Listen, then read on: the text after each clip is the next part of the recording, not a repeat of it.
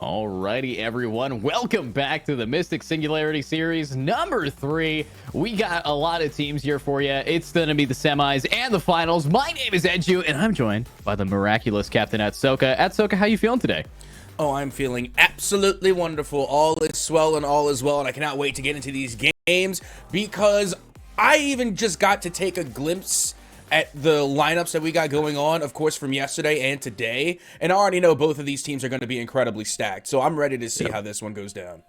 Yeah, me too. Skwirel Warriors versus 99 Strength. Obviously, both teams have a little bit of a history here. Skwirel Warriors, we've seen them compete in other events, not just the Singularity Series. They did compete in the Knights Monthly, so another pretty high tier 2 event to want to make a claim in. But 99 Strength is a lot of previous pro players that have been lurking around the tier 2 scene as franchising has kind of scattered the players all over the place, and you know it's nice to see them here, but obviously it's the semifinals. The winner of this is going to have to battle it out against the people who win the fight of Mochi Fan Club versus Wombo Combo. If you guys want to see the same bracket I'm looking at, make sure to type !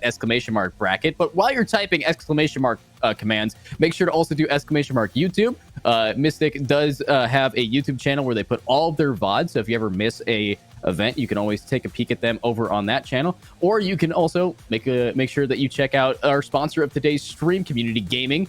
Community Gaming is a great place to host events and also see what other events are going on. So with that out of the way, Atsoka, let's talk a little bit about these maps if we can. Maybe even get straight into these picks. What I've been waiting to talk about these maps, because let me tell you something, these are spicy and I got a lot of hot takes. All right, we're gonna get into the nitty-gritty here. First of all, we're gonna go right off the rip with the Icebox pick. Let's go. I love it. My favorite map, by the way, Icebox. So right now, me and 99, we're eye to eye right now. Absolutely love it. And also, yes, the two bans, those are literally my bans every single time, is Fracture and Pearl. So we're banning those right off the rip. Love it. Great picks. Now, we're talking about the other side for the Skwirel Warriors. They pick Haven. Love Haven. That's one of my favorite default maps for Valorant. When I think Valorant, immediately Haven comes to mind. Split, I don't mind them banning at all, because banning Split, like Split's just like get kind of thrown back into the rotation out of nowhere. And I don't know, it's too close quarter for my liking. I prefer more long lanes. And then Ascent, that's an interesting ban for me when you ban Ascent, because everybody knows that's the go-to default kind of neutral map. It's not defender sided, it's not offensive sided. It's pretty bare knuckles, and that's where usually you go for the decider more often than not, is Ascent. So the fact that they're banning this one means they don't want a typical Valorant match. They're trying to spice things up, and they're doing it by putting the decider on Lotus. That is what I hope we get to. I want to see this one go all the way to Game 3. I want to go to Lotus, and I want to see these two clash it out on this new map.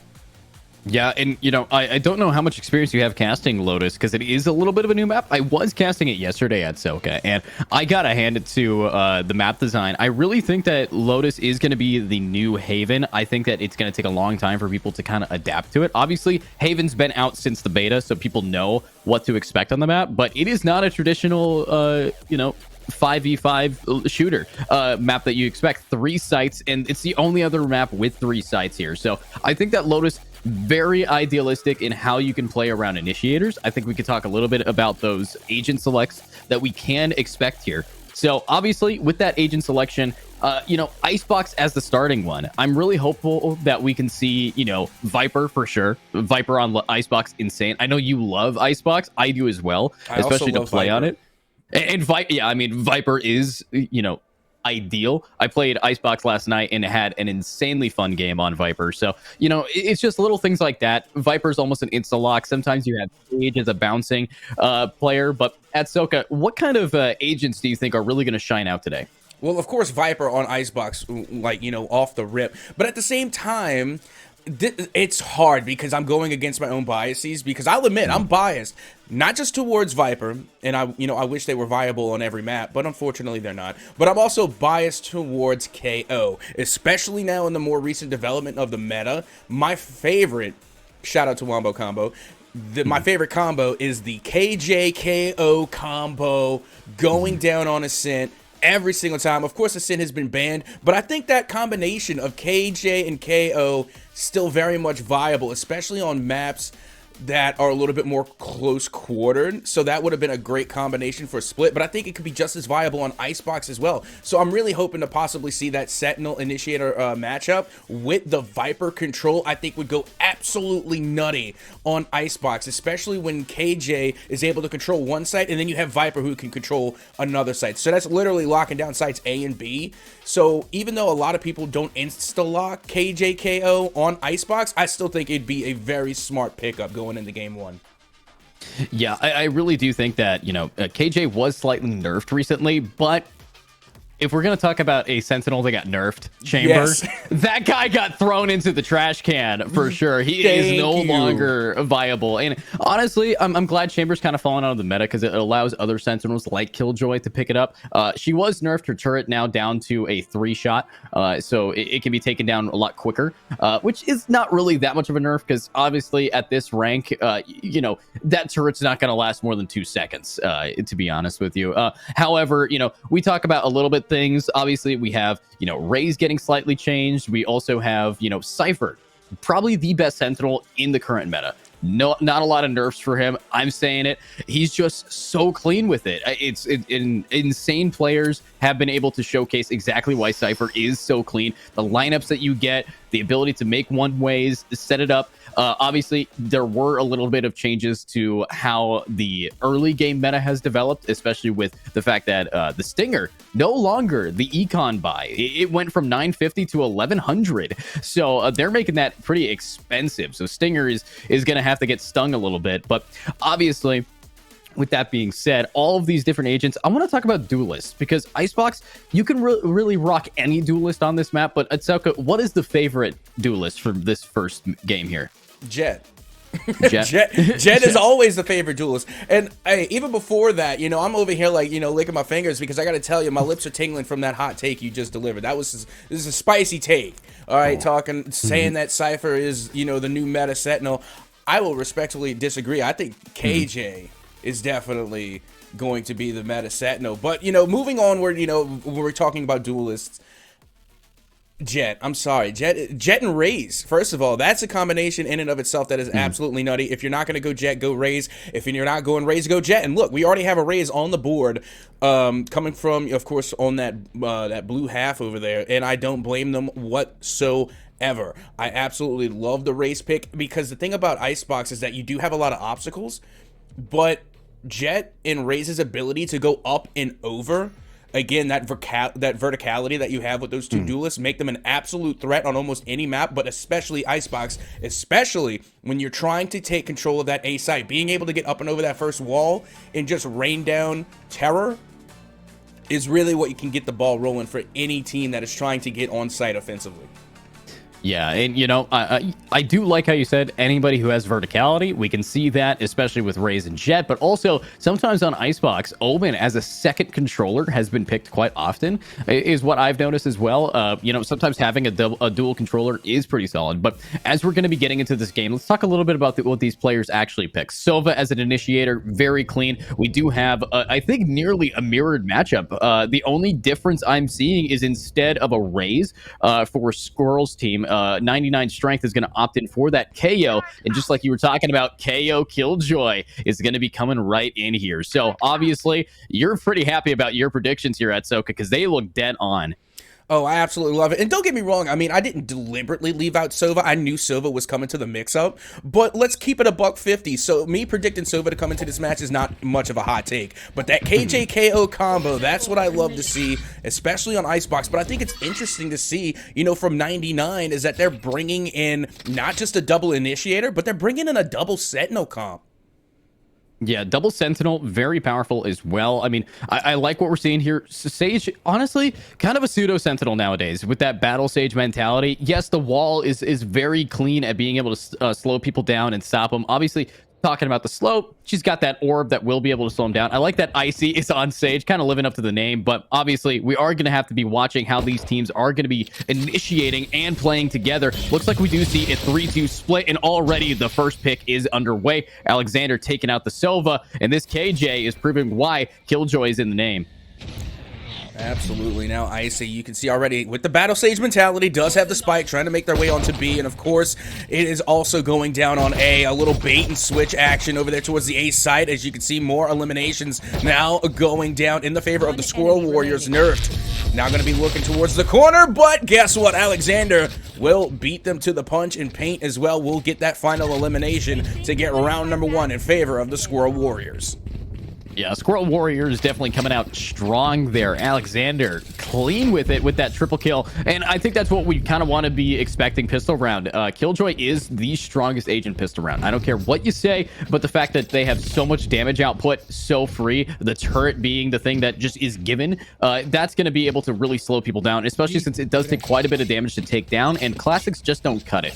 So obviously, pistol round, you're going to expect KJ to do well on defense, but let's see how we can see this force up from attack to maybe build up momentum yet again, but it's hard to force these rounds now that the Stinger is out of the meta. I mean, for me, the Stinger was never in the meta. I absolutely despise that weapon. I'd rather go in with a Frenzy than a Stinger. But regardless, Icy now trying to go in with the Classic, does find the bot, able to put it down, forced to back off. They know the Sova is there. The Shock Dart comes out as well, and they're just going to go right back down tube. Going to throw out a little bit of heals now, and you know what? They tested the waters, and it was looking a little choppy. Yeah, looking a little choppy here, but the thing about it, already these attackers, they don't really have that much damage taken. They're burning some util away, and they're taking their time before they hit up A site. And as long as they can maybe get those nice sight lines onto these players like Houston, who's just boosted up on top, and Paint. This is going to be Maze here, but Maze ain't amazing for him. Dying to a Classic with a Bulldog in hand, not exactly the best kind of angle, and that bomb is going to get planted pretty easily here by these attackers, and this is already looking amazing for the side of 99 strength. Now, you see, I gotta ask, even though this is basically the second pistol round for 99, will it still be a thrifty after Alexander comes away with a 2-piece? And now Icy trying to protect the spike here, does pick up a Spectre, able to get one elimination, has to heal themselves, and now we have a 2v2, let's make it a 2v1. Bear Z able to get that elimination on Icy, and now Nerve is all that remains. Yeah, all that remains does have the lineups here to buy some time, and as long as that bomb goes boom, they win this thrifty, and they're taking their time. Nerve is going to get a clean shot down with the Sheriff, but there's not a whole lot of time to defuse this bomb. Does he have it? He does not have it, and that is going to be the end of the round. 99 strength, clutching it up beautifully just by playing around that bomb.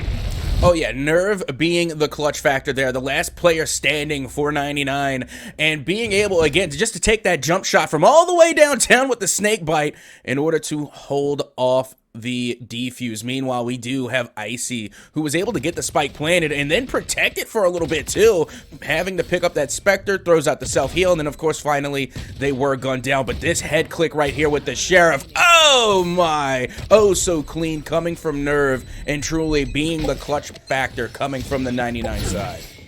Yeah, 99's very happy about that. Now they can pull by, and if you look at the defense, they do not have a lot of money here. They are really just kind of running on fumes. We do got Bjor up in the top, and I've seen Bjor before, and he's doing some pretty decent damage, but Nerve in mid is going to grab Paint for free. Looks like Paint's going to be painting the wall behind him, and this is now going to be Houston on the defense to kind of solo this site as Bears needs to rotate quickly. Icy will be the bomb planner, yet again grabbing that down. Houston only with a Ghost, now has to be the Ghost in the shell, try to get right behind him, be a little bit of a ninja. It's going to be pretty hard here, especially when your entire team's rocking just pistols. And now here comes Icy, oh so Icy with the shot, able to put down Houston. In Houston, we have a big problem. Icy able to get a 4-piece with nothing but head clicks. Oh my word. That is going to be the second round going the way of 99 strength. Yeah, I just want to look at Icy yet again here, being able to just take a nice, calm, cool collective shots down. There's one, there's two, and from the side, we're going to see 4. Icy. That is what you want to be doing, especially on that Sage. I talked a little bit about it. Battle Sage is the meta right now. Just a little bit of a hold W, get yourself on a site, and prove that doesn't matter if you're the person that's supposed to heal people. If you kill them, they don't need to get healed at all, and that's what we're seeing. But it is the buy round coming out from the defenders now. Already 99 strength, very happy about the lead, and I can see why they're called 99 strength, because they are maxed in what they're doing here. Oh, clean though. Oh yeah, Paint. That's that up and over we were talking about with Raze. You know, being able to get to those high points very early and using that verticality to get the early limb. Although you do see Icy being able to use that ult and then get their teammate back up and in the fight. Meanwhile, Nerve gonna be looking over towards the mid, and Nerfed with a decent trade. Nothing wrong with that. As long as you manage to put down one, you could take an L yourself.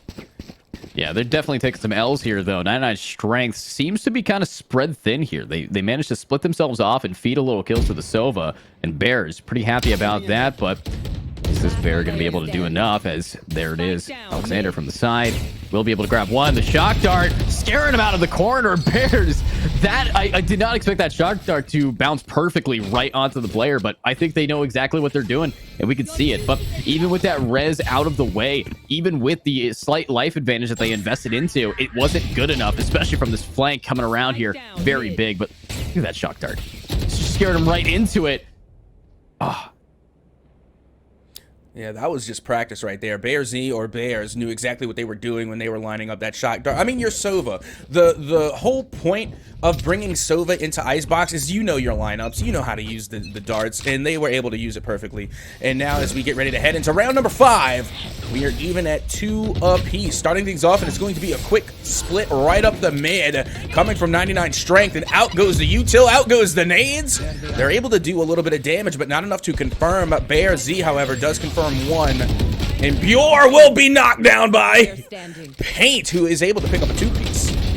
Able to pick it up, but Typhoon here acting like his namesake and just washing over the enemies with a clean spray down. Needs to now find some more. Obviously does have that ultimate, but does not have the spike. Even if they have the Hunter's Fury, you're going to have to really just embody the name of the Hunter's Fury when you're facing off against players like Nerf and Alexander, lining up and being able to be the 2-piece for themselves. Defenders now taking it back, and I think that 99 Strength is going to be having a little bit of an issue here. But back again with that instant replay. Soka, walk me through what we're seeing. Oh, absolutely, and we're just seeing some cold, calculated moves coming from the side of, I'm sorry, not 99 Strength. But unfortunately, it wasn't 99 Strength that time. It was actually coming from the side of Skwirel Warriors, who managed to, again, stack up perfectly to take a lot of those gunfights. And again, getting a good amount of head clicks as well. And I got to tell you, I really do love the formation of how you have one duck in front of you. You stand up top, and then you're really able to deliver, you know, that easy final elimination onto the Sova pick. But all in all, it's been an absolute turnaround for Skwirel Warriors. At first, you're thinking, oh, you know, the 99 Strength squad, they're running away with it. But now, look at the economy. It's all but gone in the way of Skwirel Warriors from here on out. Yeah, it's definitely gone in their way. We've seen a lot of build-up from both sides here, and I like how we can see a little bit about how these players have been rocking around. For the side of 99 Strength, have been doing a clean job getting these kind of rounds, but then immediately they kind of lost that momentum in this round alone. You could see when they started using a little bit too much utility and getting picked off early, it caused them to dip a bit. And I think I love the fact that Skwirel Warriors is just living up to their name of being a warrior, being able to work with the more you deal damage to them, the harder they hit. And they are. They're now bringing it back here. Alexander, for sure. You talked a little bit about KJ being the meta, and already we can see why. 7-2 with an ultimate available. This is going to be pretty hard for the attackers to take back. Yeah, that it is. And honestly, I think if we learned any lesson for the Skwirel Warriors is don't go up mid. They have mid on lockdown. It's 2 times we've seen the Skwirel Warriors try to go mid, and they were absolutely annihilated. So they're going to stick to the A site. They're going to stay tried and true, and they will be able to get the first pick onto Bear Z. Yeah, onto Bears. That's what we want to be seeing. But Paint, he's right above him. Clean will be able to get scared away by the drone. They know that they are facing off against the ultimate for the Sova, and that drone could just be the life or death. Well, now it's going to be Alexander landing on popping the lockdown. The post-plant protection here from both the Viper and the Sova is really large, though. So this is going to be quite hard for them to do anything, as Nerf is going to be the one to get one pick down. Icy now goes away. Alexander still needs to inch their way forward to do the damage. Is going to get the shot down onto Bjor and needs to hold that W key down. It gets Sharky as well. But oh no, it's the lineups. Nerf getting nerfed. So much damage. Beautiful plays. And here we go. It's just going to be down in a 1 versus 2. No time. Nice head. You don't deserve it. That's the end of the round, and 99 Strength just barely walks away with both guns.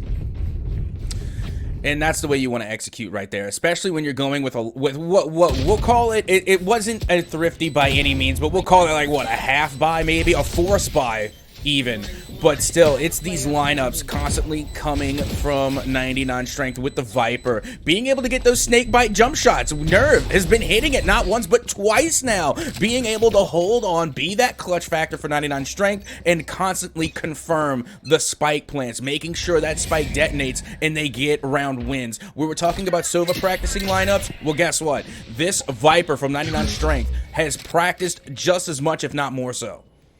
Yeah, and honestly, looking at 99 strength, their roster, previously, I knew I recognized some of these names here. Bjor was sitting on Built by Gamers and on Zero Marksman Black. I've casted both of those teams while they were still standing, and we've seen a lot of these differences in how they've been moved around. But looking at the movement around, you have to try to wave your way around all of these ice walls, as we got Bjor, clean shot coming around and ready to do it yet again, but the nade is going to do some damage, pushing back. We are seeing the ultimates from the defensive Viper, but it doesn't matter. You're now the last man standing, and already attack is looking so clean here, just down to nerfed.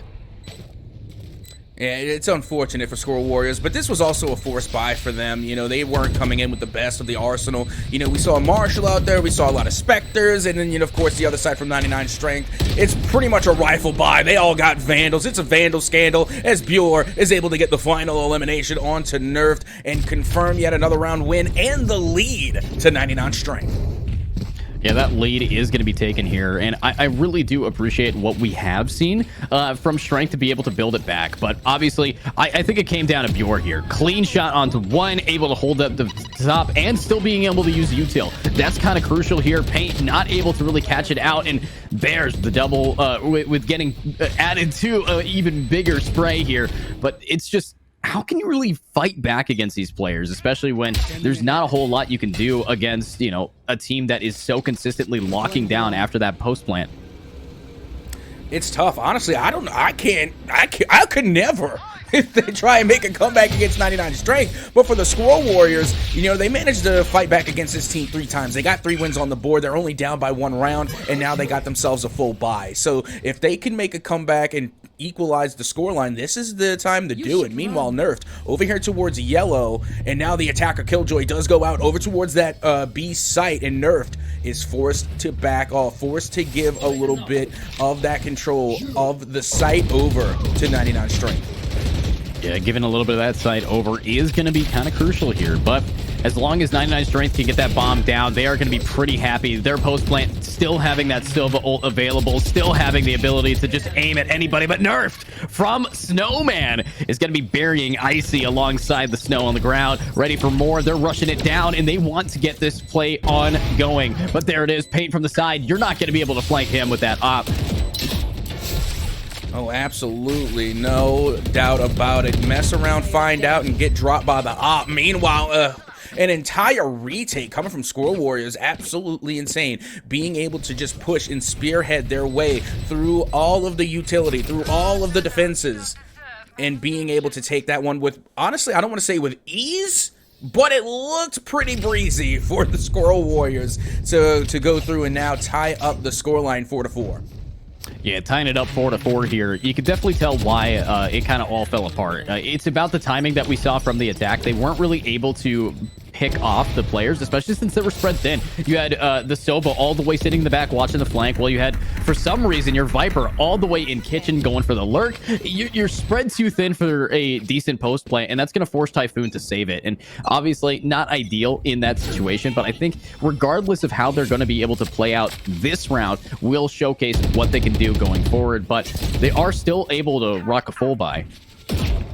Yeah, not only that, but being really aggressive on the defense here. They do get a trade out, so no love lost. They lose one and they take one from the opposition. Meanwhile, Nerve is able to come through and get the spike. But hold on, here comes the Sova ult, trying to clear sight just a little bit here, trying to give somewhat of an avenue for 99 strength to get onto site, but not much doing after that Hunter's Fury ult. Yeah, it's doing pretty good here, but that Hunter's Fury is going to get already taken away. Typhoon not able to connect too much damage with it, but I'm hoping to see a little bit more. Nerve just up top is going to be able to maybe get that bomb planted, but unfortunately Bjor doubled down on Houston and Bears, and that is going to open it up for the plant, and now it's going to be such a hard retake, 2 versus 4, and they're both on the flank, Nerfed and Alexander, and I think Bjor, he knows, but does he know enough? They are stomping their way in mid, and it looks like they are going to have to force a save. And you see, this kind of seems a little bit reminiscent of what we saw from the previous round with 99 Strength. You made a fair point that it seemed as though 99 Strength had spread themselves too thin, and I think the Skwirel Warriors just did the same on that retake. You had KJ and Viper, who seemed to be kind of lackluster there. They really weren't around in the action, and they kind of left their teammates to get steamrolled. And unfortunately, this retake, I mean, it's not going to happen. The time continuing to tick away on the spike, and that'll just about do it. But Skwirel Warriors, unfortunately, were spread just a wee bit too thin in that last round.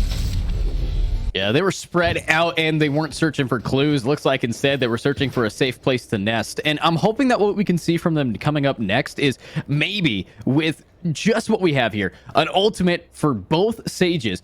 I think that what we're going to see is a little bit of an early aggressive play, because if it works out, you can get the trade and then you can res somebody. That's kind of what you want to do around Resurrection. It's very rare that you actually see it used as an offensive tool, but mainly as a tool to pick up the pace of when you get knocked down. But I want to see, something coming out of it. And I think we might. With the triple stack over on A, defense is ready to really lock down 99 Strength and their big push coming up.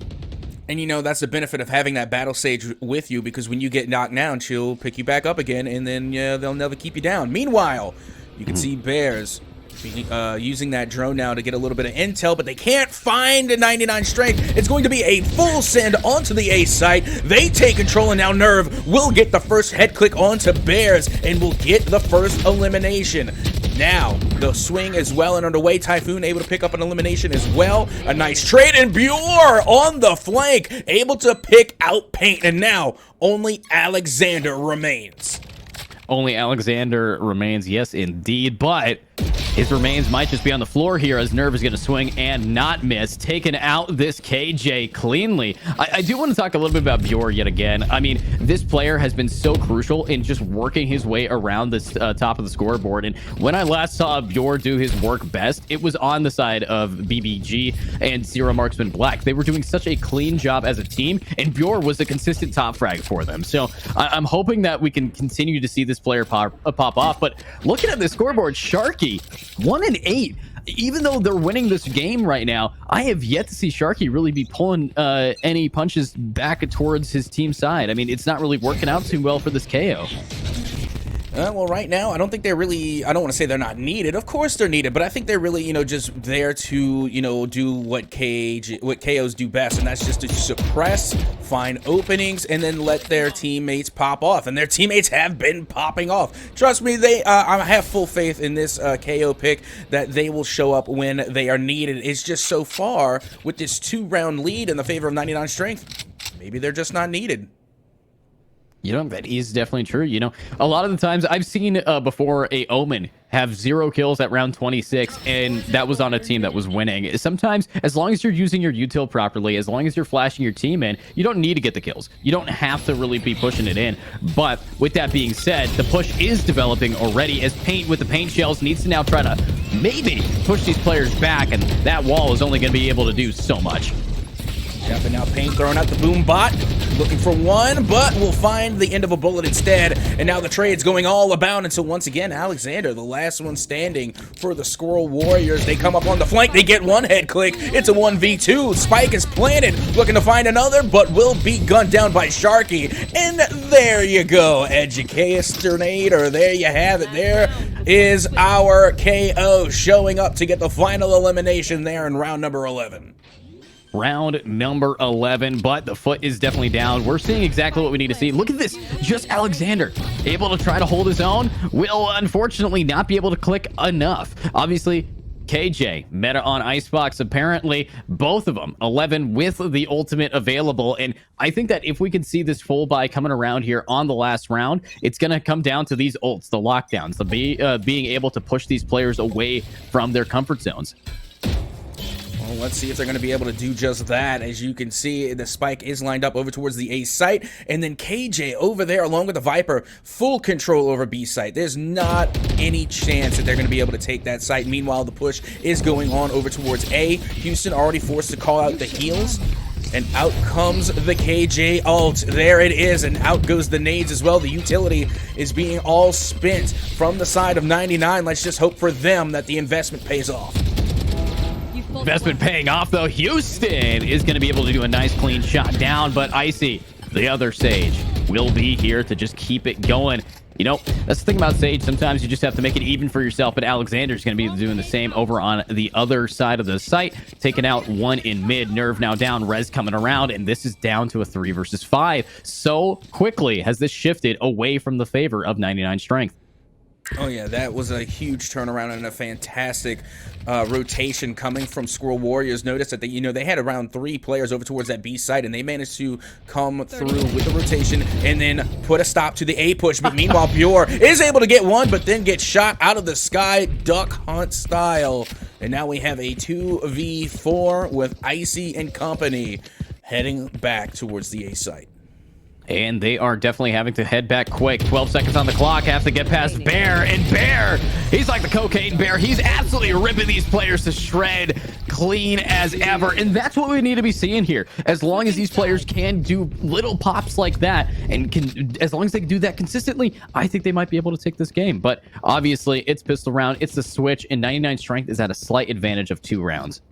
Yep, that they are. But still, I mean, if you're going to go into the half, this is the second best scenario. Of course, you want to go in at a 6-6 or even with the lead, but if you are going to be down, this is as close as you can get. So this is still a pretty favorable match for either side. Still anyone's game. And honestly, right now, with the way that we're seeing the Skwirel Warriors play, they have been going absolutely gunny. Their head clicks have been winning them these games. And if they can continue to get these shots on target, it's just a matter of time before they equalize against 99 strength.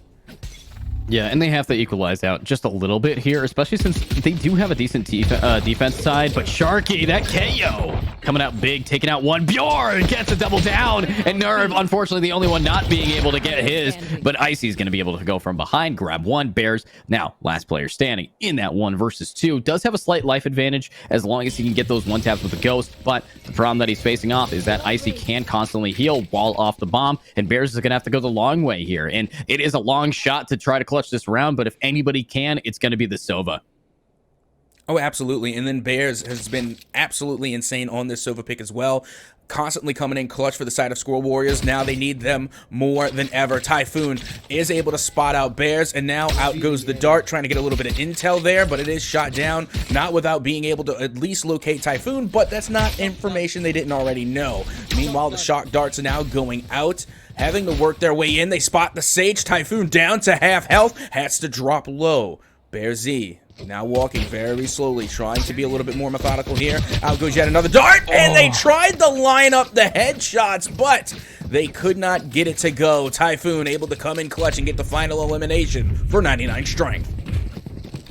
I mean, I really wanted that lineup to work. I did. I kind of was fingers crossed. I'm a 99 strength fan. I'm sorry. Caster bias is a thing. However, I wanted Bears to just absolutely flex on them. The fact that if you line up, you're going to get gunned down. But apparently, common sense doesn't work at high elo. What we're seeing here is just players that know how to play around themselves and make sure that they're able to just get the trades for their team. And they're doing a decent job. But looking at this now, taking that slight lead, we might be seeing a big shift here as these attackers are going to be kind of forcing up with some marshals.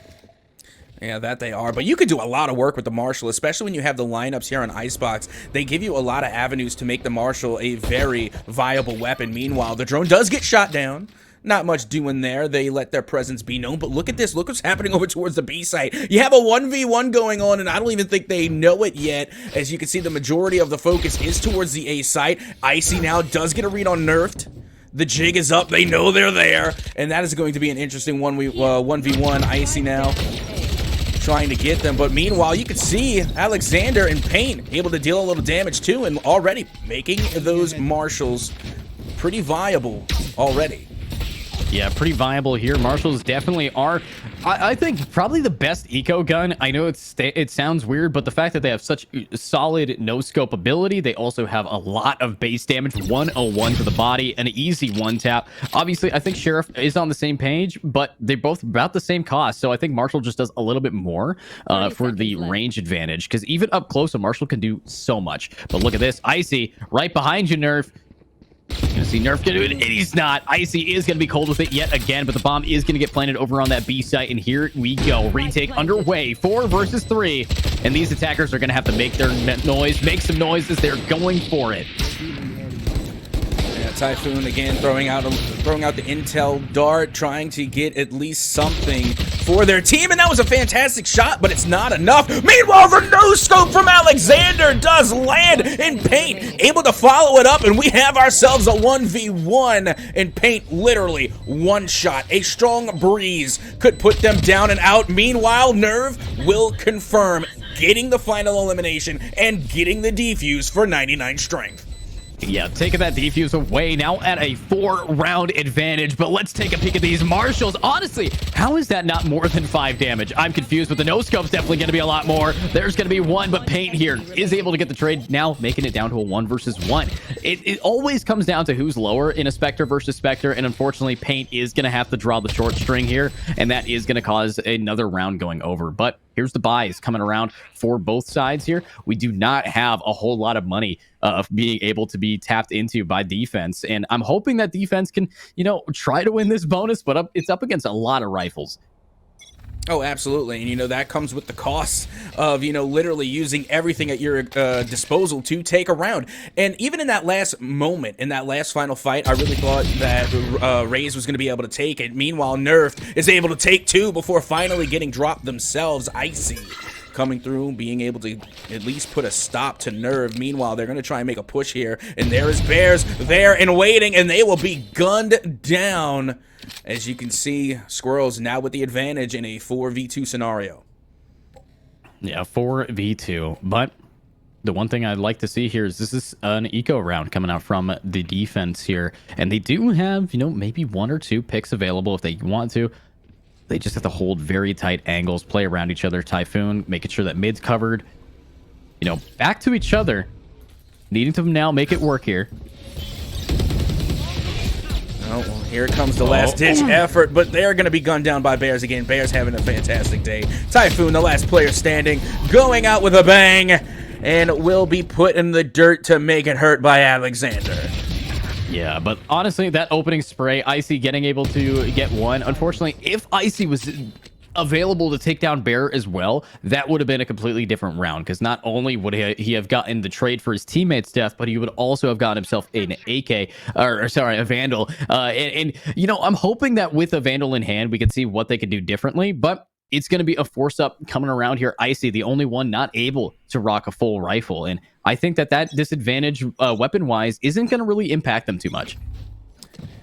Yeah, probably not in the long run. I mean, look at 99 strength right now. They are currently up 3 rounds, and, off of the save round, they're going to be able to go full rifles here going into round number 16. Meanwhile, Nerve over here towards B, they know the push is coming. Now it's all about the rotation to see if they can get the rest of 99 strength to hold off this aggression. And right now, this is pretty much a cold war. Nobody pulling the trigger just yet, and Nerve forced to back off, and finally, the rotation is underway for 99 strength. Mission underway. Nerve here and doing some damage. Looking for more, though. Defense definitely needs this 99 strength. They're doing some clean shots, but so is Bear. Taking out Typhoon. Not able to get washed away this time. It's going to be Bjor up on top. Needing to now make it work, but the attackers, they have the ultimate. Covering the site. It's going to be the Viper Pit. But let's see who's going to be able to say sit. It's Nerve taking out Houston. Bears with the trade. And Bjor needing to make his way around Yellow. Just inching closer and closer. Rez is coming around. Nerve is not yet done. And here's Bjor swinging around Yellow. Ready to make some enemies. And that's the ultimate coming around. Bears on the side. Bjor just going in. Running gun. That's going to be 1. Looking for the second, but out of ammo. Nerf taking his time in the lineup. That's a double, and everybody's down. Attackers using ultimates and util to clean that up. And you know, that's the way you want to use it, and that's why we have Viper on Icebox. This is why Viper is viable. Being able to come through and literally take full control of a site, KJs and all, even with the KJ there, still does not stand a chance inside of the Viper's pit when Viper is there and lurking, and then being able to confirm not just the eliminations, but the spike detonation as well. Even if they had someone on spike, the snake bite was there, the Hunter's Fury was there, that was just perfectly executed, coming from the side of the Skwirel Warriors, and now they are back within 2. Sorry, back within 2, but already right off the bat, it's going to be Sharky not being able to swim very well. The fins are cut off, but Icy on the other side of the site needs to now work it around. Right behind, up close to personal. Nerf is going to say hello and take him down with the Phantom, but it's a full save round. We see a lot of classics, maybe a Sheriff here or there. Nerv is going to be able to try to get Nerf down, but these Vipers, they've been duking it out. Namesake is very similar, but I think it always comes down to who can actually hit the shots, and it looks like it's going to be Nerfed to be able to grab Nerv yet again. That can definitely cause some confusion there. You got 2 Vipers, one named Nerf, the other one named Nerve. I'm telling you, there's a lot of potential for mistakes being made there. But meanwhile, you do see Paint being able just to get the quick shot off onto Typhoon. Easy come, easy go. The Sova is no mo, and we're going to put down Bjor as well. Just a clean sweep coming from the Skwirel Warriors there. Yeah, coming around here is also going to be a timeout, which gives us an awesome opportunity to sell you guys merch. Hi, go to the website. It's Mystic Events NA. That's something. Go buy a jersey or something. That was beautifully done. Gotta tell you, that was some great shameless cross promotion. But taking a recap of some of the highlight plays that we have seen so far, like I had said earlier, the head clicks are what keeping Skwirel Warriors into this game right now, and they are so close to equalizing. It just seems as though when you see that double Sentinel comp along with the double initiator comp, they don't have a lot of duelists. Well, they don't have any. Let's keep it real. They don't have any. So they're not really going as gunny. They're relying a lot more on their control, and they're relying a lot more on their rotations, which have been near flawless, honestly. That's why they're currently in the lead. But when it comes down to being able to go absolutely bananas on the guns, more often than not, you see Paint and company from the side of the Skwirel Warriors really popping off. And speaking of Paint, how do you do? Getting a nice face shot there, close up for Paint, as now the timeout is up and we are heading into round number 18. Yeah, heading forward here, I really do like what we're seeing. Both teams taking the time out of their day to just say, hey, let's take a deep breath, get ourselves ready, maybe do some stretches, make sure that your fingers are cracked, your knuckles are ready to rock and roll, and rifles are back in your hands. Obviously, this is the perfect time to try to shift it back in the favor of 99 strength, but I love what we're seeing from Skwirel Warriors here. As long as SW can keep this up, they might actually take a W for themselves. Yeah, that was an L, though. That positioning from Sharky, I'm sorry, that was an L. They got pointed out quick, fast, and in a hurry off of the recon dart coming from the Sova, and now they knew exactly what the presence was from 99 strength. It was all on the A site. Now, here comes the rotation. We're heading all the way towards B. Only one there is the lone KJ, but look at the control they have. They have literally all of their util spread out, and now they know where the presence of Skwirel Warrior is. Out comes the defender Killjoy, and here comes the rotation from 99 strength.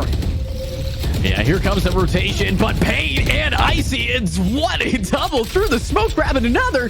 Oh, beautiful, but let's see if Bjor can do yet again. Looking for some damage, looking for what they can. It's going to be just up top. Alexander looking for a nice opening, but spike is planted. Icy not quite done. However, Alexander's going to make sure that they are. Sharky now going to go down. They're going for the res. Typhoon is able to make it now a 1 versus 2. Just barely. Come on. No! Out of time, out of life. And that is attackers tying it up 9-9.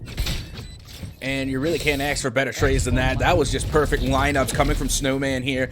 Rather, going towards Snowman. They were able to get these corner peeks, find the head clicks. Alexander has been absolutely insane when it comes to finding these headshots. And also, hats off to Typhoon, because no matter what the situation is, as a KO main, you never leave a KO down. You always go for the res. Doesn't matter what the situation is. You always try and bring your KO back into the fight. Yeah, and they definitely did. They brought the KO forward, bringing the damage. I'm hoping that they were able to, you know, maybe pick him up, but out of time, out of life. And I'm now looking at this. It's going to be another eco round for 99 strength. I did put 10,000 channel points on them, so I'm getting a little nervous here at Soka.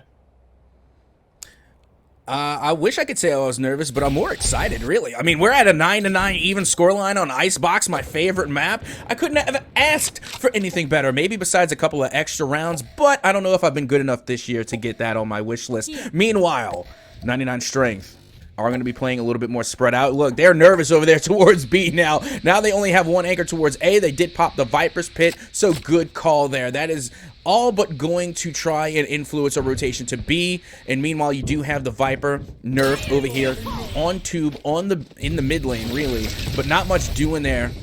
As you can see, KJ had full control of the kitchen. Now Nerve inside of the Viper's Pit, only armed with a Stinger, is going to have to try and anchor this site for their side as the offense now making their way in. Yeah, offense making their way in, but Bears is here for it, able to do a clean amount of damage. Grabbing one, defense kind of stuck here. Alexander knows where Nerve is, and is just playing it patient. Hey, I spy, and I spy with my little eye of Viper is about to die, and Paint is going to be able to take him down. Houston does not have a problem this time against Sharky. No shark in the water, but this is what we like to be seeing. Now, here's the last one, and they're gone. Beautiful play from everybody, and already we're seeing double digits on the scoreboard. This best of 3 is starting off strong on Icebox. Oh, that it is. And then look at the Skwirel Warriors. They were down at 1.4 rounds, and they managed to not only equalize, but now take the lead back into their favor and are performing spectacularly on the offensive side of the spike. Because, you know, there's always the debate on Icebox. Is it offensive-sided? Is it defensive-sided? Well, right now, the Skwirel Warriors, apparently, it doesn't matter to them because they've been managing to pop off on both sides of the spike. 99 strength, unfortunately, did a little bit better on the defensive side than the offensive. So just based on this match, alone, you would think that it is offensive sided, but with that, you can see already on the defense, Bjor able to get the first elimination, and now Nerve on the second. Nerve on the second there, and I like what we're seeing. 99 strength definitely needs this, but the res coming around here on a Paint, making this kind of evened up, but Typhoon is not going to care who's back alive. Alexander, though, grabbing Typhoon and Bjor and getting ready for the post-plant scenario. They have to wait for their Sova to get that bomb down, which gives ample amount of opportunity for these defenders to now rotate back away, but that Sage is all the way across the map, still inching their way closer, but this flank developing by Sharky, he's the man. He smells the blood in the water, and he's going right behind them. Houston, you might have a problem here.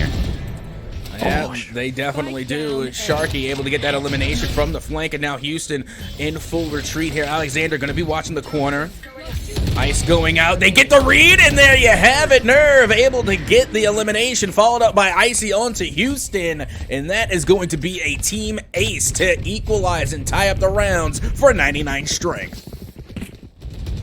Yeah, and making sure that this kind of works there, tying it up 10-10, double digits for both sides. 99 strength definitely needs that, and I think it really just came down to this flank from Sharky, able to get that one pick crucially.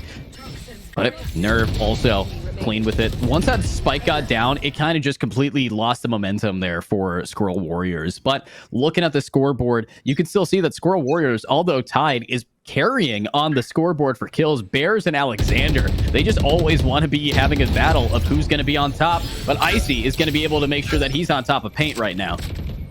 And now taking that early advantage by getting that early pick. I mean, that really does make a huge difference. And it is still widely debated about, you know, if you want to go for the initial pick or if you want to go for site control. Me, I always say go for the pick first. Try and get that first pick. Try and get the numbers advantage early, so that way, if need be, you can take control of either site. And now you can see the Skwirel Warriors trying to take control of the B site, throwing out the KJ ult, and Icy trying to play time here. They're playing with fire. If they stick around too long, they will get locked, but they do get out of dodge. No, they don't. They get detained, and that could be a huge L for 99 if they do not get out of dodge. Yeah, you got to get out of there. And it looks like that recon pull is kind of going to do a lot of information gathering, watching them take that rotate Sharky. Now back again in mid, looking for one. Bears is going to be here, but that's going to be one. That's going to be two. Looking for another. It might be three. Sharky is here for it, and we do have that spike down, but it's Icy being able to back up his teammate and take out Alexander. Now down to just Nerve, who did pop his ultimate in a very awkward spot. But it's going to work out, though. Grabbing Typhoon, but not grabbing Bjor. And defenders will now be only one away from taking match point advantage. You know what, I said it early, and I'm going to say it again. I'm telling you, Sharky on the KO pick will show up when you need the most, and they have done so in the last 2 rounds, being able to confirm wins for 99 Strength. And now they're showing up in a major way here, being able to pull up 7 eliminations total. Not bad at all, 4 assists. And you know what? They are definitely being that little bit of oomph, that little extra and extraordinary for the side of 99 Strength is now they are only 1 round away from putting themselves onto match point here on Icebox. Yeah, putting themselves up there and doing the best that they can. This is clean with it, but let's see it now. Icebox looking a little bit hot here as they are very close to a spicy match. I like what we're seeing from Paint. Up close, already trying to get into maze, maybe trying to inch their way around. It's gonna be hard though, as they have to go off of info, and both Silvas are gonna be popping those owl drones, watching each other go past it, but that info might be just good enough. The nade forcing Sharky out, grabbing the first pick and first blood. And there you go. That was really all that you needed there on the A site, was just to get that early pick, and Sharky was on the receiving end of that one. As now the rotation heading back towards the mid lane. And we saw earlier on when 99 Strength was on the offensive side of the spike, they had a lot of difficulties heading towards that mid lane. This has not been a problem for Skwirel Warriors. They are able to rotate near flawlessly every single time, and that's what makes them such a threat on offense, is how quickly and how coordinated they are on their rotations. And now, like an absolute unit, being able to push their way and take control of this B site. Yeah, being there and doing the damage. That is going to be a bomb planted, though. And we know that the post plant is insanely powerful on Skwirel Warriors' side. However, it is also a 3 against 5. So we don't have a lot of, faith, hopefully, in 99 Strength. But I'm sure that they're about to make me converted. Let's see it. Houston right around the corner. Just looking for one. Will grab Nerve down. Looking for more. Bjor and Typhoon. Both are going to be good for 1 here, but looking too high. We'll have to say bye-bye, as Paint is going to gun him down, and Attacker's now tied up 11-11. I think with the way this is going at Zoka, overtime is just around the corner. Yeah, we're going to extra rounds. I'm sorry. I'm saying it. I don't see it going any other way. Literally, ever since they have equalized the first time and we've seen the comeback from Skwirel Warriors, we really haven't seen anything more than a 2-round deficit. And even the 2-round deficit did not last very long. Going into these rounds now, as we get ready to head into round number 23, it has literally been win 1, lose 1, win 1, lose 1. So no surprise to me at all that we are looking down the barrel of extra rounds here on Icebox. Yeah, extra rounds, extra damage, though. Icy! It gets Paint now out of the way, and there's no res this time for him. No res for Nerfed either. Taking out the control agent is massive in making sure that you can make some space. But Bears still need to somehow get the vengeance for their team, now inching their way around inside of short, looking for that Silva. If they could find it, it could open the door for a potential match point advantage. But Nerve here does not care that Icy is down. They want more damage, and it's a 4 against 3. They only have 1 ultimate for both sides, the Lockdown and the Hunter's Fury. And you saw already the Viper was playing with the Snake Bite. I think they should have opted out to throw it out, but meanwhile they don't need to. They're able to get the gunshots down and get the eliminations. Nerf still being able to hold their own, trying to win out against Sharky, but Sharky is there to get that elimination, and now only Alexander remains in a 1v3 scenario. They're going for the peak. They see a shoulder. Hold the phone. That shoulder looking very devious indeed, and already you can see Alexander taking some damage, putting out their shoulder a little bit out too much, and now this should be only a matter of time. And there it is. Sharky able to come out of round number 23 with a 3-piece. You know, one thing I have to say about Sharky is this player was at the bottom of the barrel, still technically there, but 1 to 8 transferred into 10 to 17, definitely picked up the pace there for himself. I think since this half has started, since I even pointed that out, he's been going positive, and that's what we need to be seeing here. A shift in how you're playing it, and it's working. But this game is extra close. It's down to the wire. The only thing I can see is the fact that 2 players are not rocking full buys here at the last round of this game 1 if they don't get it to OT.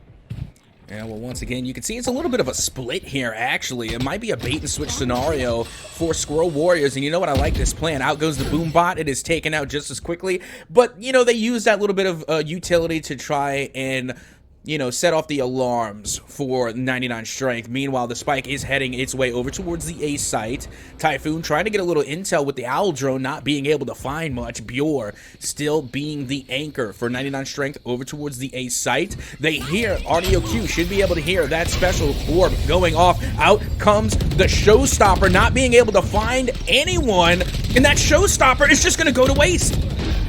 Wow, it is definitely going to become a Rosa ulti, but here's Bjor ready to make it work, and there it is. Bears double kill down with the ultimate, but now 1 versus 3. No, 1 versus 4 with the res now coming around. This person's going to have to do a 6k ace to get it to OT, and that bomb is just getting kicked away, and Bears is managing to pull it off, but Bjor is going to be that person. You might ask, how tall is Bjor? He's at the top. That's how tall this player is. Defenders now will take game 1, and we're going to have to now move it into the next one of Haven.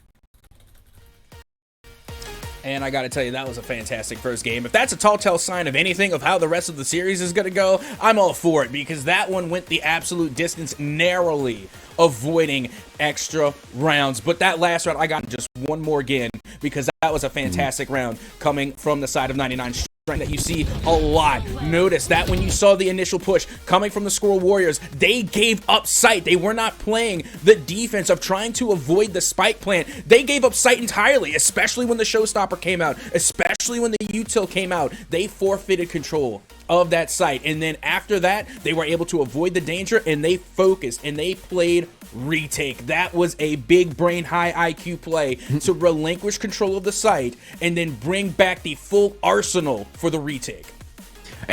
And they definitely did bring it forward here for us. Obviously, that is going to be all that we have for game 1, but this is a best of 3, baby, and we're going to be seeing you guys on Haven in just a little bit. So make sure to go grab your snacks, because you guys have 5 minutes to make sure that your bladders are empty and your popcorn box is full. So I'll see you guys in a little bit with a 5-minute break here.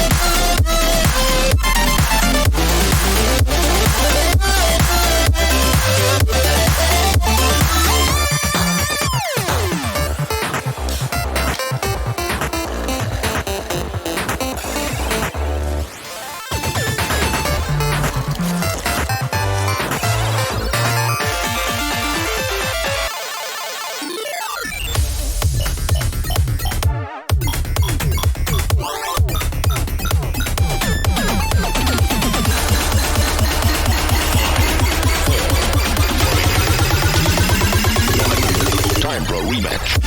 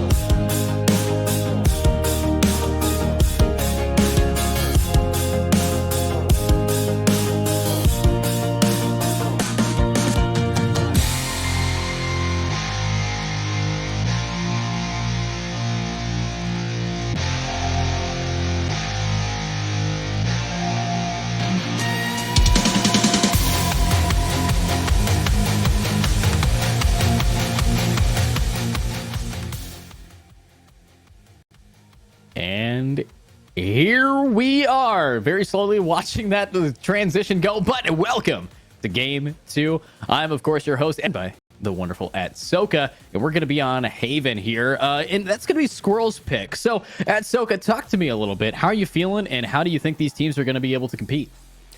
I think this is like literally a completely different matchup than what we were going to see on Icebox. I feel like Skwirels do have a big opportunity here to come away with a win. And honestly, I'm hoping that we go to the decider map of Lotus. And I'm not just saying that because I want to see it go to a game 3. I genuinely think that the Skwirel Warriors can win out here because Icebox, again, it's definitely the favorite right there for 99 strength, but it is completely different than Haven. But the only downside to this pick is that everybody knows Haven. Everybody has spent so much time on Haven, there's really not any real strategic advantage you can have, except maybe that you can use the 3 plant site to your advantage, whether defensively or offensively. And it's actually interesting because you would think with the 3 site plants, it would be favored offensively. It would be offensively sided. But when you look at the win percentage in the statistics, it actually has a higher win rate on the defensive side of the spike. So it's a really kind of a wild card matchup. I don't want to say it's as neutral as Ascent, but it really can go either way. So I'm really hoping that the Skwirel Warriors can really find a way to kind of turn this game around and possibly send us into that decider map on Lotus. Yeah, and I kind of like what you said. It's kind of a back and forth depending on whether it's attack side or defense side. I think it comes down to agents selections here. Obviously, I'm looking at the side here for the team of Skwirel Warriors. Not only have they subbed out Houston for the player Ethos, and vice versa, because Ethos was not available yet, but Ethos is a very hard-hitting player, so I don't even think we're going to be able to see the same kind of gameplay from the team of Skwirel Warriors. I think it's going to be elevated slightly. And also, back onto that point about agents, if you pick a team composition that is very aggressive, you will win better on attack. If you pick a defense-sided one with maybe even a double sentinel, you will win on defense. I think it comes down to agents. And the fact that we saw Skwirel Warriors rocking a Neon and a Breach, I think that they're going to do really well on attack. Oh, and I cannot agree more. Again, I absolutely love seeing Neon on Haven just because this is a big map. You know, there's 3 site plants. There's a lot of ground to cover, and Neon can cover that ground quick, fast, and in a hurry. And also Breach. This is where Breach is the most viable. And you know me, I'm biased. I'm biased towards my KO pick. I'm a KO main. But you have got to give it to Breach where it is due. Haven is definitely the map for them. And now not only that, but we see the Omens coming out as well. Yeah, Omen coming out. I do like to think that Omen is the best smoke agent on this map, just being able to go from a very far point to anywhere on the map immediately.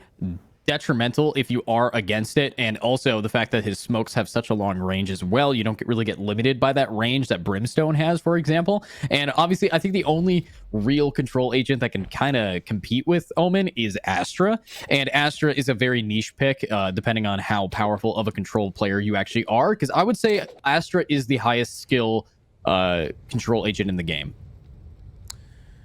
And now, as you can see, we are well underway here in the pistol round number 1 here on Haven. And right now, it's just a waiting game between Typhoon and Paint. And Paint will bite the dust first. And we are officially underway here on Haven. Yep, underway and on the way it is. It looks like Alexander is going to be taking a lot of damage from some shock darts, but Typhoon's going to be also taking some deeps. We do see that already the Neon has dropped down, but without a Neon, doesn't really stress out these players. Icy jumping straight in, this time not on the Sage, on the Jet. Will be able to grab Bears, Nerf for the trade, Alexander as well. And this is what you want to be seeing from Hell. They're sending the players to Hell, but Nerf with the wall bang. Clean flicks all around, now down to a 1 versus 2. It's going to be Ethos here. So let's see if he's going to be a logical thinker as he needs to now find those picks. And right around it, he's going to be able to spot out one, but oh! What a pick from Bjor, and it looks like already 99 strength is off to a great start.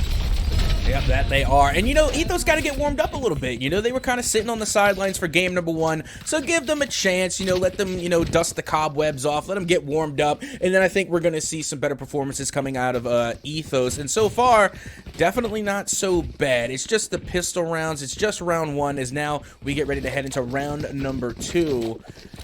And right now, they're going to be leaving the spike behind, just trying to find a possible rotation here. And the defense is looking pretty split as well. You got 2 over on towards C. Of course, you got the KJ being able to lay down as much utility as possible while watching Garage in the double doors. And look at this. It's going to be a straight push in towards Garage and over towards that C site. Just straight out of the Garage onto C, and that's going to be Sharky, though, grabbing paint, and already it is a massacre. Oh, what a triple kill, Bjor, with the Spectre. Able to really rock up these players. Now, that is going to be spiked down, leaving only Bears, and bye-bye, Bears. Your Marshall is not going to be good enough, and already defense will be taking that. Unfortunately, I do not know how much of a decent buy we can expect from the attackers now. Well, I mean, that's typically how it goes. I mean, this is Valorant. Unfortunately, when you are on the winning side of the first 2 rounds, you're going to be a little bit lackluster in the bonus round, but this gives a perfect opportunity for the latter to answer back. The Skwirel Warriors now going through with somewhat of a full buy. They are able to get rifles for every player, but you see 2 quarter shields on there as well. So, no surprises here. Skwirel Warriors now looking to answer back and take the bonus round away from 99 Strength.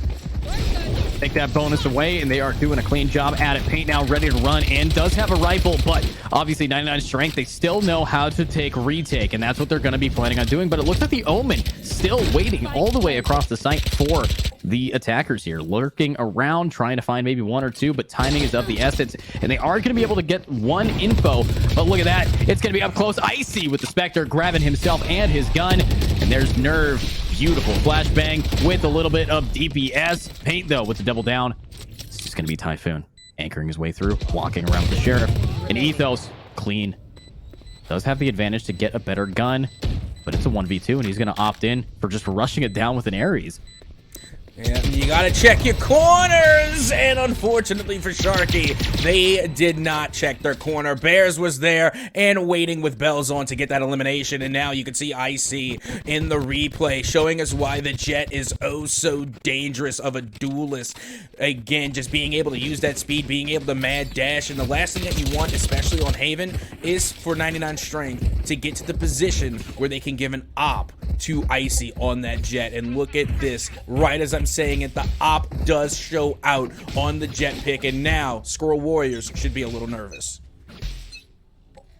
Yeah, Skwirel Warriors, they're definitely a lot of investment just knocked down, and the rifle in the hands of there's massive Sharky, though. Looks like he's stuck in a rock and hard place, but what a light up from Ethos, taking out it's an op in the hands of Icy.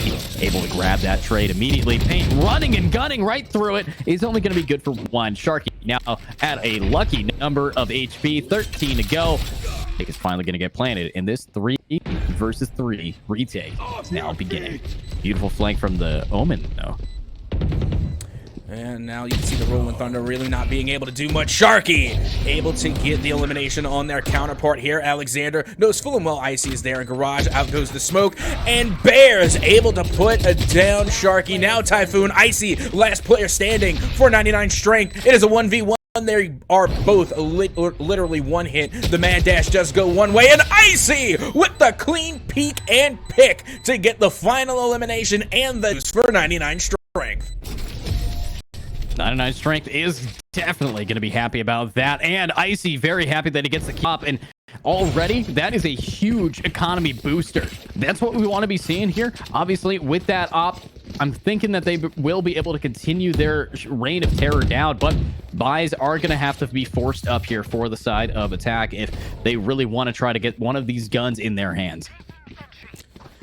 And honestly, Icy is just going to continue to be a problem for the Skwirel Warriors. And, you know, this is where we see, you know, KO kind of be a little viable as well, because the real counter to Icy with an op, or rather Jet with an op, is being able to suppress them so that way they can't mad dash away after a single shot. So now with the breach picks, they're just going to have to try and do their best to blind the Jet so that way they can get around this op. Meanwhile, you can see they've already sustained a lot of damage. A strong breeze will send that Jet packing. Meanwhile, Typhoon is going to have to rotate over back towards B because they know full and well that the rotation is already well and underway for the Skwirel Warriors. Well and underway, and here it is. Beginning to shine strong. It's Sharky. Able to spot 1. She's pissed that she just got down to that easily. That ultimate now overridden. The overdrive not enough, and the spike is going to get dropped by Pure and Long. Sharky yet again good for 2. And this is nerfed. not able to do too much, and it's a massacre. Flawless round for defense yet again. Oh yeah, 99 strength looking oh so good here on Haven with that flawless victory. As now we are heading into round number 6, but not before we get a quick timeout. And you know what? Educaster, I think now would be a perfect time for some shameless cross promotion for the Mythic merch. Yeah, Mythic merch. If you guys want to hear a real promotion, let's talk about it. If you guys head on over to a Mystic Events NA.com, you can definitely take a peek at some of the amazing customizable jerseys that you can rock with a little bit of logos. They're comfortable. They're going to fit on you perfectly. And you just have to make sure to take a peek by doing !merch or shop, as well as we could talk a little bit about other sponsors of the day. We have Community Gaming, the main sponsor, making sure that we're able to pay our staff, pay our players, and pay to play as we get going in here. So check out Community Gaming if you ever want some amazing and wonderful hosting services for your tournaments, or if you are a player and you want to find something to compete in, take a peek right over there and get that going. But let's take a peek here as we are going to be inching our way through. And at Soka, my question for you is, do we think 99 strength is going to be making this a 2-0? The way that they're playing now, absolutely. And that's really is what is really nerve-wracking right now if you're a fan of the Skwirel Warriors, or if you happen to be on that side. There's a reason they called the timeout, because the game on Haven, on their map pick, is beginning to slip away. You see it, I see it, the viewers see it, and right now, Skwirel Warriors see it. They're going to have to take this time out and figure a way to really answer back, especially since they're on the offensive side of the spike. They only get so many opportunities, and then they're going to have to hold off the coming from 99 strength. And we know, even though that Haven statistically is defensive sided with their win percentage on this map, 99 strength, very talented on the offensive side of the spike, no matter what map they are on. Yeah, incredibly talented here. 99 strength has definitely proven that they were able to grind it out, spend their time in the nightmare zone, and they're ready to just keep that going. I'm really hoping that the damage that they could deal is going to be consistent with how we've watched them play. Obviously, up 3 rounds right off the bat, we were seeing their economy looking crispy. We're seeing on a very early op. I think that early op pick is very crucial in keeping themselves afloat here. We're seeing that come out from the Jet there. And as long as that Jet is going to be able to get those picks and not get picked off themselves, I think we're looking pretty clean here. But another question I have for you at Soka is, we saw a little bit of a rotation in the players. We saw Houston getting swapped out for Ethos. And, how is Ethos competing? Ethos is, of course, the killjoy on the side of Skwirel Warriors. Do we think that that is going to be good enough as, this new player has to get warmed up for the tournament today? You know what? It is going to be a bit of a challenge. And, we're talking about KJ, and I still stand by what I said, saying that they were the most meta and most viable of the Sentinel picks. But the thing about KJ, especially on Haven, is that they are able to lock down sites. They are able to lock down a site, a singular site. And when you're on a map like Haven that has 3, KJ doesn't really cover that much ground, so it makes them a little bit more difficult to use. And I think on Haven, this is the time where you want to bring out either a Cypher, or you want to try and stay tried and true with the Sage. The last thing you want to do, though, is go with a Chamber. So regardless, both teams are definitely in the favor of that composition. But with that being said, especially bringing in Ethos into the game as well, they definitely have got to warm up. And I get that they're the starter, but with that being said, they had to sit on the sideline, so they were a little icy. And honestly, in a best of 3, you don't want to wait too long before, coming into the matchup, trying to warm yourself up as the majority of the match is already underway. If they go down here, then it's all over, so they can't really guarantee themselves a game 3. So bringing in Ethos right now, when you already had a player that was warmed up and honestly didn't perform bad at all, they performed extraordinarily well, especially coming off of the bench. I think maybe they could have kept that player in, but regardless, Ethos still has an opportunity. There's still plenty of game left to go here on Haven. Yeah, a lot of gameplay here, as long as we can see what's going on with a little bit of packet loss. Obviously, I'm hoping that we can send a search crew out and, pick it up there. But as we are going to send that search crew to look for those packets that were lost, we're also going to say, go grab some more snacks if you already ate them up. And we're going to see you guys in about 5 minutes with a little technical break.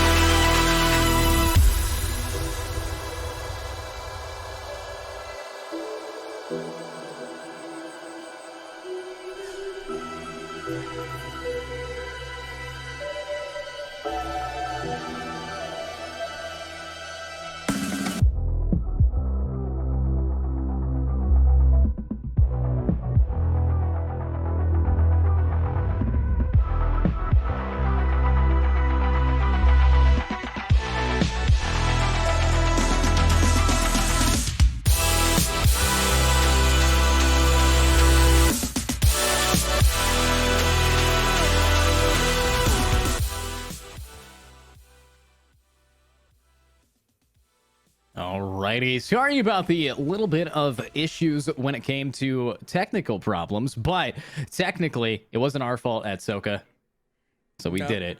I mean, I think it was still technically my fault, but regardless, you know what I actually have a saying all the time too when it comes to the events. I think if you don't have any technical mishap during your tournament, it's not going to be any good. You know what I mean? Like, all the best tournaments have at least one hiccup, have one disconnect. There's always something, and if it doesn't, your tournament's just not going to hit the same. I'm sorry, it doesn't have the same flavor. But speaking of, we are heading right back into this matchup between 99 Strength and Skwirel Warriors that has all the spicy flavor.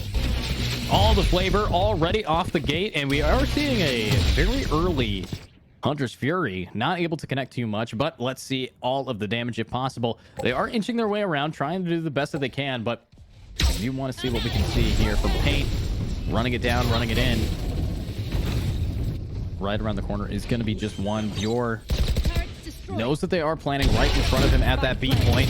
Nerve is going to be able to do a lot of damage, but oh, underneath you is going to be that, but oh, the lockdown, that's going to be able to push them all the way off, and they're kind of forced inside of Link here. Not only that, but they're forced into the dirt as well. Alexander absolutely popping off, and they are able to absolutely put down 99 Strength there in round number 6. So, I don't know, maybe the tech pause, or rather the timeout, was good for Skwirel Warriors, because apparently they just unplugged themselves and plugged them right back in, because that was a great round, being able to really chalk up a win, and now cut the deficit in half. Right here. Yeah, cutting that deficit in half clean with it, but I do like what we just saw from that last round. We saw ultimates from the defense not being able to even dampen what they were doing anyways. They were able to wipe an entire team before a lockdown actually popped, and that's a flex in its own half. But maybe with this timeout in hand, these players were able to take a deep breath and maybe, you know, talk to their coach, see what's going on, see what's going wrong. And here we go, though. Bjor. Now it's going to be against the odds with the lockdown already locking him out. Yep, that it is, and that's the second time that we have gotten the good gracious of seeing the KJ ult being called, and now you can see the push going underway onto the A site. It will be a full send. Meanwhile, Typhoon up in heaven, able to lay down the shock dart, finding a little bit of damage, but not enough to confirm. Nerf now throwing out the shadows, going to be hanging around in hell. Bjor still up in heaven, and the spike does get planted on the A site, so it's going to be a little bit of a tough retake here for 99 Strength.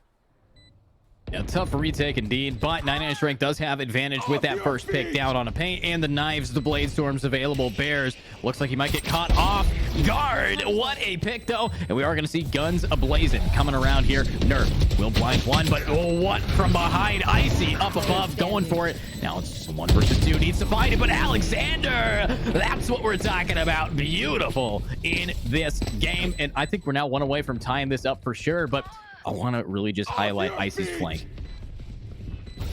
Oh yeah, this was an absolutely huge flank here, and not only that, but they were able to actually make pretty good use of the Blade Storm, even though in the end they didn't get the win. And then also you have that drop from heaven. That was just an immediate elimination. It was just a great animation to watch. Meanwhile, Alexander having an absolute field day since we've come back from the break, being able to chalk up a massive amount of eliminations, have 8 now to their name, along with 3 assists as well. And we see another timeout, this time coming from 99 Strength. Yeah, coming from 99 Strength, we are going to be in a yet another timeout. This time it's from the teams, not from us. And with that being said, we are going to be looking a little bit towards how these players can work it around. Obviously, the defense is going to call this because they're worried. Their economy's not looking too hot. They are going to have to do an eco around here and give them a tie, or very desperately take it back with a econ round and a thrifty, as you want to say it. And I'm hoping that with that thrifty, it is going to be enough. But again, I really like what Skwirel Warriors has done so far since this production break has came back. Yeah, they're definitely taking control here, but that Rolling Thunder coming from the side of 99 Strength definitely could be a difference maker. And at the same time, you do have Nerfed, who has the teleportation ready to go for Omen as well. So a lot of opportunity to be had, but remember, Typhoon also won away from their Hunter's Fury. So that could play a part as we get ready to head into round number 8. And you see all Sheriffs in 1 classic. Meanwhile, Icy already stunned off the jump from the get-go. Nerve now coming up from Sewers. Looking to get a read here, but will be read like a pop-out book instead. And that will be 3 back-to-back eliminations for Skwirel Warriors. Yeah, let's see here, though. Back-to-back elims. They're taking it away, and I think we're going to see what they can do right again. Up top, it is going to be a big push-up. 99S just going for it. What a shot. Nerfs grabs Door from behind, leaving only Sharky in the dark. And Sharky has to do something in this 1v5. Sheriff in hands. To just do what they can. But it's going to be pretty hard here. Not a whole lot of opportunity available. But what a shot. Alexander is going to be able to grab that final pick. And it's flawless all across the board. You gotta love how Alexander on this breach is playing like a duelist, being able to come through and get so many eliminations, finding all the head clicks, and that's what they were doing right on Icebox. This is a very gunny team. This is a team that loves being able to lay down the damage and spread the shots around, making sure everyone gets a head click. And now, as we get ready to head into the next round, you can see that op once again coming back out for Icy, and you have 3 ults at the ready for 99 strength. 3 ults at the ready, available right around the corner. It might just be good enough if they can manage to keep this up. I am really seeing what we can do here, but oh my god, it is so stressful. Icy's doing a decent job, though, holding it down, but they're already down 1 player. If they could just get around that corner. I mean, I'm looking at what we see here. It's definitely a slow push. It's a default. Yeah, well, no arguments here. They're going to be going slowly but surely over towards sewers, of course, by A main. And you have the lone Sova up in heaven going to be anchoring. And then you can see the majority of their concentration is over towards that B and C site. But slowly but surely, you can see the spike heading over towards sewers. And look at Sova starting to peek a little bit, but looking in the wrong direction. And out goes the breach ult. And now here they come. They are taking full control of this A site. Taking full control, taking it down, and taking this in a big storm. Nerve now going right behind him. Needing to now just maybe use some info, and there's it is. That's what we need to be seeing. Now Icy with the classic, able to take down Omen down in hell, but Paint able to come through with a head click of their own. Meanwhile, the trades are being made, and 99 strength have the advantage in this 2v1 scenario, but Bears is able to clutch up all by their lonesome to pick up not 1 but 2 back-to-back head clicks and get the clutch win and take the lead for the Skwirel Warriors. That lead there. Sorry, my brain was just all over the place, looking like the brains of these players. The one taps coming around here, absolutely splattering them, but Bears, this clutch was immaculate, being able to just spray, pray, and make sure that you bury them right where they stand. But now, Skwirel is taking back the lead here, might be able to keep this up if they can just do damage. I'm hoping, however, with now the ultimates being just the Omen, we might be able to see some relocations for this team. Yeah, and what makes me nervous now is that you see the ultimate ready on that Neon as well. And Neon, in my opinion, has one of the best ults in Valorant. Meanwhile, it's a full push over towards that C site. Alexander going to be planting here. And it does go down on the C site. And this is going to have to be a huge retake coming from 99 strength here. Although, you know, when you're looking down the barrel of a save round, there's really not much doing. Yeah, not a whole lot of doing, more like a whole lot of hoping. But from behind, it's going to be a lot of util throwing around. Icy is going to pull off 1, but Ethos stuck in this corner. Going to just have to swing it. But from the site, he's going to have backup. Sharky will grab the trade. Paint will grab Nerve. And this is now down to just Sharky. But Sharky, unfortunately, endangered species, not going to be able to do too much against this team. Skwirel Warriors nibbling their way away and still taking even more of a lead. This advantage that they've gained is immaculate for this team. They've managed to go from 4-1 to 4-6. Oh, absolutely. They've been on a tear, and leading the way, of course, is going to be Alexander, but Bears, again, being absolutely gunny as well, right on their heels, and now they have their Hunter's Fury, they have the Neon ult, and they have the Omen teleport, so they are plenty stacked as we get ready to head into round number 11, but once again, you do see the operator in the hands of Icy. Yeah, hands up Icy yet again. That op was crucial in how they managed to take that first 3-round lead, and I think they might need that to build it back up. But here comes the override, going right in. And there it is, though. Sharky shuts it down every time Pain has popped his ultimate. Sharky has just said something about it. But there are the trades now down to a 3 versus 3. They still have the op in the hands of 99 Strength on that Jet, and they're just looking for that one final place to put it. And now the Spike getting ready to go down on the C site yet again. This time, a little bit more of an even fight here. 3v3, even though that Omen is literally one-tapped in the red. Icy now trying to find a corner there, or trying to find a shoulder to take apart. Meanwhile, Sharky again, able to get an elimination. This time it's on Bears. One of the top fraggers from the Skwirel Warriors going down here in round number 11. Meanwhile, Nerve over towards Garage, having a shootout with their counterpart, Alexander. Spike continuing to take away. And just with a 2-player side, they're able to hold on until Sharky shows up again. Nerfed over here lurking. Here's the audio cue. The Spike, they're able to pick out a shoulder, looking to get another one, but Jet will be gunned down, and now it's Nerfed to finally be eliminated with the last possible second. 99 Strength come away with the round win. Yeah, they come away with that round win, and I do believe that they are going to be able to pick up that op regardless, but honestly, that initial pick there, I'm really feeling bad for this Neon. They're not going to be able to do what they can, but I don't know exactly how this round is going to be looking forward moving on, especially since the economy is still in the favor of these attackers. Oh, and that was so close there at the end, too. You saw Nerfed going in with the Shorty. And lordy, let me tell you about the Shorty. That is probably one of the best eco buys you can get. It comes in clutch so many times I can't even count. And honestly, it was just a missed shot coming from Nerf. Their first shot with the Shorty was off, and that's the opportunity that 99 Strength needed in order to come through with that win. Now, Pain able to get the first initial pick onto Icy, now leading the way for Skwirel Warriors, once again heading towards that C site.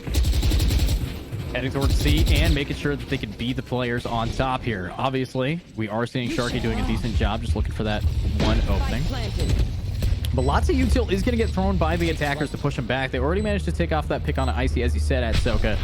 So now down to a 4 versus 5 and a lot of ultimates to try to scare these players back. But wait, Nerve somehow getting hit by that. Make that 2 people getting hit by it. Unfortunately, Sharky still on point. I'm not even sure how he's still alive at this point here. Faith, trust, and pixie dust. Exactly. And, you know, let's see if you're going to have to be snorting that pixie dust to maybe get the energy to clutch this up. And there it is, though. Right behind it's Paint with the triple. And Nerve gets it down, but I don't know if Nerf has any idea if he has enough time. He managed to teleport all the way across the map just to die. That is not what you want to be seeing here. This is really just like the game of the breaches right now. Whether, you know, it's coming from 99 Strength or the Skwirel Warriors, the breaches have been coming in clutch time and time again. This time it was Nerve. Nerve had an absolutely insane game that time around, being able to come in clutch for 99 Strength and come away with the win. But Alexander has been popping off from the start, leading the way for the Skwirel Warriors, as now we head into the half of Haven with a 6-6 split. 6-6 to split, and that's what you want to be seeing here. And it looks like defense, you know, you talked a little bit about it. Actually, on attack, it's even. It's perfectly even here. I'm kind of disappointed, though. Paint popped a lot of ultimates, needed to be the aggressor. Now that they're on defense, their team composition is not equal compared to the attack power of these attackers over on the side of 99 Strength. But with that being said, I think it just comes down to how they actually play around themselves. And already, Bears ready to be aggressive. The only one on A. If he loses this fight, he gives up the site. Yeah, Bear's going to be back off here. They know they don't have to push. They're on defense now. They can take their time. Meanwhile, Paint always being the aggressor, even on the defensive side. We've seen it with the Rays there on Icebox. We're going to see it here with Neon on Haven. Meanwhile, Paint, again, going right up the mid, wasting no time whatsoever. But the Spike nearly already being planted over there towards the A site. They know the jig is up. Icy able to come through with the Frenzy to get one. And now a trade onto Sharky does go down. Icy still playing in the smoke here, trying to find a read. It is a 4v4. The Spike has been planted, and now it's near a standstill as Bears still will be lurking in heaven. Ethos now trying to get involved over towards Corridor, but is forced to back off. Yeah, forced to back it up, and here we go, rushing in. It's going to be Icy, though, being able to get the trade, but it's down to just Ethos, and Ethos is going to have to say bye-bye now, as attackers will be taking pistol round. And I think what we do know is that this team of 99 Strength is immaculate when it comes to their early game. When it comes to facing off with very little weapons, they do a sick job. Yeah, but keep in mind, this is a little reminiscent there of the first half. Remember, 99 Strength also won the pistol round. And in Skwirel Warriors ended up making a massive comeback. So we could see that happen very much again in the second half, as you can see 99 Strength going to be bringing out all the weaponry here. You see 2 Vandals, instead of being a little bit more conservative with their purchasing power, it looks as though they're going to go full send, and it looks like they may go full send onto the C site. Yeah, they're full setting it down, and that C site is unfortunately going to be fully covered here. And I want to find what these players can really be doing now that they have wasted a little bit of util from the defense here over on that C, now wanting to hit A, but they're facing off against a lot. I like 99 Strength's ability to just kind of tease them as to, you know, where you can go. That's why people say that Haven is an attack-sided map, just because there's ability to rotate back and forth and make defense on their toes a lot more. Well, that and the win percentage is also favored towards the defense. I want to say it's probably like a 51-49, but still, it's enough of a percentage to make a difference. Meanwhile, you can see that the spike is very slowly but surely rotating back over towards, I guess, the mid lane here, but they do have an opportunity to take it to C as well. And honestly, this is the type of rotations that I like. The slow rotation, the slow-mo row, as some would call it. Back over towards C. Nerfed is there. They're going to be hiding in the corner with the Sheriff, and they're able to get a huge head click onto Icy. Stunned out, but not before they pick up a 2-piece. And now the advantage going the way of the Skwirel Warriors, as Alexander is now going to anchor onto the C site, picking up yet another elimination, and the Skwirel Warriors are making the most of their Sheriffs here in round number 14. This is the buy round, man. I'm sad because they had a really good opportunity and they got shot in the face. But with that being said, obviously Sharky doing a decent job of saving, making sure that no one's going to be able to push him quite yet. But this KJ Ethos just running in. Could be anybody, but no! Sharky! He's down, and it's tied to 7-7. This was just fantastic. This was back against the wall, and we're able to just come away with some massive eliminations. Again, finding the head clicks time and time again with the Sheriff. That's how you make the most of a thrifty round. That's how you make a lot with a little. Just being able to take those Sheriffs and deal the absolute amount of damage that they did. Now, they will have the advantage going into the bonus round here. You can see it's going to be an absolute full send. They got Phantoms, they got Vandals, one Spectre, but the most important part is that they all have full shield. Yeah, full shield definitely a crucial tool here. Obviously, we are going to see Nerf not really care where the shields are, with a clean headshot down on a Nerf.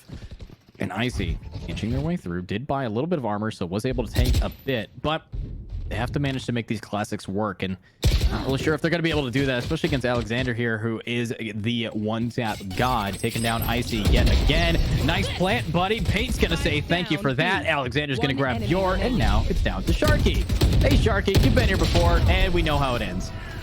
Yep, it's going to end in a flawless victory to the Skwirel Warriors, who are now going to take the lead over 99 Strength, but that's what we expect in a save round. Now, it should be a full buy coming from the side of 99 Strength. As you can see, they do have 2 quarter shields there, but other than that, it's an absolute Vandal scandal. Not even one Phantom showing up on the board. This team is confident with their purchasing power, and if they don't come in clutch here and able to equalize in the scoreline, the economy definitely going to be one-sided from here on out.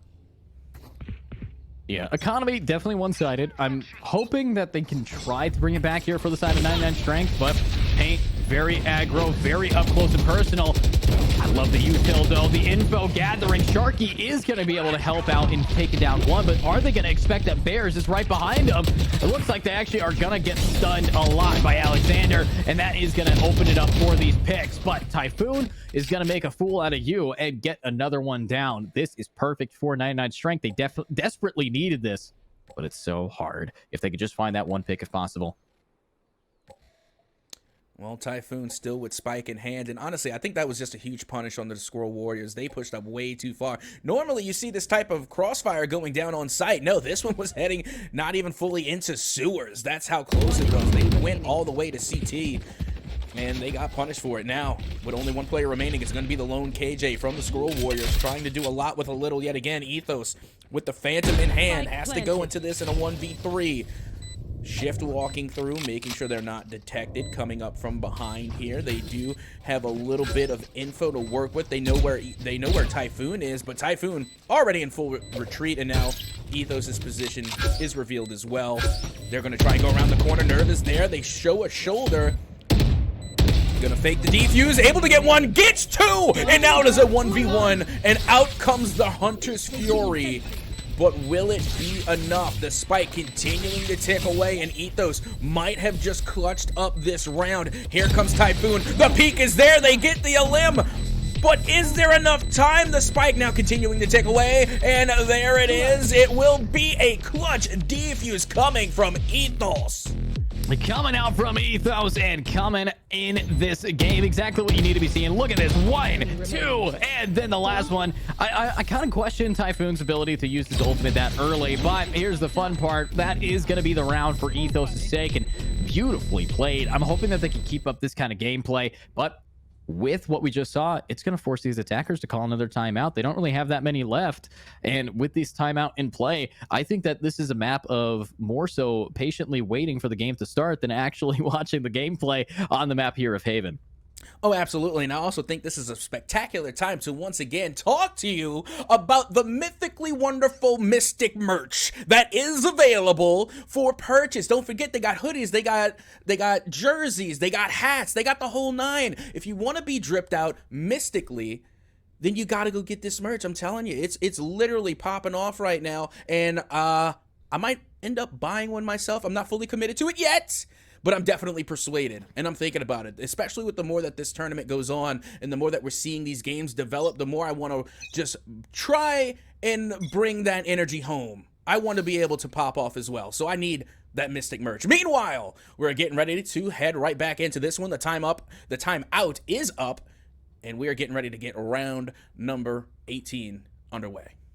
Yeah, round number 18 underway. Let's hope that all these players have their marvelous mythical merch equipped and ready to rock, as we are going to see what they can do with a force-up buy here. Guardians in hand and a Dream, as they do have a lot of people all around them, surrounding them over on A, but this is going to be a full commitment towards this site. So with that being said, the commitment is underway, and hopefully it commits better than my ex, as they have to just make sure that they follow through.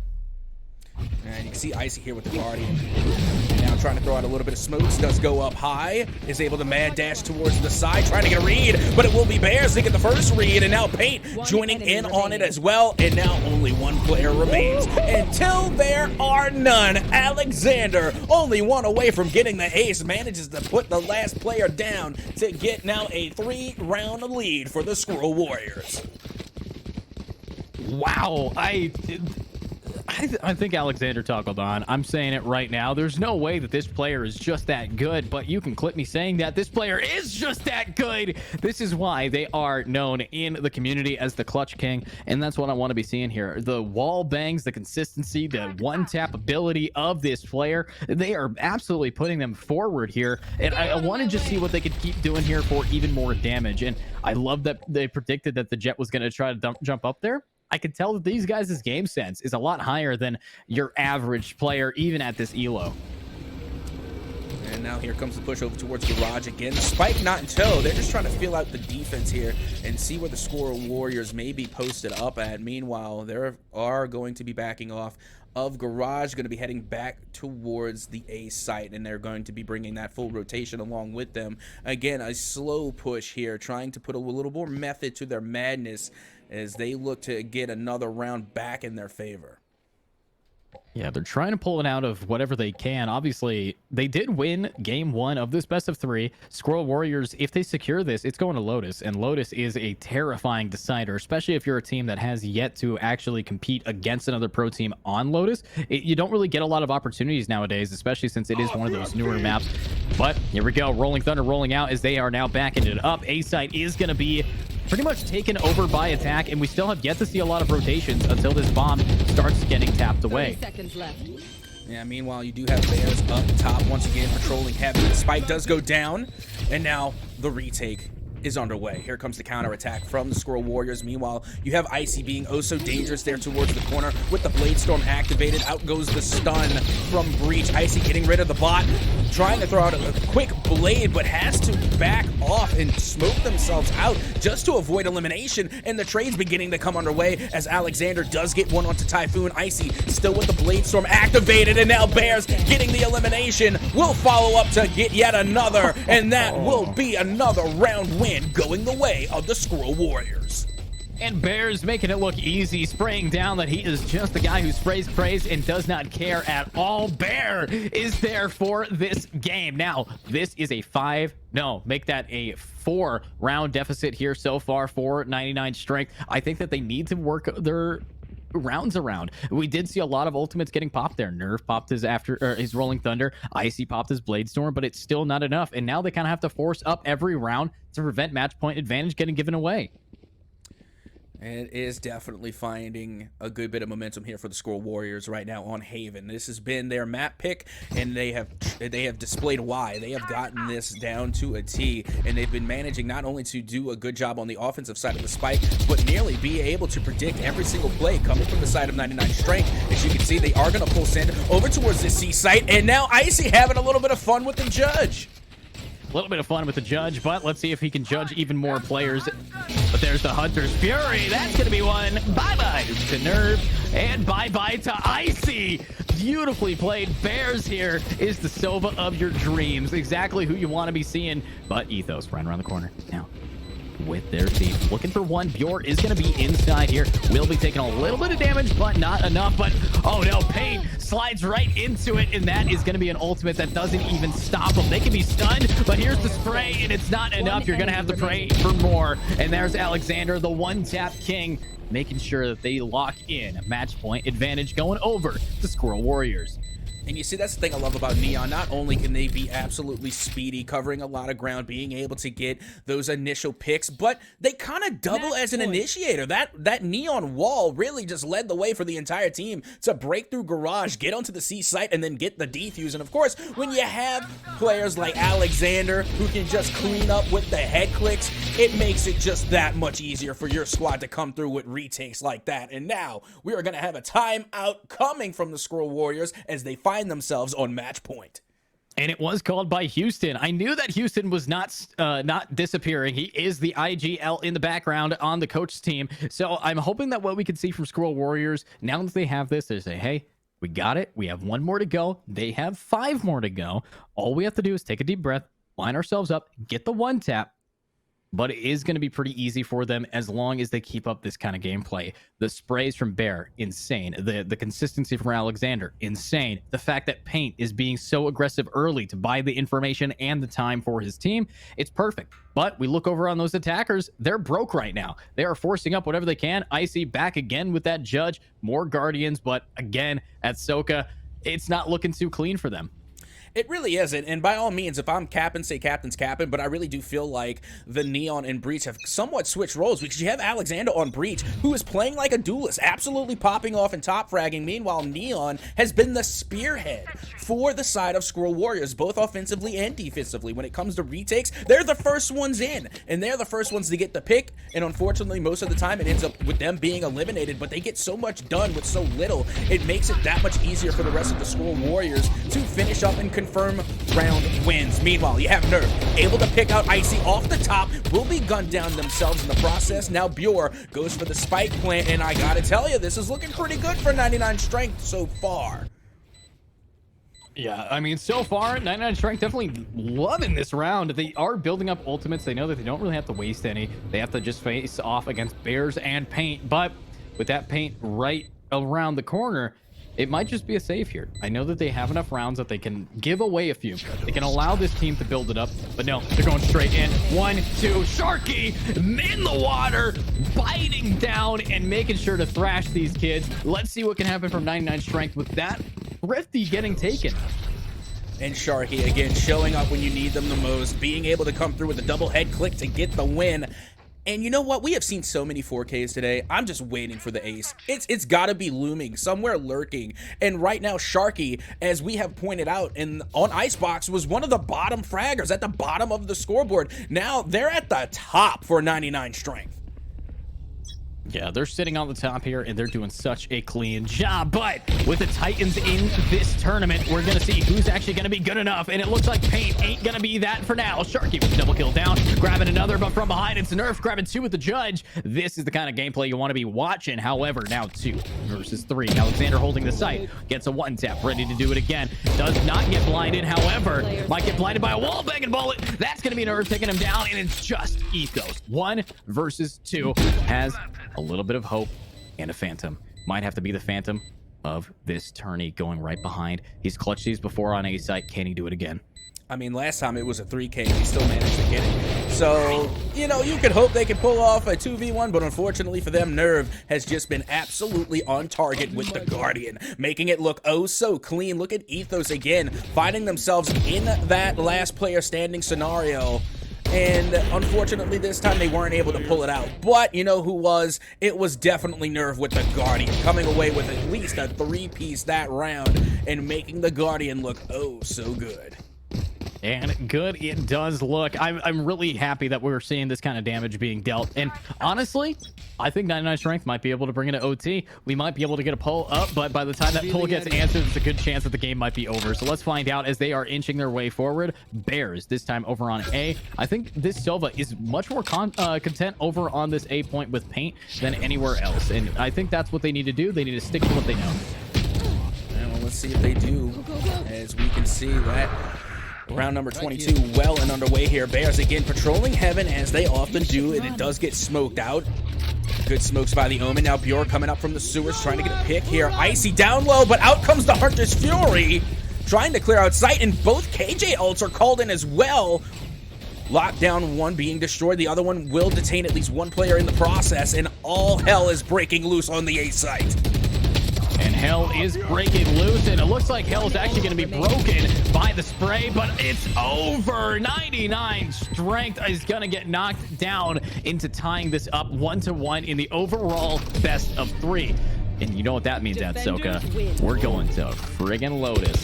Let's go. I've been wanting it. I have been waiting. I even said earlier, I don't know if I've been good enough this year to deserve a game 3 on Lotus, but guess what? Apparently I was. Let's go. Round of applause. We did it. Everyone, it was us together, and we managed to get a game 3. We're headed to Lotus, but of course, it could not have been done without Ethos, Bears, Alexander, the entire squad coming from Skwirel Warriors to really step things up on Haven in a massive way. And then Ethos, of course, coming off of the bench, coming into game number 2 and really turning the entire game around, being able to come in clutch time and time again. And they are going to be a force to be reckoned with as we get ready to head to Lotus.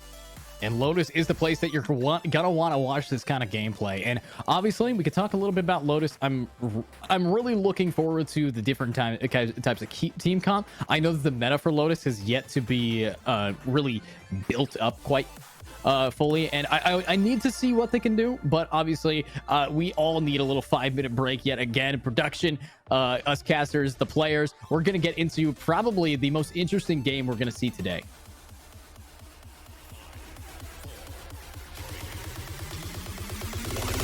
Cave Dwellers.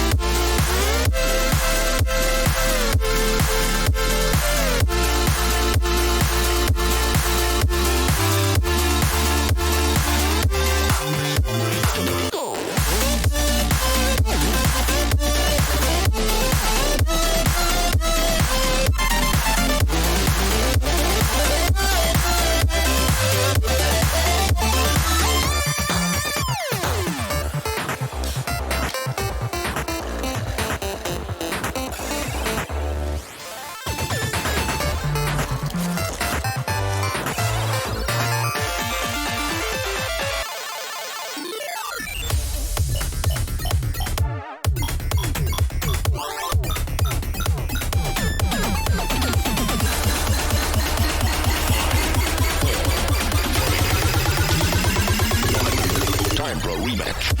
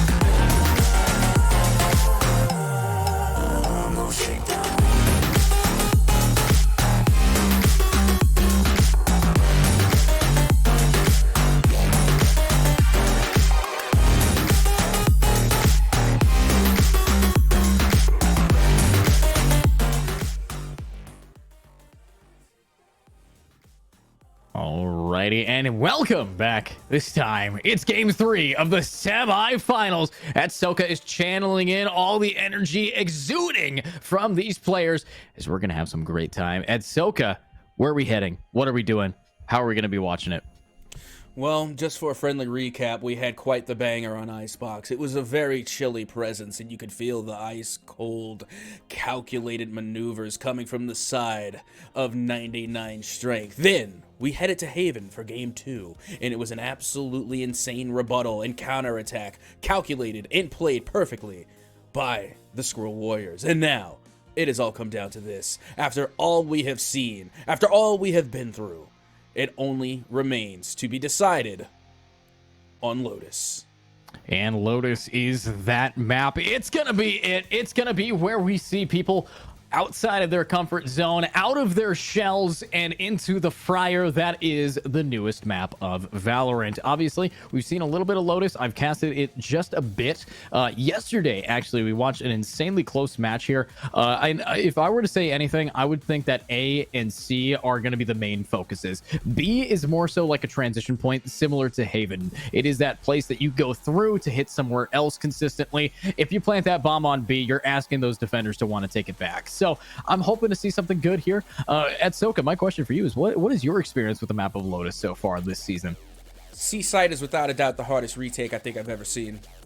That's my take. I could be capping, because Captain do be capping, but I gotta tell you, whenever you get that plant down and then you get that slight elevation, your only hope for the retake is to try and get a head click by heading towards Mound and lining that shot up perfectly. It is such a hard retake, and normally when you go for retakes, you try and go in guns a-blazing. You hit, your initiators, you throw out your blinds, you do what you can to get onto site. Not on the C site on Lotus. You have got to play a little bit more of a distance game and try and get those peaks and get those picks before you go in guns a-blazing. There's a little bit more method to the madness, and Lotus definitely has a lot of madness, especially with the revolving doors. A lot of, like you said, being able to really rotate and transition from B side across. You don't really want to plant B. It's kind of like a worst case scenario where if you can't get A or C, okay, we're going to have to plant B. So there's definitely a lot to be learned still about this map as the meta is being developed, but I'm all here for it, and being able to see it on this type of stage, the players literally constructing the meta live. We are seeing the meta being developed here and now on this Team Mystic event. Yeah, Team Mystic Singularity Series number 3. I've been here since number 1. You've been here as well. We've watched not only the teams here develop, but we've number 2. We've watched a lot of these players develop for quite some time, just absolutely bringing their A game. But I really do want to point out yet again what you said about C. The C site, if you do not have a control agent still standing by the time that you have to retake, it is incredibly hard to push them off. And looking at what those control agents are going to be, Omen actually getting locked in, I have yet to see how Omen competes. I think Harbor is significantly a better control agent on this map. I know, but hear me out. Valorant made an agent that was awful. So what they did was they made a map to make him good. They didn't change anything that he did. They instead made a map that make him actually something fun to play. That's what I think was the thought process behind not only Lotus, but Harbor as well. But I really do think that Harbor is the agent here. Unfortunately, it's nearly a mirrored team comp here. The only difference I'm seeing is looks like a Neon on one team instead of the other. Honestly, I like the Omen picks. I don't mind them at all, because like we said, when you're trying to get on the C site, it definitely is hard to just like run in there. But when you have that teleport coming from Omen and you have the TP, it definitely does have a little bit of an advantage. It makes getting onto site a little bit easier. And then you see Omen actually have to pick up some initiator qualities because they do have the paranoia. So it makes getting on the site, especially on C, just a little bit easier. And then the Neon as well, because like we saw there on Haven, Neon was picking up initiator qualities and then allowing the breach from Alexander to pop off. So really anything's up in the air here because the meta is still being established. It's really hard to call. The players themselves are going to have to determine on the ground what is effective and what is not. And you can see both sides already literally stacking onto A, because so far that is the site. That is the go-to site. It's always going to start on A. Yeah, it's going to start over on A just to see how you can swing it out. It is the best place for pistols because the one-tap potential. But look at this. It's going to be an early rush of everything. That nade's doing some damage, and it looks like the fade, or not the fade, the Neon is not going to be able to do too much here. Paint, though, able to get yet another one. And this is already looking great for Skwirel Warriors. And honestly, I like how we were talking a little bit about that Omen, but as you can see, it just doesn't seem to be where you want to be. Bjorn, though, double kill down, grabbing himself a ghost and ready to rock, ready to roll. And here is the update. It's just going to be a 1 versus 3, and Bjorn needs to ace this to really seal the deal. You know, we say it a lot, but I really think that this round 1 escalated really quickly. Like this round went off with a bang. Like that was probably the fastest start I think we have seen so far here today for a round. And look at this 3-stack over here by door. And they know full and well KJ's right behind there. Go ahead, open the door, say hello. How do you do? It was nice to know you. It will be Skwirel Warriors taking away a very dominating round 1. Yeah, a dominating round 1 there. And, you know, I kind of am still questioning the Omen pick. I know you explained a little bit, but we also, while we talked about the map of Haven, Omen does really well on maps with verticality. This map is almost 100% flat. It is, you walk into a line and it's clear. There's not a lot of high ground advantage on this map outside of maybe B site, maybe A, but that's really it. And there's still like a very easy way to work around it. I don't think that Omen is exactly the ideal player. I think, again, I'm still a Harbor fanboy. I'm sorry. I like Harbor as well, but, you know, I just can't find a lot of effectiveness. It could be established here on Lotus, but you got to keep in mind that this still is a fresh map, so I think the Omen is more of a comfort pick than anything else, because they know how to work with Omen. And, you know, with them experimenting with Lotus, you have got to go in with that comfort pick, you know, if all else fails. That's 100% true. You know, you got to be comfortable with what you're doing, but let's see how they can be comfortable in a... Whoa! It's not comfortable at all. You walked out and said hello to a firing squad, but Sharky can't even walk away. There's nothing that this team can do outside of just get a hopeful thoughts, prayers sent their way. Hey, it worked. Yep, some thoughts and prayers there, quickly answered. As you can see, Paint now going to be pushing up, and Bure, the last player standing, and will be the last player not. That will be yet another round win, going the way of Skwirel, but nothing out of the ordinary. That's usually how it goes no matter what map you're on. And now the bonus round. Here it comes, round number 3, 99 strength, should be able to come through with a full buy. Yeah, should be able to with the full buy here. It's going to be definitely... hopeful for them. 99 strength, they are not doing as hot as I thought they would. The early aggression that we've seen has been immediately punished over and over again. We saw that last round with Icy, but I'm hoping that now that they have rifles, they can, you know, take a step back. They have the range advantage that you get with these rifles in hand, and that range advantage might be able to slow them down. Maybe not. Icy already very much in an off angle that he doesn't want to be in. Luckily, he is not punished by these attackers yet. Nope, not yet. Meanwhile, you do see Nerfed and company heading over back towards that C site, and if they get it planted here, remember how we talked about the retake is very difficult. If they can get the spike down early here on the C site, they could have a huge advantage in trying to win out this bonus round. Meanwhile, Bure is able to rain down fire. Nerf comes away with a trade. Bure now does get a read and a head click on 1, looks to get 2, but can't get it to go. Typhoon now up and towards the corner here, does get the read and is able to put down Ethos. And this initial C take is not looking good for Skwirel Warriors, as now only 1 remains. It is Bears looking to try and come in clutch, but Icy will put them down in the dirt to make it hurt and get the first round win for 99 strength here on Lotus.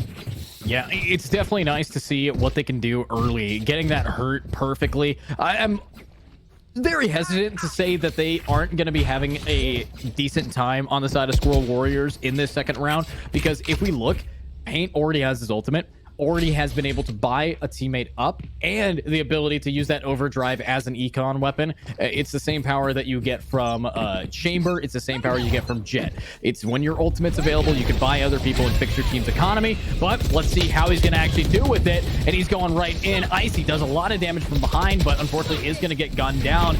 But Paint still ready to be the overdrive now, maybe overheating as he's going straight into their spawn.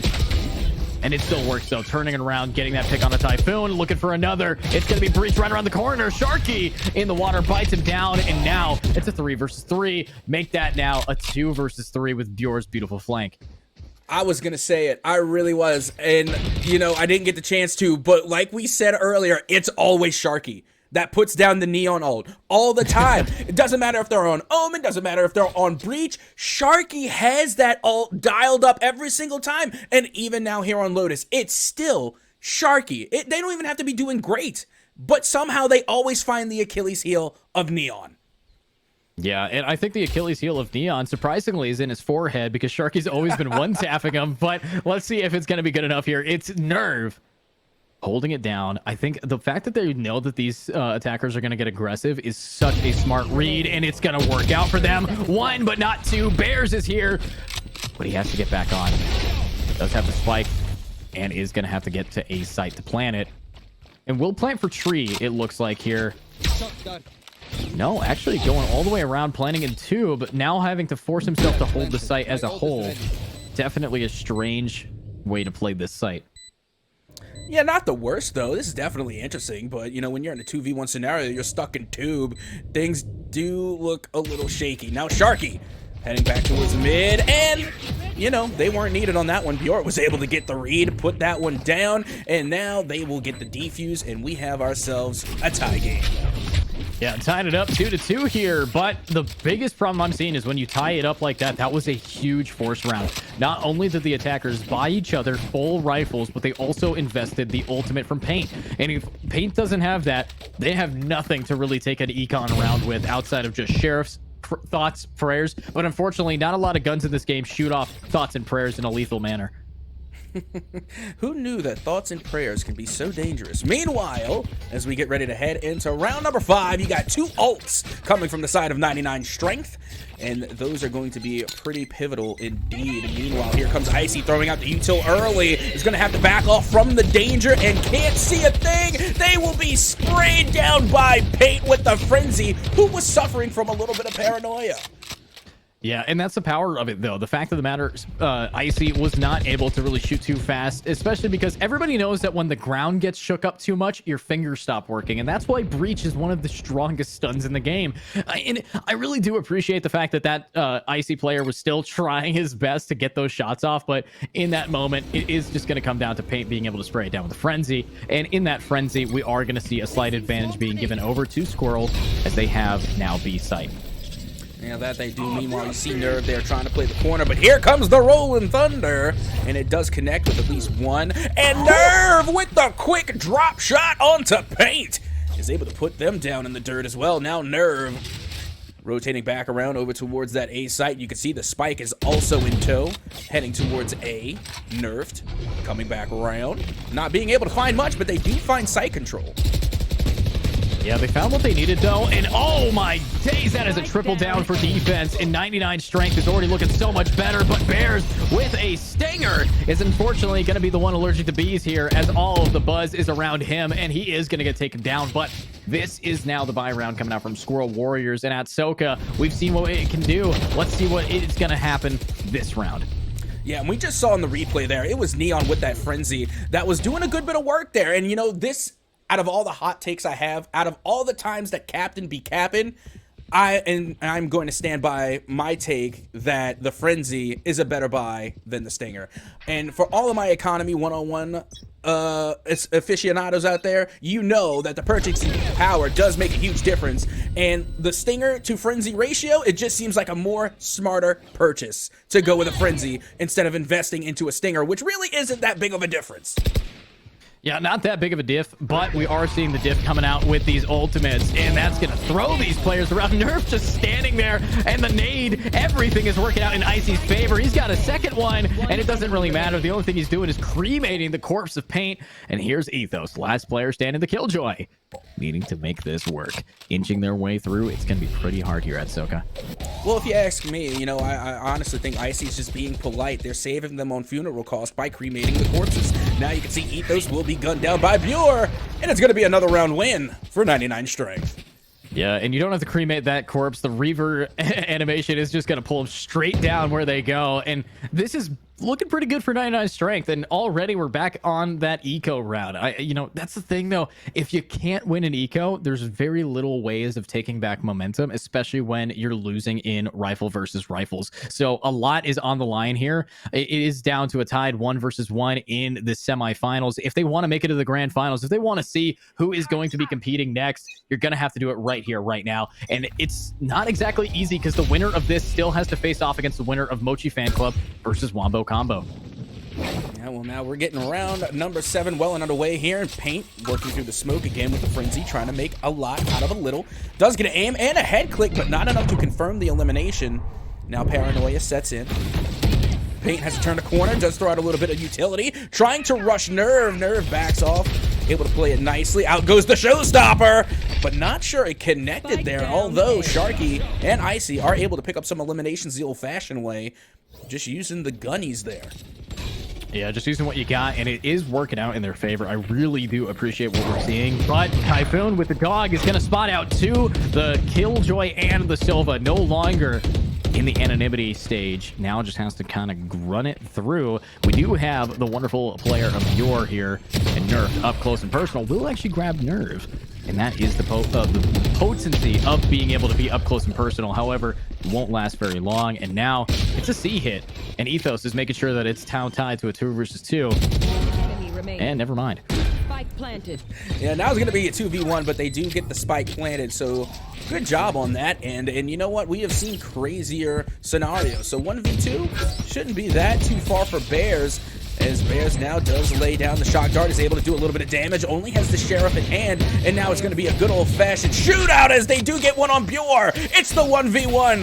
The Phantom comes back out, and there will be our final elimination here in round 7, and that is going to be yet another round win for 99 Strength. Yeah, 99 Strength definitely feeling like a better team than we saw last time. I think that they had a little bit of a struggle in the map of Haven, but let's take a minute here to just, again, think about what can Skwirel do to take this back. They weren't able to win that eco round, but they were able to take it down to a 1 versus 1, and I think that's why we're seeing a timeout now getting called. But whatever kind of weird ritual is happening over there with the Bears might have to do something with our team Bear. How is this Bear going to be able to really do the damage for his teammates here, as he has kind of been sitting a back seat for his team on this Sova so far? Honestly, this is just a difficult predicament. Who knows? Maybe because Lotus could quite possibly be a defensive-sided map, that you might just have to put all your chips on defense. But we know we can't do that. We have got to get as many wins as possible at any given scenario. So when you're on the offensive side of the spike, you have got to find an answer. And right now, it's just being oh so difficult because 99 Strength has managed to literally stop every single, well, not every single, clearly there's 2 wins on the board for Skwirel Warriors, but really at every site, it seems as though 99 Strength has an answer. So in order to really get onto site here and even try and take control back, I think you're going to have to make most of your plays at the C site and get that get the advantage of the retake in your favor. So I think you're just going to have to go full send onto the C site, put Neon in there, let Neon get you onto site, and then take control. Yeah, Neon taking that control there, definitely something that we need to be seeing. I like how you said a lot of people have a lot of different roles, and these roles need to actually be demonstrated here. So I want to see what can happen now that we are going to see Paint up in the front, be that initiator, be that duelist, to open up the doors and really work this in. But let's find out. It's going to be Paint ready to go right around the corner, but unfortunately, they're defaulting. They're taking it slow, waiting out the util. Yeah, that they are. And now you see this is a little bit more slow and methodical, and I'm liking it. They're going for a bait and switch here. They're throwing their util out towards A, and now they're slowly moving towards C, which is where I think they're going to find the most success. Meanwhile, you have Bure there and waiting, looking for a shoulder to pick and looking to get the early pick for 99 Strength. It is going to be Ethos over towards Mound, as now the Owl drone does go out. Plenty of util there for the KJ, but they don't even spot the KJ with the drone. So this should be a clear go-ahead. Meanwhile, Bure again lurking here in the corner is able to pick out one, and the util does get activated. Util underway, will buy some more time. Bure is very confident in his ability to hold these players back, and I'm hoping that with this attacking ult, they might be able to lock him out, lock him down.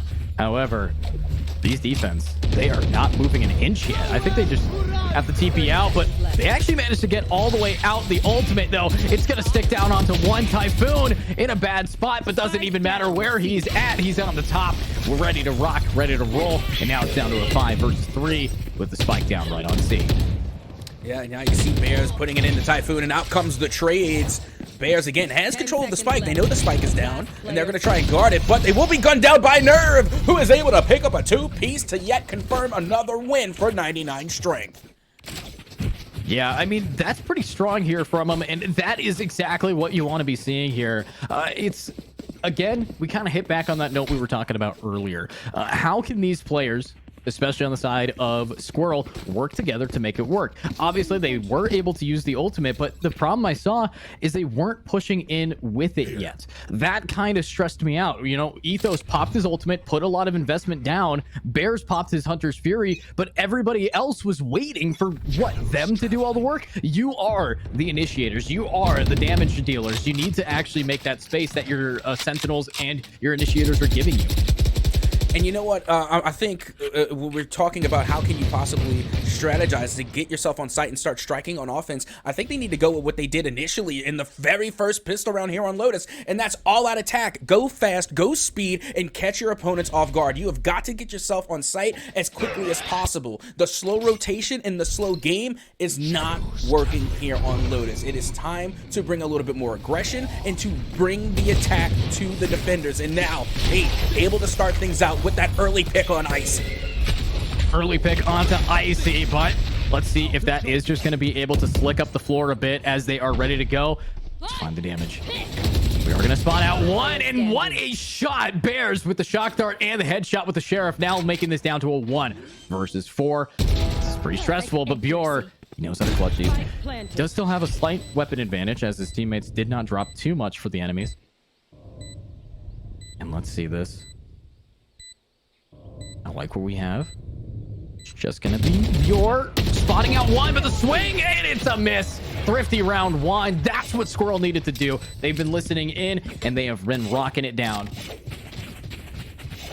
I hope they haven't been listening in to me. I'm the worst person to take advice from, but regardless, that was a huge thrifty round coming from Skwirel, and they played that one flawlessly. Not only being able to take advantage of the map site onto A by utilizing that door, but also being able to go toe-to-toe with Sheriffs and going up against Vandals and still coming out on top. Fantastic. And that's what the Skwirel Warriors have always been good at, is just going absolutely gunny, getting the head clicks, and then making a lot out of a little. Now, once again, you can see that early pressure going down onto the A site, going all gas and no brakes, already having that neon wall up, and now Paint coming up with 2 back-to-back eliminations. Back and forth is where this is going to go, but look at that ultimate right behind you. They're ready for it. They have relocated themselves onto this point, looking for another, looking for something. Flashbang around. Ooh, that is definitely something for these players to be kind of worried about. I don't know why we're seeing Skwirel be so passive, though. What are they afraid of? 99 strength. Like, I mean, I don't know what else they could possibly be afraid of. I mean, they have been leading the way so far here on Lotus, and they're still leading 6-3, so maybe they're just worried about dropping another round. They do have the advantage here in a 5v3. They know that, but at the same time, they don't want to risk it for the biscuit. They don't want to give anything away for free, and I don't blame them. However, one thing they do need to be afraid of is the clock. It is winding down. Just over 30 seconds left to go. They do shift the door. They're able to get the peak on Nerve, and they should be able to take A site with no worries. All free here for the spike to go down. Spike is going to go down, and these guys are rocking their way through it. Definitely stressful, but there we go. Knives are out. 2 versus 5. Defense still on that save. They know that they really can't do a whole lot here, and no one from attack is actually going to be making their way around. They're just going to keep whatever guns they have. They don't want to lose this advantage. And you know what? I'm just going to take a moment here because I have casted many a Valorant. I got to give it up to our observer rocking this free cam. The free cams have been on point. Absolutely crushing it with the free cams here. Kudos to the observer. Hats off to you. You are doing phenomenally. I've been loving every second of it. From the bears to the whatever ritual we were seeing up on high to the close-ups, the face cams, and all the alike. The observer are now giving us a beautiful bird's eye view of that detonation. Hats off to you. Hats off and heads off. Let's see it now, though. They do have a guaranteed tied half for 99 strength there. They don't really have to win too many to still have a decent half on the other side. They were able to get the 6 pretty early here. But with that being said, them winning 6 in a row could come back anytime now, especially since we are seeing ultimates starting to stack up. Sharky one away from the Rolling Thunder. Bjor does have that lockout, and we are hopefully going to be able to see them pick up the pace, but I'm loving what Skwirel has been able to do recently. Yeah, they are starting to find their stride on the offensive side of Lotus. And now they have a possibility of evening the odds going into the second half. Meanwhile, you have Ethos over here towards the mid, not finding much. And the Spike now making its way over towards the C site now. And I think 99 Strength was able to call that out. They're going full swing as well, sending their entire rotation over towards C. But now it's going to be another slow rotation from Skwirel back over towards mid. Yeah, having to rotate early here. But here's the thing about these attackers. They're totally fine with taking their time. On a map like Lotus, there's always a site 20 seconds away. That's the thing about it. So you always have the ability to just get on if you really need to. I do love that about this map. It's similar to Ascent where you can kind of whittle out the time and then hit a site very quickly. Obviously, C site, not their attraction here. They really like A. They have for the past few rounds, and I think that's where they're going to be going yet again. Yeah, but you can see already that the KJ has definitely locked down A. They put all their utility, especially in towards that door tree spot. And now here comes the push coming from the side of Skwirel Warriors. Bjorn is stunned, has to back off. Nerve now playing with the smoke, looking for at least one peek here, but no one going to push. Meanwhile, you do have Bjorn, who is able to get one elimination and traded Paint. Now looking to pick up an elimination of their own, and they find Nerve. Paint now looking to secure the site. Only 10 seconds left to get the spike down. Only one player left from the Skwirel Warriors. 5 seconds to go, and there you have it. Sharky will be able to get the final elimination onto Alexander to get the round win for 99 Strength. 99 Strength doing a sick job here, ready to do it yet again, but I'm hoping that we could see what they could do. It's just going to be down to the real shift here for him. Again, my question for you at Soka is, do we think that defense is going to be able to lock this in at 8-4? That I don't know. I mean, I can rub my crystal bald head of mine and try and make a fortune-telling prediction, but I'd rather not because, like I said, Captain do be capping. So, with this operator now on Icy, this is going to be a little interesting because normally when I see the op, I want it to be on a jet. So I'm wondering how, you know, Raze is going to do with an operator. That's going to be a little interesting. They do have the boom pack to get out of dodge. So I understand it, I get it, but I don't know how effective the op is on Lotus. Meanwhile, you do have all the trades going down on the back line, and the bomb or spike has been planted. So now it's going to be all about the retake coming from 99. Yeah, but oh my god, that is going to be an ultimate yet again wasted, and defense throwing away this team just by using a very large zoning ultimate in Killjoy's hands. Let's see if they can just find one. Oh, what a shot, though. You talked about C being the hard place to hold, and it is working out, though. Right behind the mound. It's now a mound of bodies right in front of it. C site is going to be defended, and 7-5 is going to be where the switch is happening. Yep, and you know, we said this one going in. This is why it's so effective to plant onto the C site and then just head to mound, because it's not about just jumping in initially and just taking the site. You have to play a little bit more of a longer game, and that was a perfect play coming from the Skwirel Warriors in order to secure that 7-5 split. Again, the only thing that could have been better was a 6-6, so they played that very well. Going into the half nearly even, and now 99 Strength are going to have to take their turn on the offensive side of the spike. Yeah, on the offensive side of the spike, doing a decent job, but I really want to see how they can open it up. Obviously, A site is where the pistol always starts off at, so lots of different options are here, and I just need to see how they're actually going to be popping it off. Here comes a big peek, and already they baited so much util. One smoke, one stun, and that is going to open them up to take C if they could just take out the Killjoy ethos. Yeah, you got to go full send now. I mean, you've already committed. You sent your util. The bait and switch is out, and out comes Doggo. Ethos is able to put it down. Is smoked out. The spike is beginning to be planted, but they're going to have to at least find a better spot for it. They want to get up on that platform there. That is the best spot to plant the spike on C, and they have done a great job of getting themselves onto site and taking control of C, although 99 Strength has lost a player, and now Sharky with the frenzy is able to get two.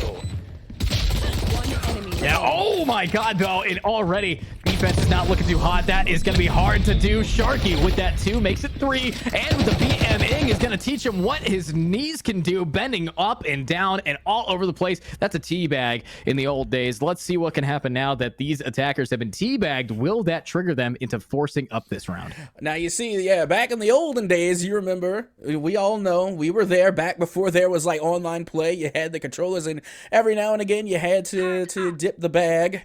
But nowadays, we call that tactical crouching. Is what we call it now. In the modern days of the Valorant world, those are just some tactical crouches. You know, you got to take those every now and again. But let's see if it does play a role, as clearly 99 Strength are feeling themselves here on Lotus. Yeah, absolutely feeling himself here. This is what we would need to be seeing from 99 Strength, but they are going straight in for it. This is the attack side that they want. What a strafe bunny hop from Icy. Getting up close and personal, using this smoke. He might be able to get high ground against these classics, but Paint anchoring it down, needing to get that high ground advantage. Might just jump in, but that is going to give him a little bit of info allowed. But oh, how did that Kaboom bot lock on through the wall? That's got to suck, because that definitely would have helped him a little bit more. However, 4 versus 4, and the retake is coming right in. Yeah, that it is, and it's all going down towards tree. So you know what that means? Util dump. Throw everything into the tree. You know that's where they are, and now Typhoon having to hold their own. Alexander goes in without a care in the world, a classic in hand, and afraid of nothing. But unfortunately, it will not be enough, as 99 Strength will get a team ace there in round number 15. Yeah, but I still think it's... look at that bot. What is that bot doing? Just running back and forth there. But anyways, with that being said, yes, we are seeing an insanely solid game here from 99, as they are just extra aggressive. A team ace coming around, one for all for one, as they are getting this in, and they want to go to that grand finals with an opportunity to win so much money. And of course, we couldn't have that much money to give to these players without our sponsor, Community Gaming. So make sure to check out Community Gaming if you ever want to see other tournaments or even host your own. They have an amazing platform that they have bracketing and other amazing ways to connect yourself with other esports organizations. Yeah, now Icy making their way here onto the seaside, trying to have a little fun with the judge, as we all like to do. But they nearly get eliminated there. I don't know how they got away with just 5 health left in their pocket. That was fantastic. But now the Sky pick showing why they are a good one there, being able to heal up just a little bit. Meanwhile, Paint going to be watching around the corner here. Doesn't want to show the shoulder, not just yet. They're going to wait for the squad. Now, slowly but surely, looking to find a shoulder to pick. Now the smokes do come out, and out goes the Neon Wall, trying to make their way in, and now the eliminations are following suit, and before you know it, Nerfed is all that stood for Skwirel Warriors. Nerf is going to be all that they stand for, but to prevent double digits, he's going to have to pull off all of the hits, and that's going to be the Phantom able to get one, but that bomb's ticking away. Bye-bye, Nerf. You're going to have to walk away and just make sure that you are going to be saving here. Obviously, 3-1 at the end, not exactly easy, but wait, Sharky! He wasn't able to get out in time, and somehow Nerf saving has actually got a pick. Yeah, you know, and I don't think Sharky cares. Sharky's top fragging. You know, they're feeling themselves. Clearly, the entire side of 99 is feeling themselves, but they have to be careful. That type of pride can come back and bite you sometimes, but probably not in this round. I mean, it is possible for Skwirel Warriors to get it thrifty. They have done it before. They could do it again, but right now, I feel like the momentum is just on the side of 99 Strength. Yeah, just on the side of 99 Strength here, and I love what they're seeing. I'm hoping that they can get a nice trimmed cape after they win this round, because I definitely feel like this is their game, this is their map, and they're showcasing why this is the decider that they are totally comfortable on. But let's see what Nerfed can do. These defense do have a semi-bye coming around, especially since Nerfed was able to save last round. It's just going to be down to how we can really pop off with these Phantoms. But Ethos, the Killjoy with the Bucky, not exactly the ideal weapon to hold C-Site. Hey, sometimes you can get a little lucky with the Bucky, right? You can land a couple of shots with that. Meanwhile, you can see the Util already going the way towards that KJ. They are held up inside the smoke, waiting for any poor soul willing to venture into it. Meanwhile, Bears going to be throwing out the darts there, trying to get a little bit of intel, not being able to find much. Typhoon going to be looking over towards platform. The spike not yet on the C site. Typhoon now being able to get an elimination. Icy to follow suit. And out comes the stun from Breach. It is a 3v5, and it's very much in the favor of 99. Very much in their favor, but let's see that Icy getting a nice clean shot down, ready for more. But here's Ethos.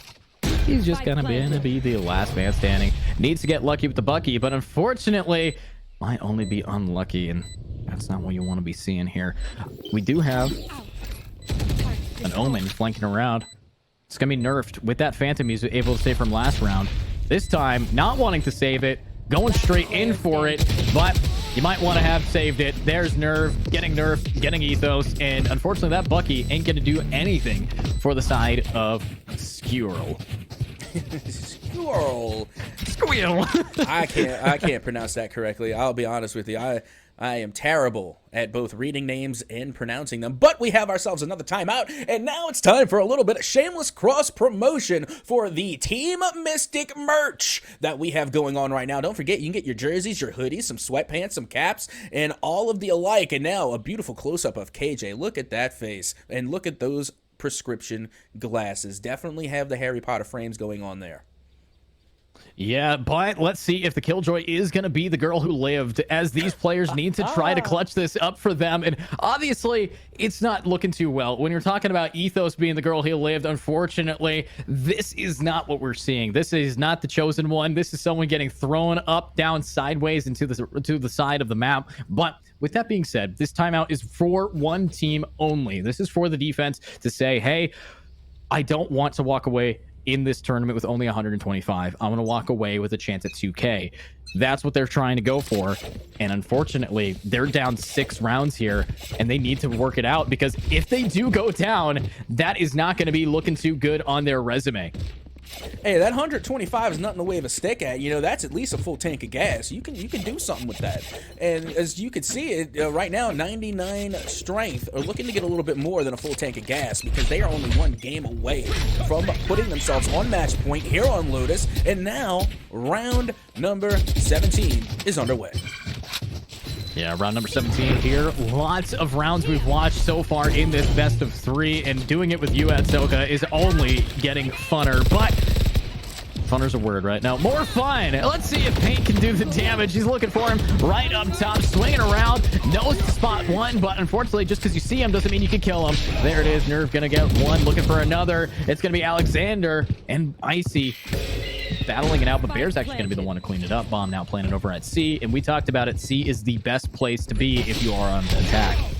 Absolutely, because the retake is absolutely insane. This is without a doubt the hardest retake. I said it earlier, and you know what? That's my hot take of the day, and I'm going to stand by it. Meanwhile, Typhoon making their way in, able to get a 2-piece. 99 strength, now with a 3v1 scenario. Nerf coming through over towards Mound, able to get one down on Nerve. Now Bure throwing out a little bit of the util. The spike continuing to tick away. The paranoia sets in. Nerfed still making their way around. They get spotted by the bot.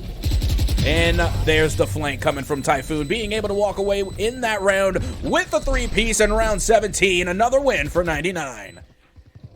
Yeah, another win coming around here, but let's look at this replay. Typhoon with the double kill down, then securing the triple later. I like that Nerf was able to flank a little bit well here, but I would think that the guy coming from flank would expect a flank, and he is going to get gunned down at the end. But obviously, this is not looking too hot for the team of Skwirel Warriors. This is a team loaded with some of the best players that we've seen in the Tier 2 scene. Ethos especially is known for being a hot fragger. Now, might not be a fragger to be the word regarding hot. Obviously, Ethos down at the bottom, 3-14. Not looking too clean, but let's see what they can do now. Early ultimates coming around from Bears. Will be able to connect one, but not enough damage to take out any real picks.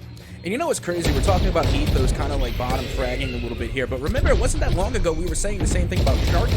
And, you know, they were able to really turn things around. And, you know, there's still time left in this match. It is on match and series point, but still there is hope, I would like to think, but maybe not so much after the showstopper. But now Bears coming through, getting an elimination, will be traded out. And Nerfed again, the last player standing, and this very well could be the final round and the win for 99 strength if they can just confirm one more elimination. If they confirm that one more, it's Nerfed. And he's inching his way through. Just having a Guardian, has to guard his team available. But nice, buddy. You're really going to pull that out right here? That's going to be the end of the day. 99S. 99 strength is going to prove that they are absolutely masters of what they do, clean as ever at Soka. I didn't expect that to be the way that game 3 was going to go. I really thought Skwirel Warriors was having the momentum to keep it up, but unfortunately for them, it just doesn't seem to be the same case. And in the best of 3, you can't even be the best of your own team. But let's take a peek at some of these replays as Soka, walk me through your final thoughts of this game. It was really just all gas and no brakes coming from the side of 99 strength. And we did get to see a good bit of resurgence coming from the Skwirel Warriors. They did have that type of playstyle starting off in the pistol round of the first half, but they didn't keep that momentum. They did not keep that same energy. You know who did? 99 strength. They came through time and time again. They brought the smoke, they brought the heat, and they were able to take sites. And they were able to take site C. Not only is it the hardest site to take, it's the hardest site to retake. So at the end of the day, in this best of 3, 99 strength had 99 problems and strength was not one.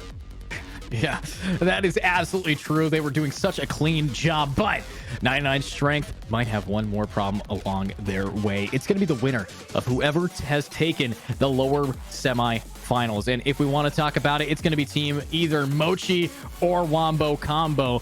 Still, their game did go into a best of 3, so it might still be underway here, but we will be figuring out who is going to be taking them on in the grand finals in a few minutes here, in a few hours. Just kidding, not a few hours, but in a few minutes, as we are going to get everybody geared up with that setup being underway. Make sure to stick around. There are a lot of amazing players for us to watch. I love the fact that we had so many people really hype up 99 strength, hype up Skwirel Warriors, but at the end of the day, only one team will be taking home the 2K in total. But again, Skwirel Warriors, congratulations on $125. You can use that to buy a new coach, and we'll be seeing you guys in just a little bit as we will be watching the grand finals underway here, so stick around.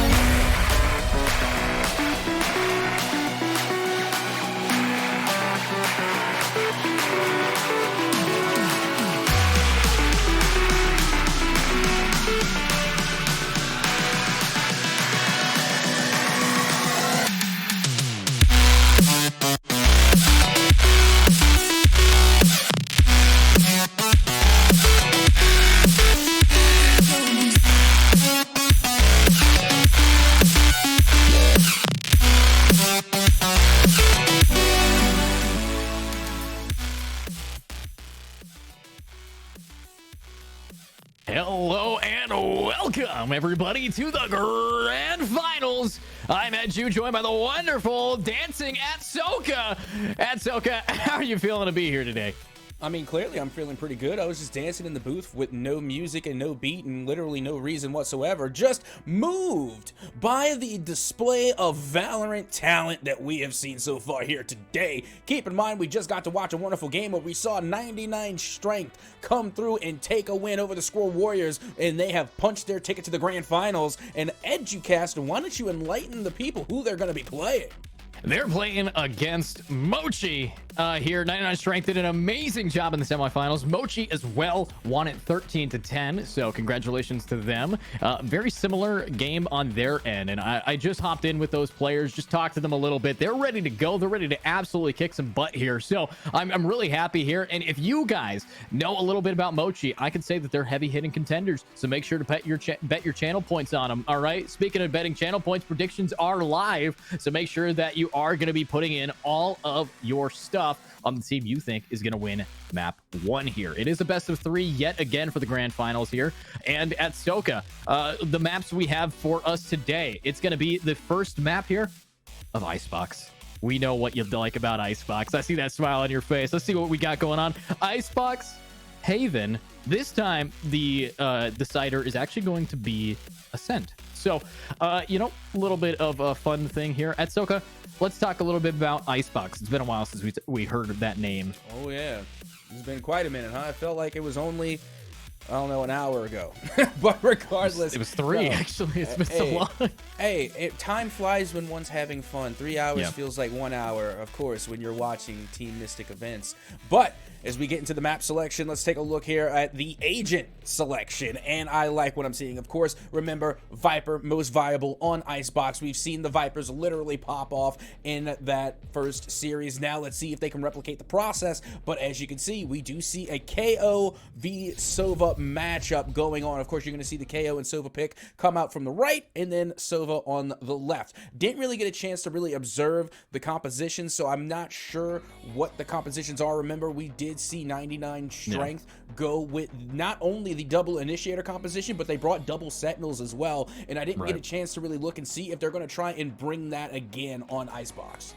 So I have the picks right here. We have on defense Sova, Reyna, Viper, Killjoy, Sage. On the attack, we got KO, Sage, Sova, Killjoy, Viper. So nearly a mirrored team composition. The only thing I see different is going to be instead of a Reyna, we have a KO. So that's the only real tweaks that we've seen here. But with that little slight change of what is actually going to be going on, now that you know, at Soka, what stands out to you? You see the KO Killjoy that you like. I'm definitely in love with the KJKO Wombo combo. RIP to the homies. But yeah, no, this is definitely a good composition that we're seeing coming from the attacking side. All the while, once again, you're taking a look here and you're seeing that this is more in line with what we saw earlier. The same strat coming from 99 Strength on Icebox. They're bringing double initiators, they're bringing double sentinels, and they're bringing no duelists to the fight, which actually got them the dub first time around. So if it ain't broke, don't fix it. There they go. We're looking at the other side now, and it's somewhat of a mirror matchup, as you said, but we are going to see that double sentinel composition instead of the double initiator. Now that to me is going to be interesting, because more often than not on Icebox or in the meta in general, double initiator is the meta. Double sentinel, it's a close second. So it's going to be interesting to see how they formulate that. And not to mention, you and I had talked previously specifically about duelist on Icebox, and I think we both agreed that we liked Raze and we liked Jet. Those verticality duelists that can get up and over obstacles. Reyna, don't get me wrong, is gunny. Definitely a top fragger, able to go and pop off with the Empress. But I don't know if they're the best duelist pick for Icebox. Right. I think what they're going for here is because they know they have double sentinels. If they take their time, play it slow, that builds up the amount of timing that you need for a Reyna to really pop off on the lurk. Icebox especially is one of the smallest maps. So what happens with Empress is you get a lot of efficiency. You don't really burn through a lot of that timer that you get when you pop your ultimate as Reyna by walking across the map. You could pop your Empress on that A site and still have half of it available for when you actually get onto that site. Second you get a pick, it refreshes. So I think Reyna is a pretty decent lurking agent for sure. I think that, anybody can really do that, but Reyna, especially on Icebox, that's the kind of attacker that you want to see going up kitchen almost every round, or the type of person to hold mid control, be able to take those one-on-one fights and walk away with full HP. That's the power of Reyna. But again, I really do appreciate a Jet or a Raze a little bit more. But compared that to other agents, I think that out of all the duelists, I would say the one that's currently in the back end on Icebox has to be Yoru. I still think that he's a little bit limited for how much he can actually do. The map is small. You don't need a guy who can teleport across of it. And that's why you don't see Omens a lot and either. So, little things like that, down to no duelist on the attacking side here. So that might actually give them a little bit of a disadvantage, not being able to have a full gun and go. But they do have, of course, double initiator with that Sova and KO. So I'm hoping that double initiator strat that you talked about might be good enough here. And you know what I think it might be as we get ready to head into game number 1 on Icebox. But again, we saw this composition work for 99 strength before, so I have no reason to think it wouldn't work again. It's all going to come down to on how good is the gun skill coming from Mochi. Is that the name? Did I say it Mochi? right? I think it's Mochi, like the Mochi. the dessert. Oh, okay. Well, as long as I'm just trying to pronounce it correctly. Gotta cross my T's, dot my I's, and do. Yeah, we gotta respect our players here. There's no way that any of the casters would ever BM or say anything not exactly the nicest. But with that being said, I was being incredibly nice. I think that. Yeah, we're not going to talk about it. Let's move on. Let's move on here. And I think we are having a little bit of a technical delay. One of the players is not able to load in. So you know what it is when you're loading and loading and loading and trying to figure out what's happening here. A little bit of the gears turning behind the scenes in right headquarters right now as we are trying to find out what is happening, which player's PC decides not to turn on. Hopefully they turn on their monitors as well, because everybody knows you might need those to play. But at Soka, my next question for you is, sorry, you kind of dipped out of there for a second. Let me ask you this wonderful question. Where are you putting your money on? Who's taking this home? Bruh, you see again, you see how I just went straight for it. I was like, bruh, no. But for real though, I mean, at first I would have to have money. In order to put it somewhere, I would need to have it. But no, in all seriousness, I really don't like making predictions again. I could try and rub my crystal ball brain and hope that the magic in the air or somehow the Valorant Foreseers can, give me the gift of foresight to see who's going to win this match. It's tough. It's so tough. Only because we didn't get the luxury of having to watch Mochi play. We didn't get to see their match against Wombo Combo. Although I will say that in the chat and talks through the Twitter sphere had all favored Wombo Combo. So I thought that was interesting. I saw a lot of support for Wombo Combo. A lot of people were talking up and hyping up Wombo Combo as if they were going to be the ones to go to the grand finals. And sure enough, they were not. It was Mochi that ended up taking that dub, and now they are in the grand finals. So clearly they're comfortable taking on big opponents, taking down big names. So who knows? They could do the same against 99. Yeah, we just saw what their agent selection is going to be, but we are unfortunately not able to load in quite yet. So we're going to be right back. We're going to cut away from this fancy screen of our fancy faces and make sure to see you guys in pistol round. So stick tuned.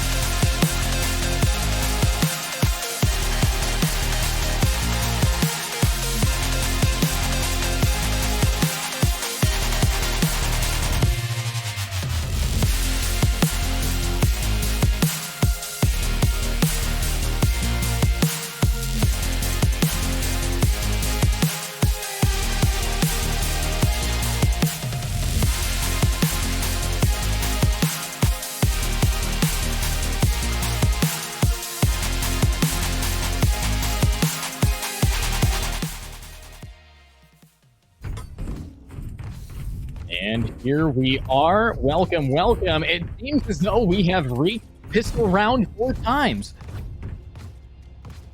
Anyways, hey, it's Soka. So we're at round 5 here. It looks like, unfortunately, we weren't able to see Bjor pop off. Already 9-1. We have no idea what really happened, but that's okay. Sometimes mystery is what we want to see. It's the mysterious Mystic Singularity event today. Let's have some fun as we are getting right in here. And at Soka, it looks like it is going to be a pretty big stomp so far by 99 Strength.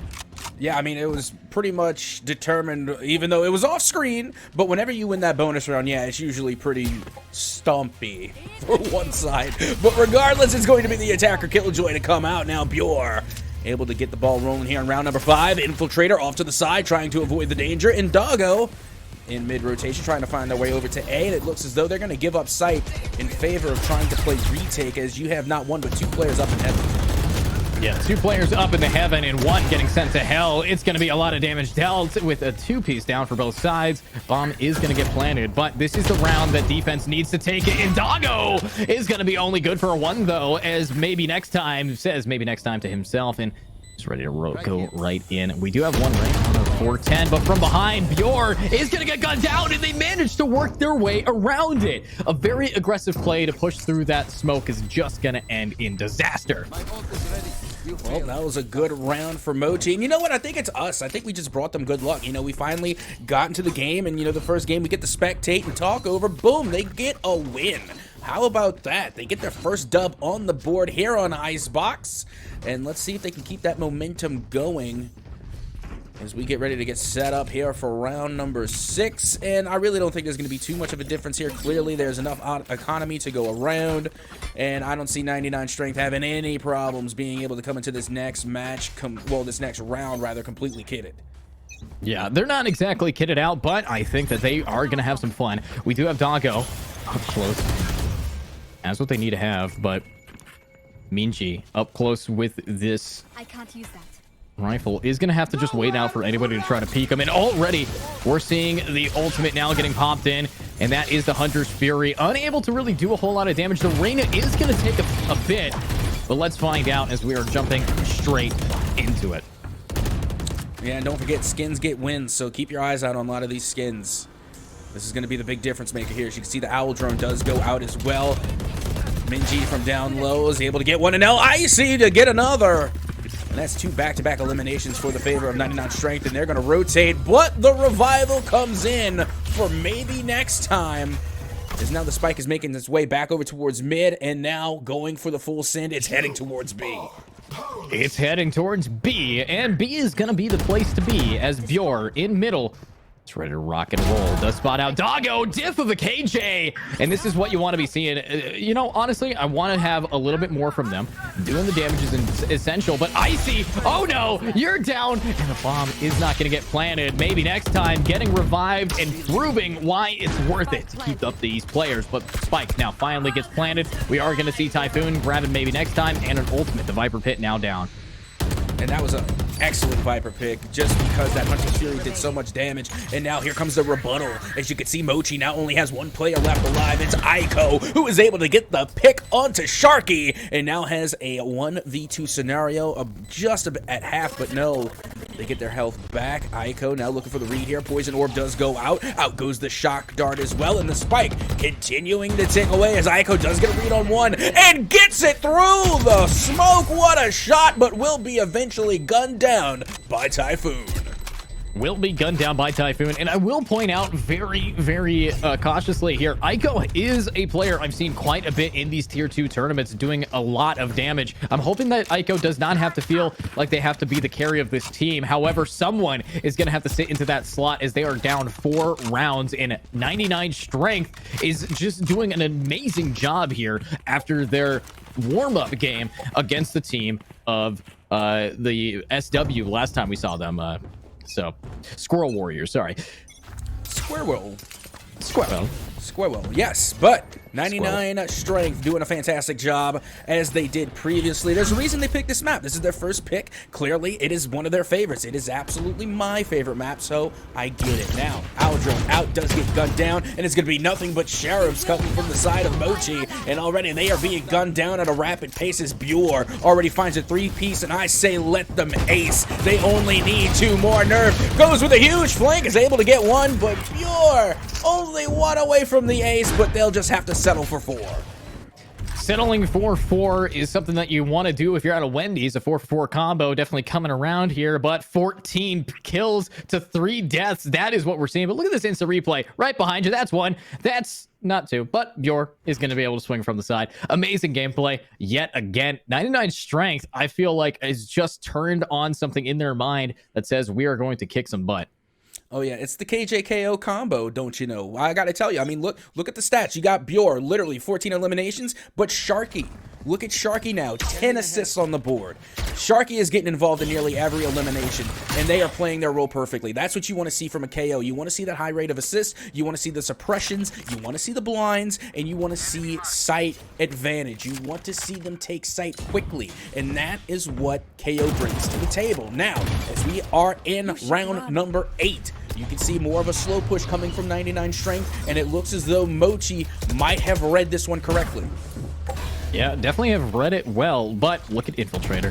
Right outside of this is not going to get stunned quite yet. Will instead opt to wait it out, eye it out. We do have 1 player detained, but I think Attack is still going to be able to get this bomb planted, and with a very happy push-up, it's going to be the Reyna. Does he have any idea that there's a Sage to his close left, though? He's going to check it. He's going to get it. And that is Infiltrator grabbing him down. Beautiful player. And now it's going to be pretty hard here, though, in a 5v4. Play it slow. Yeah, I think the retake is actually going to be difficult no matter what the difference is. Even with 4v5, the retake still should prove challenging. Meanwhile, the defuse is going to get stuck, and they're going to be able to do it easy peasy, no problem. That's going to be the 2nd win on Icebox for Mochi. Wow, I mean, Mochi definitely needs that, you know. That's the kind of thing about it. They're having a little bit of a rough start, but it's working out beautifully. They're taking their time. They're getting those picks if possible. Nerve did a really solid job holding it down, but at the end of the day, you look at the scoreboard, and I'm seeing 2 people having 15 and 10 double digits before the half, before anybody else, and that is immaculate. 25 kills on just 2 players in 8 rounds.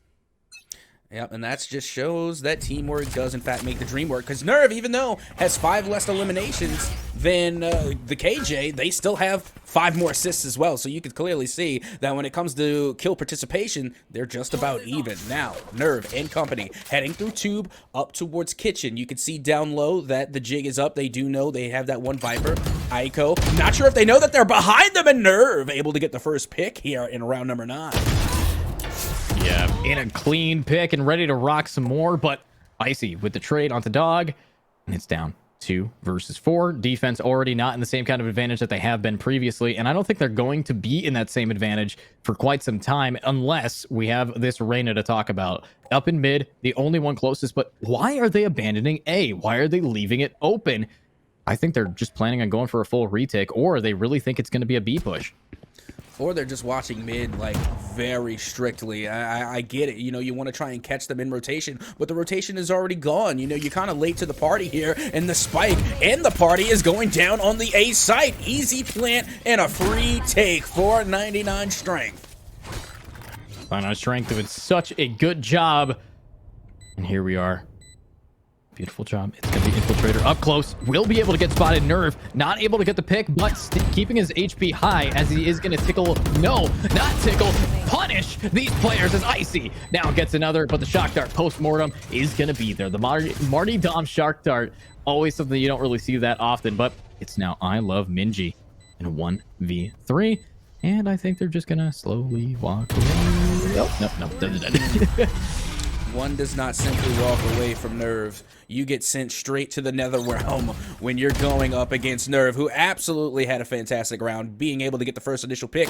Doggo trying to get the work done over there towards that mid lane, but unfortunately weren't able to do enough. And I think it was that point when Doggo got that trade in the mid that Mochi really just decided to focus on that mid lane. We saw from Infiltrator, they were really trying to watch for the rotation, but they were just slightly late for the rotation. They could have caught them in mid rotation, but the rotation had already gone. So I understand where they were coming from, but as soon as you see that that mid lane is wide open, there's nothing there, you need to find yourself on a site. Whether it's B or whether it's A, you have got to start checking the plant sites.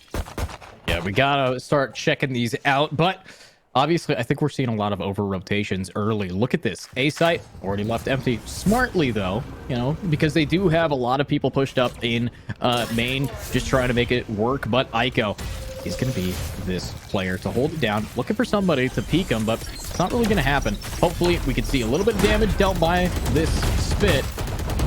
That's not actually going to do enough. Snake bite. It's a little spit. It's a little spit. It's a little bit of a spit, isn't it?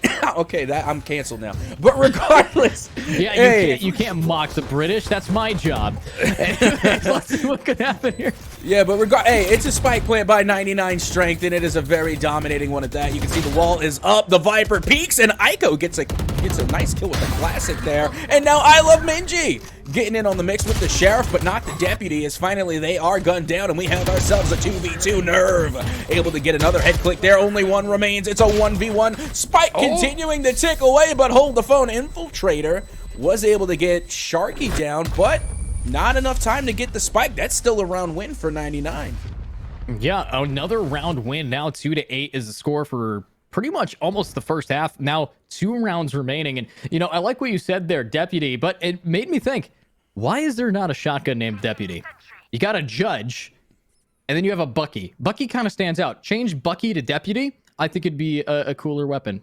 Riot, work on that. Thanks. Anyways, back to the gameplay here. At Soka, I'm looking at a lot of people with 7 kills and even more deaths over on this defense side, but lots of ults to pair with it. Yeah, this is true. And, you know, they're going to really have to use these ults effectively, because I can't tell you how many times, even today, Educast, that we have seen ults completely be wasted. So you have got to make sure that when you call your ult in and you're this far down, that you make them count. So let's see if they can make these ult count, as we are officially well and underway here in round number 11, and already trades are being made. Trades are going to be made, and what of a big trades they are. Attack, very happy about that. Aiko, where you looking? Look at your enemies. They're looking at you, and they're saying, no, no, no. Bad boy. Boom. There's Doggo taking out Sharky, looking for some more. And that is going to be the Viper Pit now down. Viper Pit with some snake bites all around. Could be a nice little salad for us. Doggo up close. Shorty does not come up short this time. And it's going to be Minji saving for the, what, 7th time this half? Spike planted. Ooh. Well, at least they got an op. That's a nice shiny trophy right there, and it's a great skin, and skins, of course, get wins. But, yeah, meanwhile, 99 strength. Definitely showing their strength here on Icebox, as they clearly get the plant. And honestly, they used the Viper's Pit, and I'm not necessarily sure that they needed to. Like, did you need the Viper's Pit? At least it looked as though you had control of the site. You had the eliminations, but I mean, I guess, you know, if you got them, use them. Yeah, use them if you got them is always the rule. Obviously, there are not many rounds left here, so using it here to guarantee that they do get to 9, minimize the 9-3. I love the position we have here from Minji here, being able to just sit right in the open. It's the last place people really expect. They always expect people hugging corners of the maps, but just sitting on B might work it out, but that's the pick. Clean as ever, taking them right off that pole.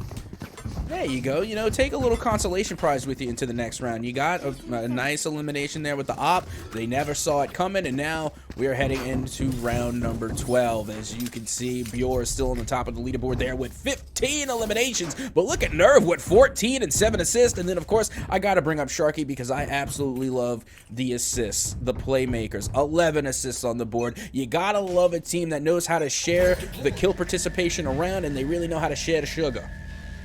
Yeah, they're definitely tossing that sugar around, but let's see if it's going to be enough. Aiko, clean wallbang onto the knife, will be able to shut it down so they can hopefully buy some time, but doesn't matter. The knife is gone, but that null command still going to stop them from doing what they want to do. Flashbang out. Sharky's running and gunning, going for it, as the bomb is going to get planted by Icy. Icy just seems to be the person who plants those, and I love this position. If you can always plant in this spot, you cover it from way many more angles than you actually should. There's Icy.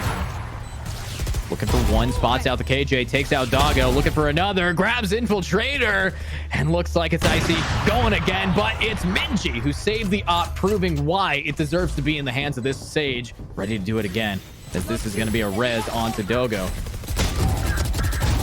Battle Sage trying to save the day, but not before getting a trade, as now the Hunter's Fury does come out from the side of 99 Strength, and Typhoon looking to connect with another, and does find an elimination on Doggo. And now trying to stick the plant. They nearly have it, but right at the last millisecond, Nerve comes in to shut down all hope for Mochi, as now we have officially reached the half of the match. Yeah, we reached the half here at, what is this, 10-2? 10-2. I mean, I will say this. Yesterday, I was casting a game on Icebox, went to 10-2, and somehow, some possible way, the team managed to bring it back. I don't know how. The 10-2 curse I've seen more often than the 9-3 curse. I don't know why. It's just a thing that happens whenever I cast. But with that being said, only 3 rounds remain if we see this kind of momentum kept up by the defenders now of 99S. Well, time will tell, as now we get ready to head into round number 13. All fair and all squares. We're back to the pistols. And now you can see it is going to be an A-site push coming from the like of Mochi. Little effort here by Infiltrator to try and get up high. Misses the jump, but that's all right. You don't need it. Moving forward now, they do face the big green wall of Viper. And they send out the Owl drone, slowly but surely, trying to find anyone. And it looks like they have all found a pretty good hiding spot on the side of 99. Yeah, I mean, it's not exactly a perfect spot here, but the retake is underway. We're seeing a lot of rotates. Still, the Sage sitting on B, as this bomb is going to start to get planted by Minji. But I think we might have just enough time, as long as these defenders don't get a little bit antsy like that. Nerve not really waiting for his team to catch up to him. And now that is one player down, the control agent not being able to smoke it off for them. And this is looking pretty clean, but Sharky is there. And that is amazing job coming around. It's now down to just this Sova.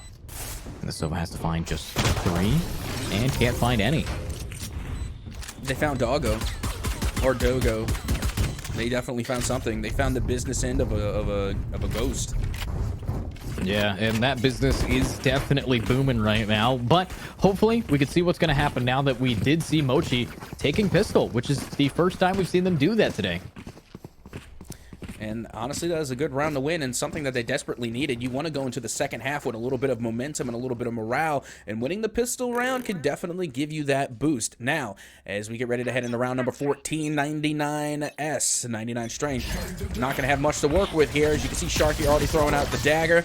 Not coming up with much. They do get 3 hostiles detected, but still not going to be able to make much of these classics. As you can see, it does look as though the full buy is definitely going to be a huge advantage here for the side of Mochi, as they do pick up not 1 but 2 eliminations. Now Nerve will be the next to fall to Infiltrator. Yeah, they're doing such a clean job here so far, and it is working. But oh my god, Pure manages to actually walk away with getting a pick there, and that is going to be a bomb plant for some money, but that's all they really have to do.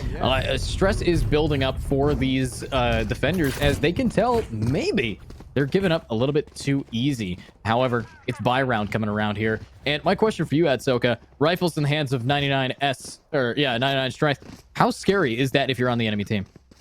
You know, I'm not one to make predictions, but you know what? I'm going to rub my crystal ball head, and I'm going to say 99 strength take this round. Just because of how confident I am with their gun skill, with the rifles. And don't get me wrong, great rifles are all around coming from the other side too, and they got cool shields.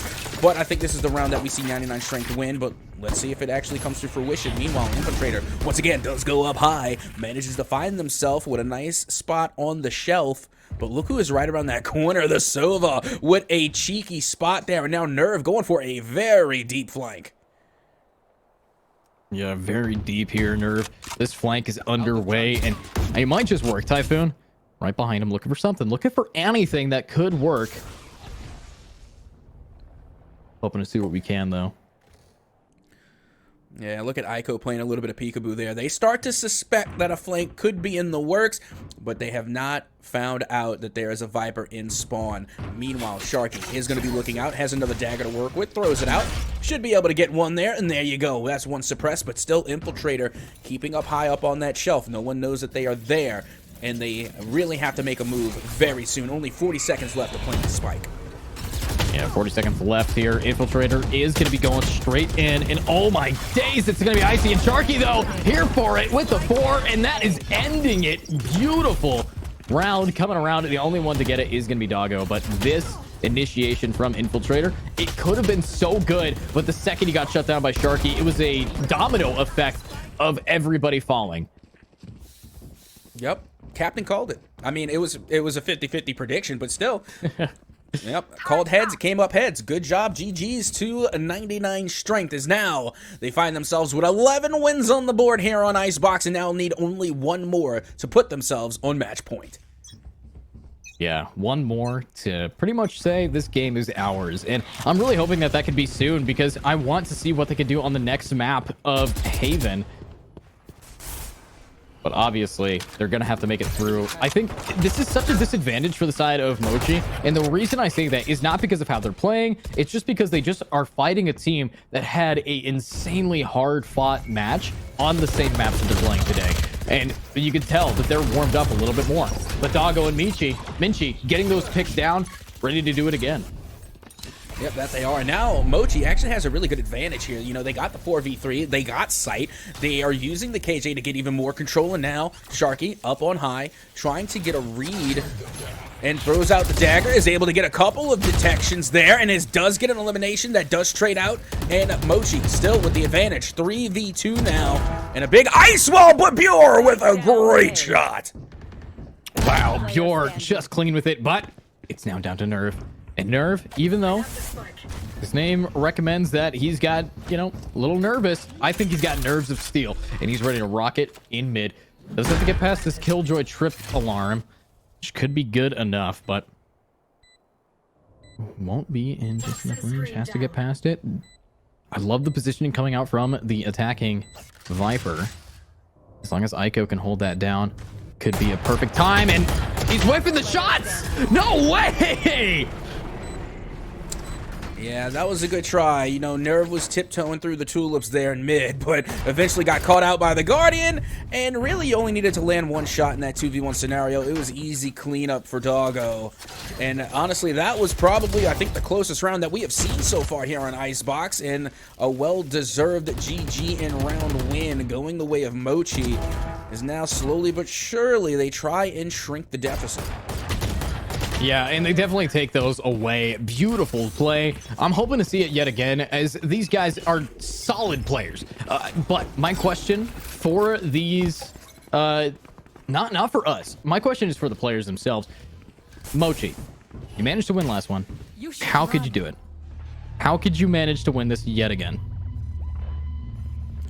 And again, that is a question that will remain to be answered as we are heading into round 17. You can see Typhoon there and waiting right outside of that Killjoy. One player is detained. Typhoon trying to make their way around quickly. Does get the elimination on Infiltrator, but does get gunned down at the same time by maybe next time. Yeah, maybe next time. It's stress all over the place as Bjor is going to grab another. And now they will be able to get the bomb planted, though, and this retake is going to be underway. All three sitting up on this stairwell are going to just burst themselves out of the door frame and maybe onto the main frame as they are ready to win this game. Icy leading the charge. Sharky up in the front. Let's see this going on. Maybe next time. Up top on the rope is not going to be accurate enough. Will get gunned down by Bjor. Minji close up, looking for one. If he peeks out, he could get gunned. And it's just going to be up to Aiko. Aiko! Oh no! That's the end. And a match point advantage given over to 99 strength. And you gotta love the generosity coming from Bjor, not only being able to share those bullets with everyone from the opposite team, but also being able to share the defuse with their KO. And this was the last stand from Aiko. And when you are looking down the barrel of not one but two players from 99 Strength, especially Bure and Icy, chances are you're going to find yourself on the chopping block, as now we head into match point in favor of 99 Strength, and it's going to be a force buy coming from the side of Mochi. Yeah, forcing up. We need to see what they can do here. Obviously, Mochi does have a decent amount of weapons. They have, of course, a lot of marshals, and marshals can do enough damage to make it so your team can one-hit them with pretty much any gun after a body shot. So I'm hoping that we can see what that marshal can do, whittling down these defenders. But defense, they have such an advantage, and I don't think they're going to give it up. They even have 4 ultimates to lock this down. Well, there you go. The ice wall is already out, and this is where the majority of the fighting has been on the A site since we've come into the second half. So no surprises to see that it goes the way of A again. Out goes the Molly, forces the Reyna out, and Sharky is able to get the elimination, and also the ult comes out as well, and Typhoon will follow suit. The ult dump going all in on that A site. Alt dump all in all the time, and away they have to be, as Doggo looks like he's going to get detained here, and that is not exactly crucial, especially when you got Nerve right on the flank looking for you. Aiko is going to join him, but unfortunately, Nerve, he's got this. He hears that bot, so he's taking his time. These guys are pinched in between a rock, a hard place, and a map of Icebox, so are they going to be enough? Aiko, first one to go down. Second one to go down. Typhoon on the double kill. Sharky helping him out. The no-scope might be enough, but from behind you, it's over. Game 1 goes to 99 Strength. Yep, that it does in a very dominating fashion.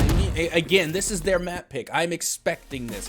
This is the map that they have already proven that they know very well in our previous series, and they're just proving it again. This is why this is their home turf. You only expect them to win, but I didn't expect them to win in such a dominating fashion. At the end of the day, it was a 13-5 split in the favor of 99 Strength, and they played phenomenally. Literally, having this choke point here in the mid with bulldogs abound, still getting eliminations, and I gotta say, maybe next time did have a very beautiful no-scope, but keep in mind, Nerve also coming in clutch by going down in the deep flank to come through with that final elimination. Nerve going literally above and beyond to just pull off a mean flank.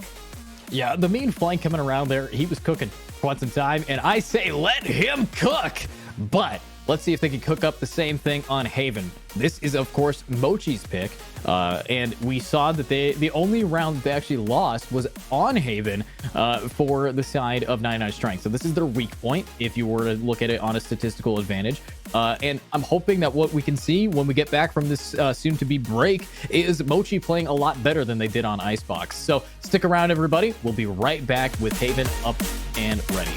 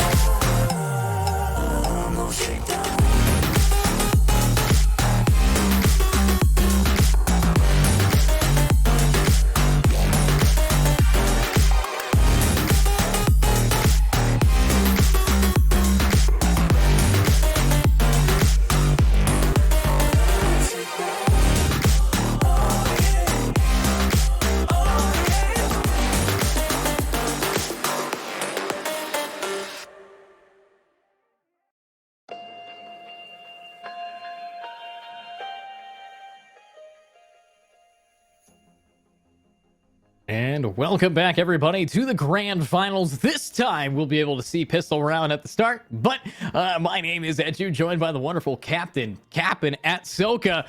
How you doing today, at Soka? Oh, I'm doing absolutely swell and all as well, especially since we're going to be going to Haven next for our second game between Mochi and 99 Strength. Yep, and we are here already ready for these agents to get selected. Let's take a peek and see what exactly is going to be locked in. We do know what the side of 99 Strength does like to pick. I like how you're looking up, down, and sideways. You're looking at the stove up there. Yeah. You said look at the picks. I'm looking. You're looking, yeah. and we're looking at these guys. Bjor is going to be back on Killjoy. I don't think Bjor has been off of Killjoy all day, to be honest with you. Yeah, and I don't blame them. They're literally top fragging for their team time and time again. And not only that, but locking down and controlling sites. So by all means, keep going with the KJ. Speaking of, we see Doggo right there. Yeah, they're sticking with the KJ pick as well. But look at this. It's almost like a mirror matchup here. If I'm not mistaken, this is a mirror matchup. Yeah, and now we're going to have to look right into the face of yourself and look inward as you have to choose if you're going to be good enough. All right, this is going to be a mystic team Singularity event. So I really want to be seeing what they can do. Obviously, with that opening on Icebox, I'm worried, especially if it's a mirror matchup. You don't have the advantage of maybe a different team composition carrying you. You have to be just the better team. That's what it comes down to in this scenario. And I think if we're looking at these teams as who is better based on that first game, I'm not going to say it, but I'm going to say it. 99 Strength, they might as well just sign the check now. Oh my word, that is quite the bold statement, and I think Mochi may have something to say about that, especially since we're getting ready to head into round number 1 on their pick of Haven. You got to keep in mind, 99 Strength, yeah, they popped off on Icebox, but it's their pick, and we know from the last series that Haven is not necessarily their best, so this still could be a chance for Mochi to send this one to game 3 and put us on a scent. But without further ado, here we go. Round number 1, well and underway. Well and underway it is. Of course, I like that they're taking it a little bit slow, but Infiltrator, living up to the name, right up close and personal outside of the garage, making sure that there's no cameras before he gets right in there. Because obviously, if you're going to break into someone's garage, you're going to want to make sure that it's clear first. Oh, absolutely. Meanwhile, you do see Sharky over there towards garage, trying to hold it down for both the 9-9, the 2000, and for 99 Strength. Meanwhile, back up the mid, you can see I Love Minji trying to get a read over there towards B. Instead, they're going to hop right back into window. And it looks like we're going to be going all the way back around here as Mochi, I can't tell, is doing some type of deep fake or simply is just indecisive. Yeah, I think it's the biggest fake you can ever expect. Obviously, C-Site is still covered in a lot of Killjoy utils, so it might be something to push him back, but if we're going to be looking at anything, it's going to be all that noise that the Owl Drone made towards C, and this big hold is going to be the rotating. But attackers, look at this Killjoy flanking on A right now. What is going on here? That is a very strange way to play it. It definitely is, and I gotta say, it definitely makes this hard to predict, but did they just leave Spike onto C? They just left Spike behind. I'm so confused right now, but maybe that's the point. Maybe Mochi is doing some advanced strats right now as they are running completely away, and now the defuse is coming in inside of the smoke, but I don't know if they're going to be able to get it off in time. Spike continuing to tick away. They got it to half, looking to secure the other, and they will. That is going to be a round win for 99 Strength. Excuse me, Mochi, let's sit down, let's talk a little bit. One, as these predictions are going to be flowing in, I need to ask, why leave the site? Why walk away?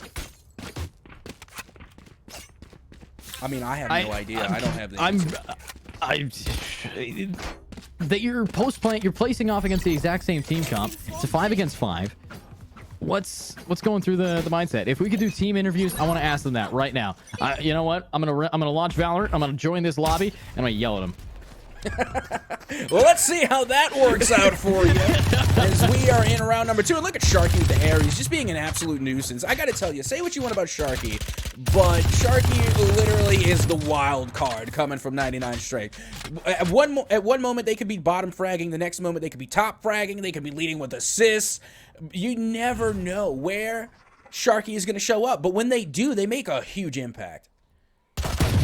Yeah, a huge impact here, but might just be good enough to have a lot of util. But Bjorn gets the first blood, but oh my days, doggo! That's gonna be 1, 2, 3, count them. But Sharky with an Ares is gonna be the god of war as he is gunning down these gamers. But unfortunately, maybe next time is gonna live up to his name and saying bye-bye Sharky.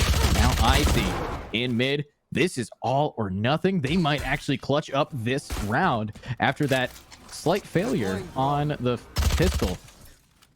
Maybe next time. Going for it. Yeah, that was a little bit of overconfidence, I think, coming from 99 Strength. And we've seen that before, especially here on Haven. So I think they really just need to stay cool, calm, and collected. Don't get too ahead of themselves and take it one play at a time. Meanwhile, you can see the Spike headed over towards that A site. And then, of course, Sova going where they should. Up in heaven, Spike continuing to tick away here. And there's the peak, there's the pick, and that will be a win for Mochi. Yeah, the peak of the pick, and now this team is in a pickle. They do not have a lot of money here. Obviously, the defense, they wanted to win that, but this play right here, the triple sheriff, easily had managed to make themselves very much higher chance of winning. But I really do like that, you know, defense is kind of stuck at nothing. I want to see 99 Strength taken down a peg. I want to see what they can do against a team without having the advantage of weapons, because last game it was a stomp, mainly because they always had enough money to not really care who dies, where they die, when they die.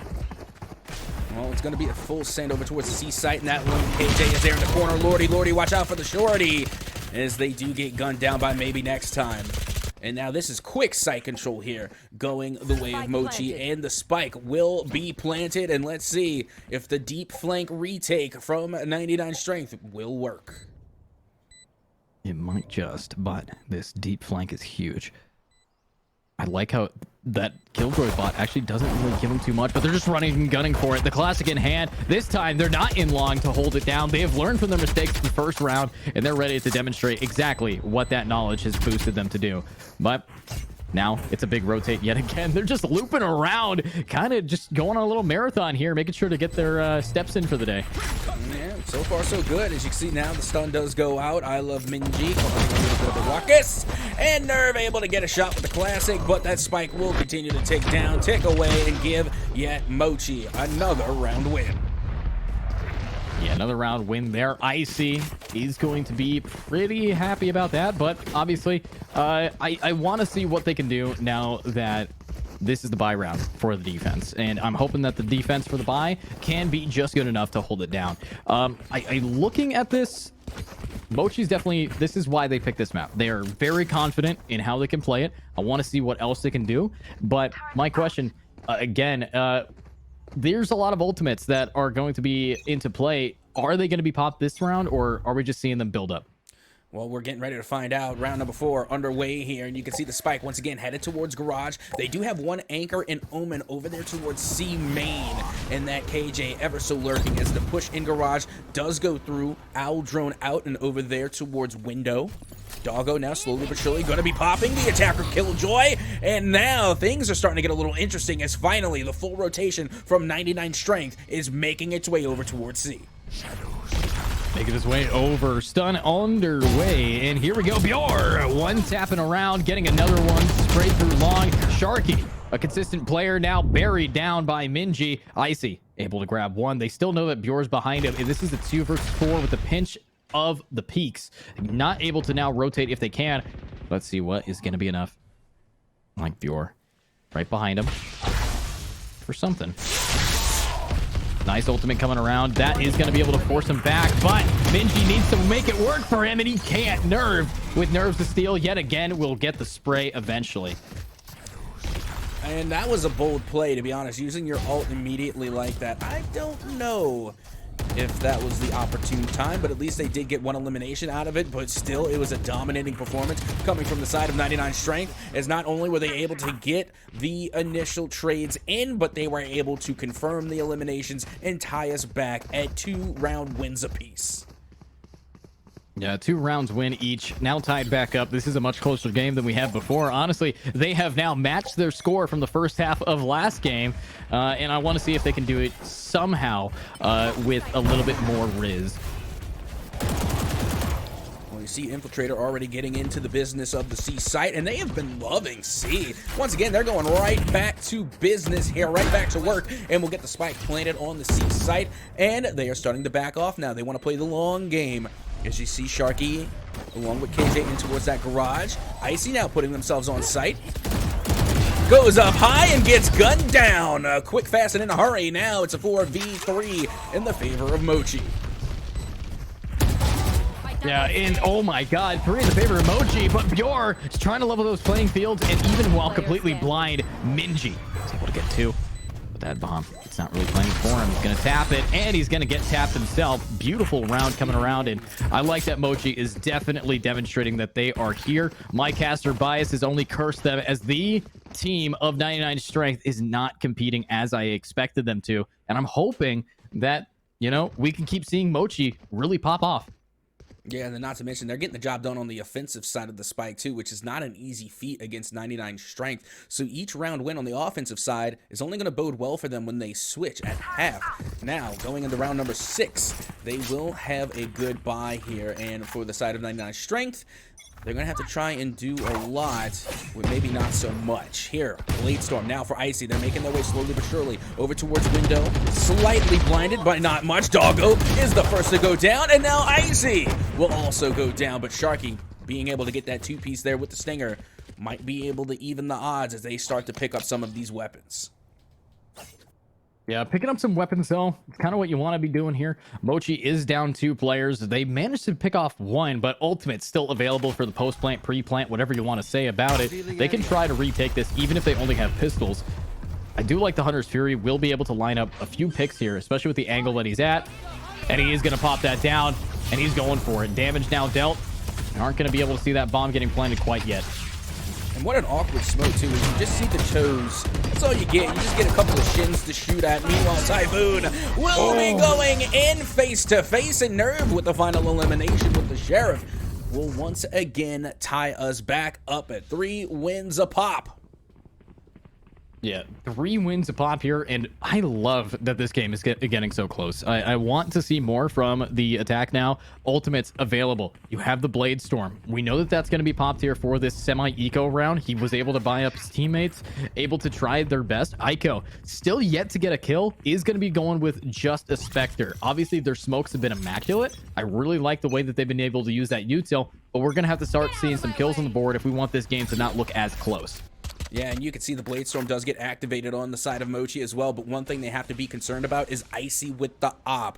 Having an op in the hands of a Jet is one of the most dangerous things, especially on Haven, because it has longer sight lanes. It has longer opportunities for the op to be absolutely viable. Now, with that being said, one of the best ways to cancel out a Jet with an op is a KO. Unfortunately, neither side has brought KO, so there will be no suppression. The mad dashes will be in full effect. Meanwhile, Initiator and company make their way to Garage. Taking the way through, it's going to be Typhoon trying to hold Link as they can, but the attack, they're not really confident in being able to push through that quite yet. So they're still going to use the util, still going to try to bait out the players to waste some for the attack, or for the defense. The defense is going to respond to that smoke with their own smoke to maybe help them out, but this is now a garage push, and the attack is needing to go right into Icy's op, and Icy's kind of cold with it. There you go. Infiltrator, Blade Storm now all over the floor, as this is just up to 4 players remaining, and they do not have one of their best picks for the initiation. 30 seconds Yeah, and now C-Side is completely off the table. They're not going to C. That's not happening. You know what's there and waiting for you. So they're going to have to try and rotate this one around all the way back to sewers into A, and the trade's already being made. Sharky being able to come up big with 1, but now Aiko, the lone omen, coming from the side of Mochi, and let's be honest, didn't have enough time regardless. It's going to be another round win and the lead going to 99 Strength. Yeah, we're just seeing this go back and forth constantly. I really do like that we have that op in the hands of the Jet. Again, if Icy keeps up this op, I think that we will be seeing a game go slightly quicker, especially because the TTK is, you know, you see them, they're gone. Also, they're able to take a lot of damage from that. Everything that this player has been doing so far is pretty clean. Icy was, of course, opening it up in today's games on Sage, but I'm really happy to see them branch out and go even more into the duelist category as well. Now you can see Nerve making their way out of sewers, being a little aggressive here on the defensive side. That is rather interesting. Typhoon also going to be meeting them. And look, you have the entire team of Mochi around that corner, just around the river bend. And then there goes the Owl drone. And here comes the Hunter's Fury. Follows up very quickly. Not being able to get an elimination and not really being able to get damage, but look at the discipline, the trigger discipline coming from Nerve, the patience, lurking, waiting for more, waiting for the opportune moment, and this is the time, and finally they are gunned down by Doggo. Oh, it's so good. You steered that ship into such hype for it to just sink immediately. What? What is that shot? What is happening? What kind of gameplay am I watching? Through the smoke, says hello, says goodbye at the same time, and it's all down to Killjoy. Just Bjor. I'm sorry, I was hyped for that. I just didn't know there was Doggo right there in the corner waiting just as long.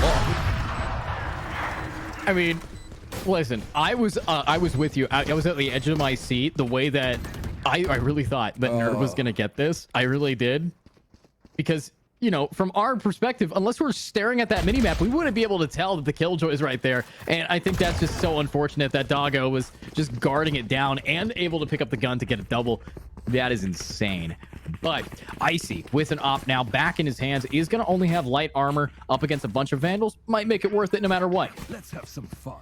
Regardless, that was a huge play by Doggo. GG's, well done. If that's not the highlight of the match, I can't wait to see what can possibly upscale that. Regardless, Icy once again over back towards sewers, looking for an early pick. We'll find nothing. As you can see, the spike is already making its way towards garage. Yeah, making their way towards garage here. Pretty solid. You're just around. Need to make it a little harder for these attackers to get that space. Obviously, this is a full force buy and a lot of ultimates coming around here. Sharky is going to be able to bail just by using his ultimate, and that is going to re-enable them to set up onto this point. GG, though, will get that bomb planted. However, defense, they've taken so much damage so far, especially this breach. Doggo looking around, will grab one, but it's not in time to save his teammate. Typhoon ready to go for the vengeance, as I think this is going to be one of the hardest retakes we've seen so far. Let's see how they get the job done. Meanwhile, Sharky trying to make their way through the smoke, tries to get a look, and an instant teleport coming from the Omen gets them out of dodge. Out comes the KJ ult. An Infiltrator, being ever so lurky, will get gunned down from behind. Doggo now against the firing squad will not make the cut, and that will be an easy defuse here for 99 strength, as they will come away with another round win. Yeah, coming away pretty strong there. Exactly what you want to be seeing. I loved how these guys are able to just keep this going. I keep saying that, but I do. I don't throw the word love around often, but I just feel so good. It feels like, you know, it's Valentine's season, so I gotta toss the love around. Obviously, though, we might be able to see some fire get tossed around as a ultimate available, only one on the hands of Mochi's Aiko. I want to see if Aiko can flank him. I need them to be able to, you know, open it up, maybe get some early picks, but they're crucial in just getting these assists, getting their team onto sites. Well, here we go. It is heading towards sewer, and Icy is all here for it. Waiting with the op in hand. Looks to get a read. Does have one, but maybe next time is a little bit quicker to the punch. Quick to the punch and punching away. Aiko, that's where we're going to be choosing to ult. Okay. It works, though. As 99 strength is down 2 players already, and I think that they can keep this up as long as they do get these picks down on players like Infiltrator. It is a semi-eco round with Stingers out and some Sheriffs. So Doggo up close in garage area, in grass, looking for maybe Sharky to step past the preferred line. Honestly, Doggo is literally the definition of why you need to check your corners. They are the lurkiest killer I think I've seen so far here today. This is just absolutely cheeky. You never know when you're going to turn the corner and Doggo will just be eyeballing. Meanwhile, look at Bjor with 3 back-to-back head clicks, looking to pick up another. Finally is gunned down. God. It is a 2v1, 99 strength, going for the retake, and here comes Doggo on the flank. They're not turning around, and now the util will be dropped. Spike is halfway, the stun goes out, and Doggo goes down.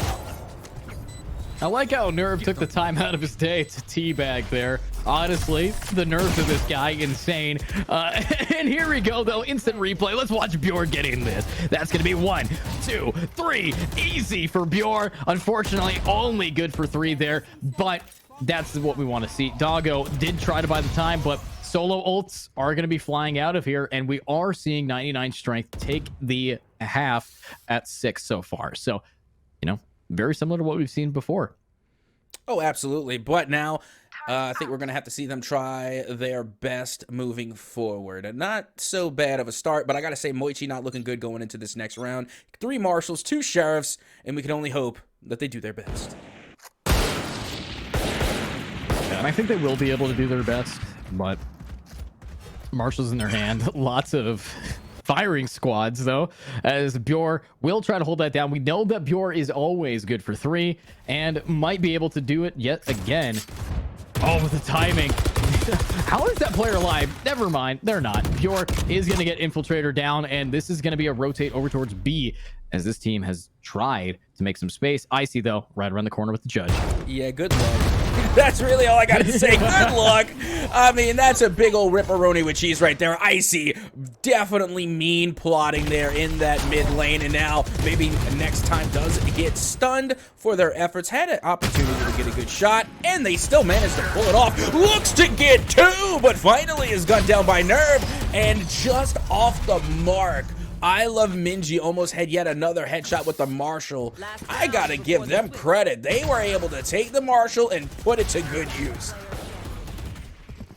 Yeah, I mean, it's what you need to do, but Mochi, it's not really looking too hot for them. They were on a clean streak for quite some time, being back and forth, and something snapped back inside in 99 strength. And I love that 99 strength is being able to capitalize on that, push themselves past a certain point. But again, it comes down to the ultimates they've saved here. They have Bjors, Ices, Typhoons, and they're facing off against the only one close enough is going to be the Hunter's Fury. If we can see these attackers get that early pick, maybe next time it's all on his shoulders. Sharky early grabbing 1, and there it is. Maybe next time he's going to be able to grab 1, though. But no, Typhoon instead is the one with the Furious Hunter. We'll be able to grab another, and this is down to a 2 versus 4 at Soka. That was such a cheeky play, and I loved it. Like, that was so funny. Sharky went in, got the initial pick, literally turned heel and ran, full sprint. And then the players chasing Sharky was just met with another player just ready to gun down and get head clicks. Meanwhile, Aiko gets a head click of their own, and now Bjor throws out the ult. Spike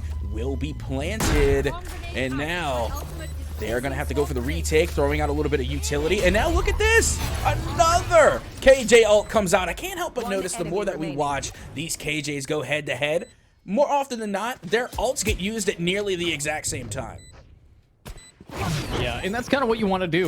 A lockdown can lock out another lockdown. It always does a great job, but Doggo unable to really do anything. It's last round. I'm not really sure what he was waiting for, just padding his KD. It's last round, run in there, you know, do what you can before it's too late. But unfortunately, stuck between a rock and a hard place, forced to sit in sewers. And unfortunately, not sitting in sewers for too long is not going to be the option for you. And I do see that it is 8-4 here. That's double at the half. 8-4, very winnable though, especially since this is a defense-sided team composition, and Haven is all about what kind of side your comp is, not what kind of side the map is. Oh, absolutely. And you can see 99 strength. Also, remember, not having the best timeout on the offensive side of the spike on Haven the last time they were here. The only benefit and the only advantage is that they have morale and momentum on their side. They were able to win out on Icebox, and now they're going into the half with a 4-round lead. So let's see how this will impact this team, as now we are well and underway here in round number 13.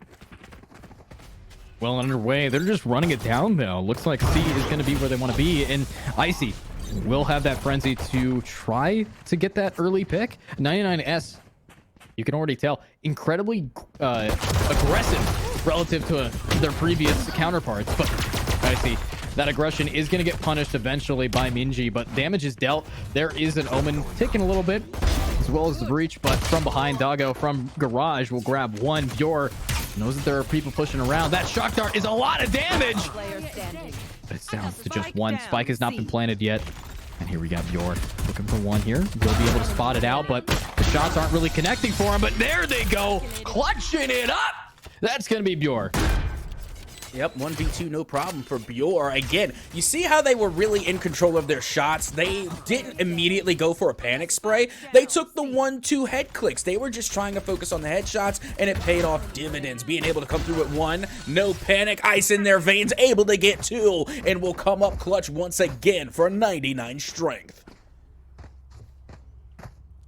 Yeah, 99 strength. I gotta hand it to them. They have definitely shown their dominance throughout this best of 3. Their last best of 3, they were having a lot more of a struggle. This one, I do not see it heading that way. I see them just continuing to be able to lift any rock in their way, and that rock is unfortunately gonna be the deaths of Aiko and Doggo right at the start of this round.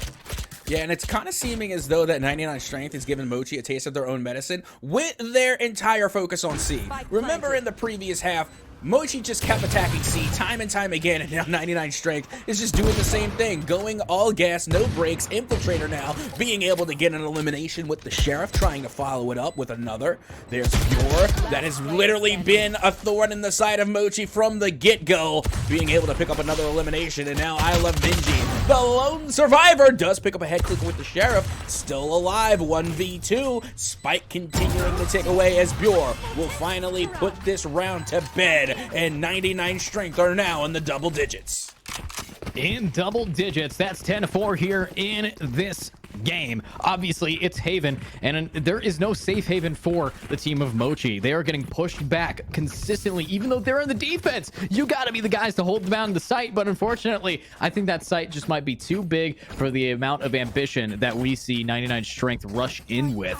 But this is going to be a pseudo buy. You got Bjor on the attack with just a Phantom. Nerve full saving here with the Sheriff. This is a very strange way to play on aggressive, and they are going to rock double judge going straight into garage. Well, here we go. The push coming out of garage now, and Doggo gets dealt with by the judge, and Icy will be gunned down as well. Now Aiko on the receiving end of a little bit of a concussion. And now here comes I Love Minji with a beautiful 2-piece coming up from the wood stack. There we go. Up on the wood, though. It's going to be Bjor grabbing another 2 against 3. And we are seeing the ult come down. That's perfect. Being able to push him back. Sharky still having only a judge. Not yet able to find a gun and has to somehow get past this Jet, who's been very keen on anchoring it. But this is going to be just the kind of opportunity they need. And that actually grabs out the Sova. Minji pumps the ultimate. And Sharky's in a perfect spot to allow Bjor to do the damage. That's one. Looking for another, but you teleport right into him now! You know what? I'm thinking maybe Sharky didn't know there was 2 and was like betting that it was only 1. But I Love Minji being able to come through with those limbs ever so clean. And then this was a good idea, you know, in a different circumstance, but they didn't count on Sova to be there in the smoke. So it's a feels bad, but at the same time, kind of a happy accident. Yeah, happy accidents tend to happen, but again, I'm not really sure how this game is going to go. Just based on that last play, I could tell that Mochi might have been getting better into it, especially since they do have weapon advantage, but the second both teams have rifles, I don't think it's going to be the same kind of vibe, but maybe not. Infiltrator and maybe next time are going to be able to get the first 2 picks here. Icy trying to make the most out of a stinger. Meanwhile, Infiltrator does suffer from a little bit of paranoia. Bjor tries to get the read and will get the elimination as well. Now I Love Minji trying to pop off yet again this round as they find themselves in a 4v2 scenario, and 99 strength not looking too good this time around. Yeah, not looking as strong as 99 strength implies, but they've managed to win 2v4s before, and I think that they can do it yet again, as long as Aiko is going to drop the ball. And Aiko, I don't think wants to drop the ball. I think wants to hit these shots, and they are going to be able to spot out one, but actually Aiko not able to get the pick will allow Minji to get it taken down, now leveling the playing field down to a 3 versus 2, and they are walking right into each other. Doggo down again, and now this is leveled playing fields outside of the HPs on the Omens. Shadows traveling. Yeah, that was a nice knife, Doggo. You know, it's definitely cool to look at, but you might want to put it up every once in a while just in case something or someone may be lurking. And now you can see the Sharky will be putting the spike down onto the C site, and they will be eliminated just as quickly. Yeah, just as quick, but Spike is going to get the fuse, and beautiful timing by Icy, but does he have any idea? He does. He isn't going to be able to spot one. It's this one. It's the one, but the timing, but it doesn't matter to Icy. Beautiful clutch. That's going to be 11 now in the hands of 99S there. You know, and I like how you said, we're running around with your knife out. It's definitely something that you don't want to do, but I have to point out, why not just throw it at them eventually? I mean, as soon as they get the addition to do so, I mean, don't get me wrong, Blade Storm is definitely a thing, but that's more like airbending, if anything. I don't really know if it counts as a throw, but yeah, I mean, by all means, let's get it to where we can start throwing these weapons, these melee weapons, rather. You know, that would definitely make for an interesting amount of content, at least when it comes to competitive Valorant. Meanwhile, you can see the push coming out from 99 Strength, and Doggo with a great shot with the Guardian.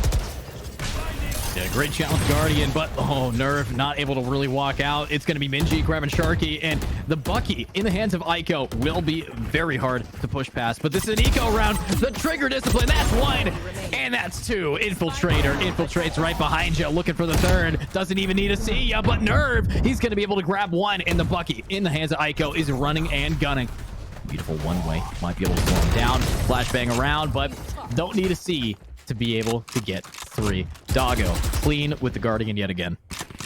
Oh, absolutely. And now you can see slowly but surely Mochi are starting to close the gap in that deficit and doing a fantastic job at really controlling these sites on the defensive side. At 99 strength, need only 2 more rounds in order to clinch their victory here in the grand finals of the Singularity Series number 3. As we get ready to go into the next round, round number 18, nearly underway, and it is looking a little bit more one-sided for Mochi this time around. They definitely have the purchasing power. Yeah, they got the buys, and I think they want to do it yet again.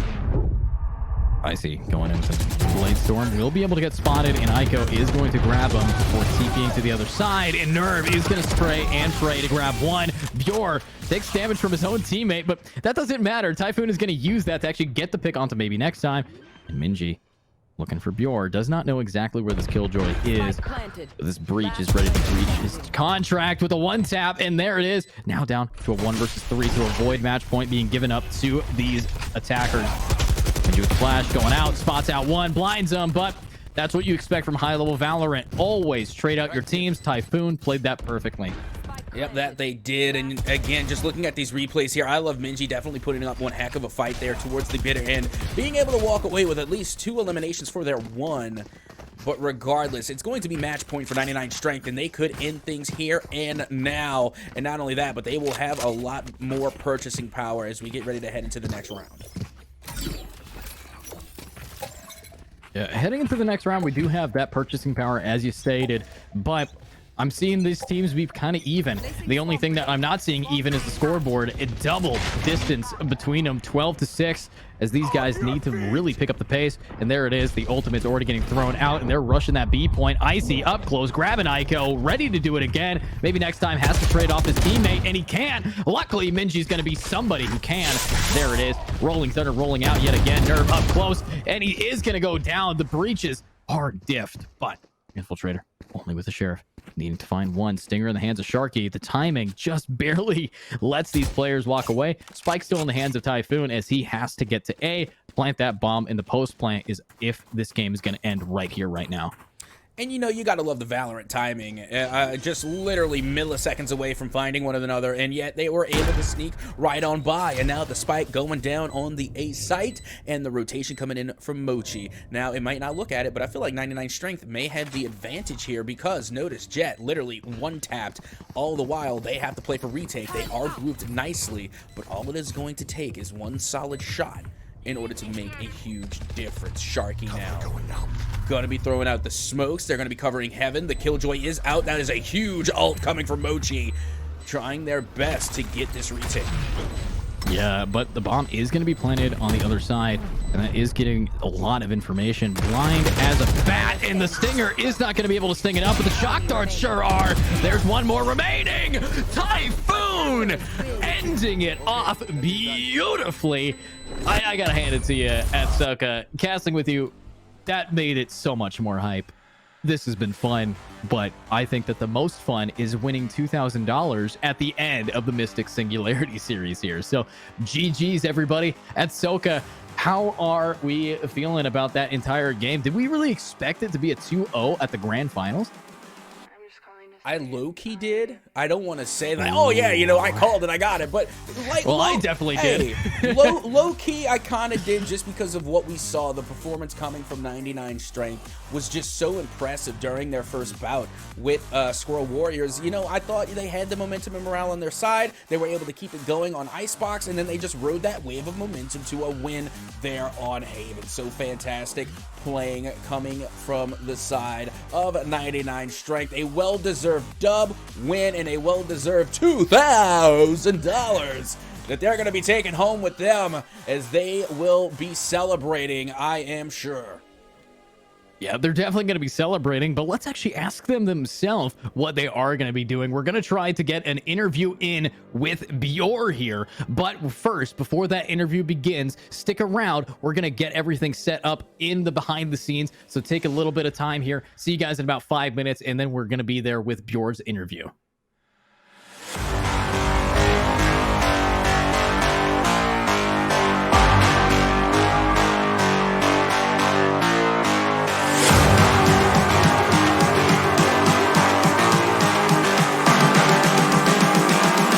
Just calling to say I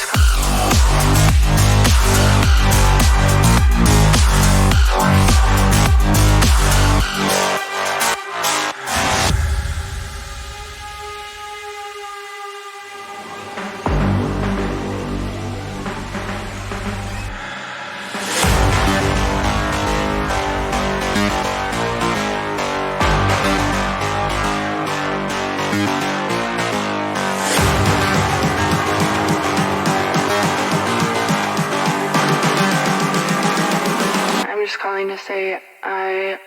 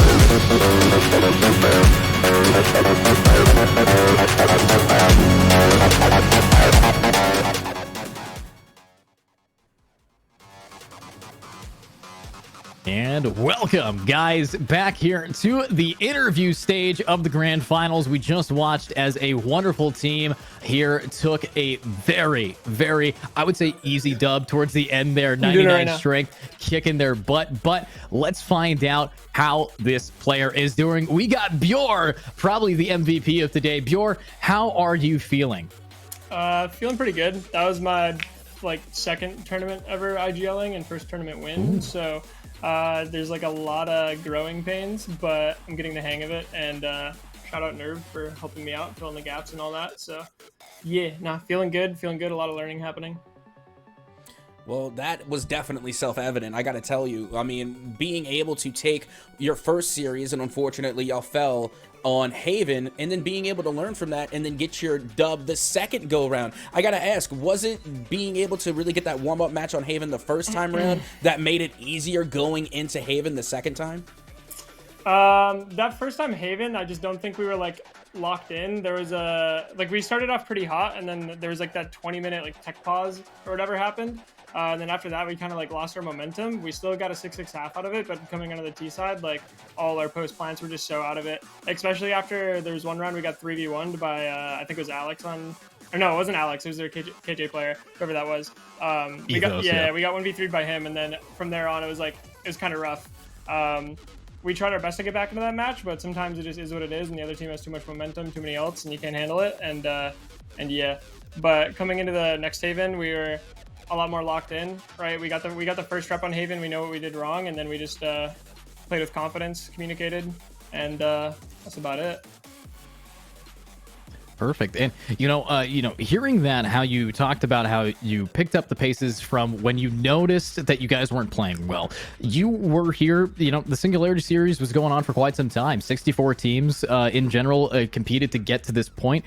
Throughout the entirety of the tournament, did you feel like you guys were improving? Did you feel like you had some days that were just better than others? To get to this point, to claim your title of the MSS number 3 finalist, what was your biggest, I would say, hiccup so far?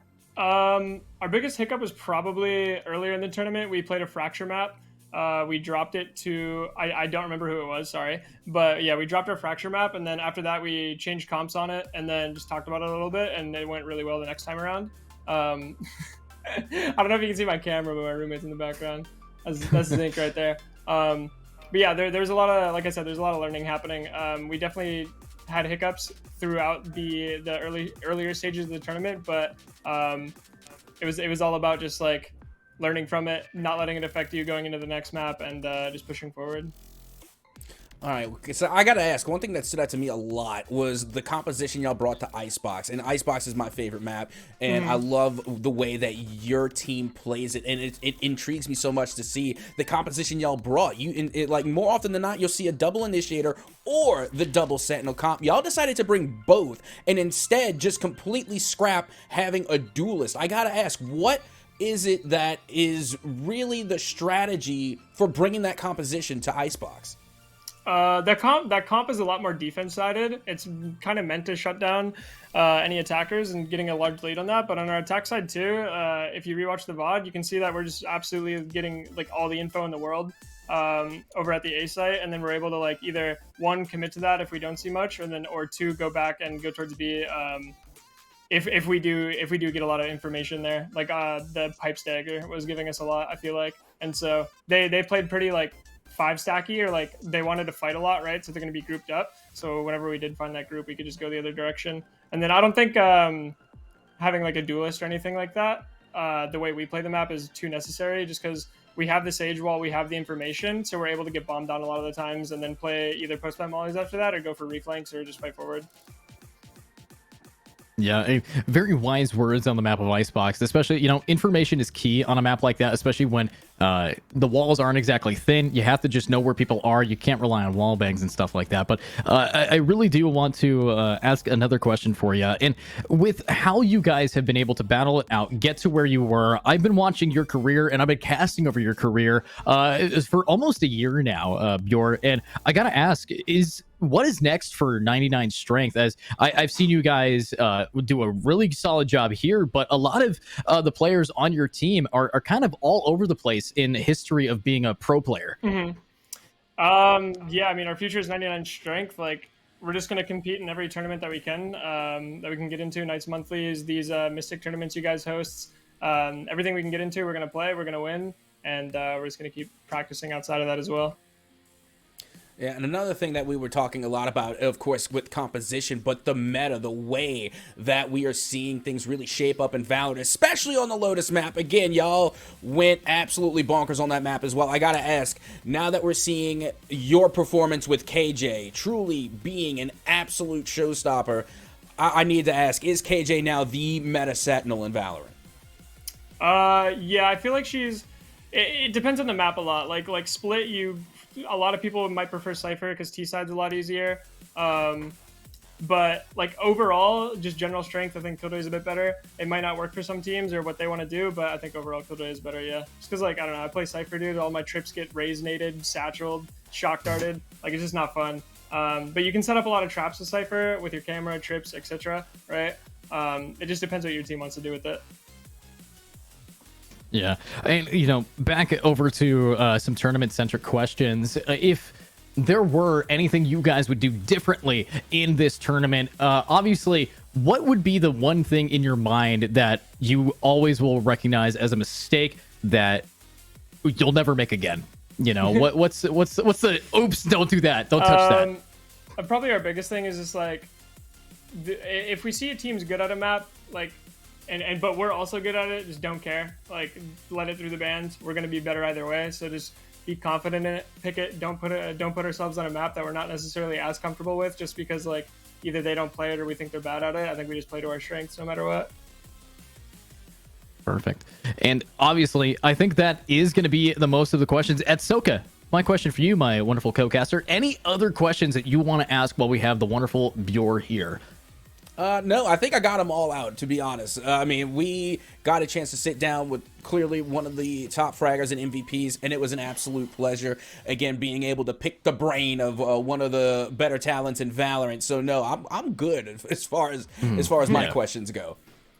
Perfect. And honestly, I will say this one time before we let you go, Bjor. I think that if people are watching here, I expect you to be probably one of the best Sentinel players to date in NA that I've watched play. I really do. And my question, my final question before we have you go is, where can people find you? Where can people find 99 Strength? Shout out your team. What? Let's hear it. Well, you're gonna find me, right? All my socials are at BRLulu. Follow my Twitch, Twitter, YouTube, etc. They're all the same. All right, so get over there.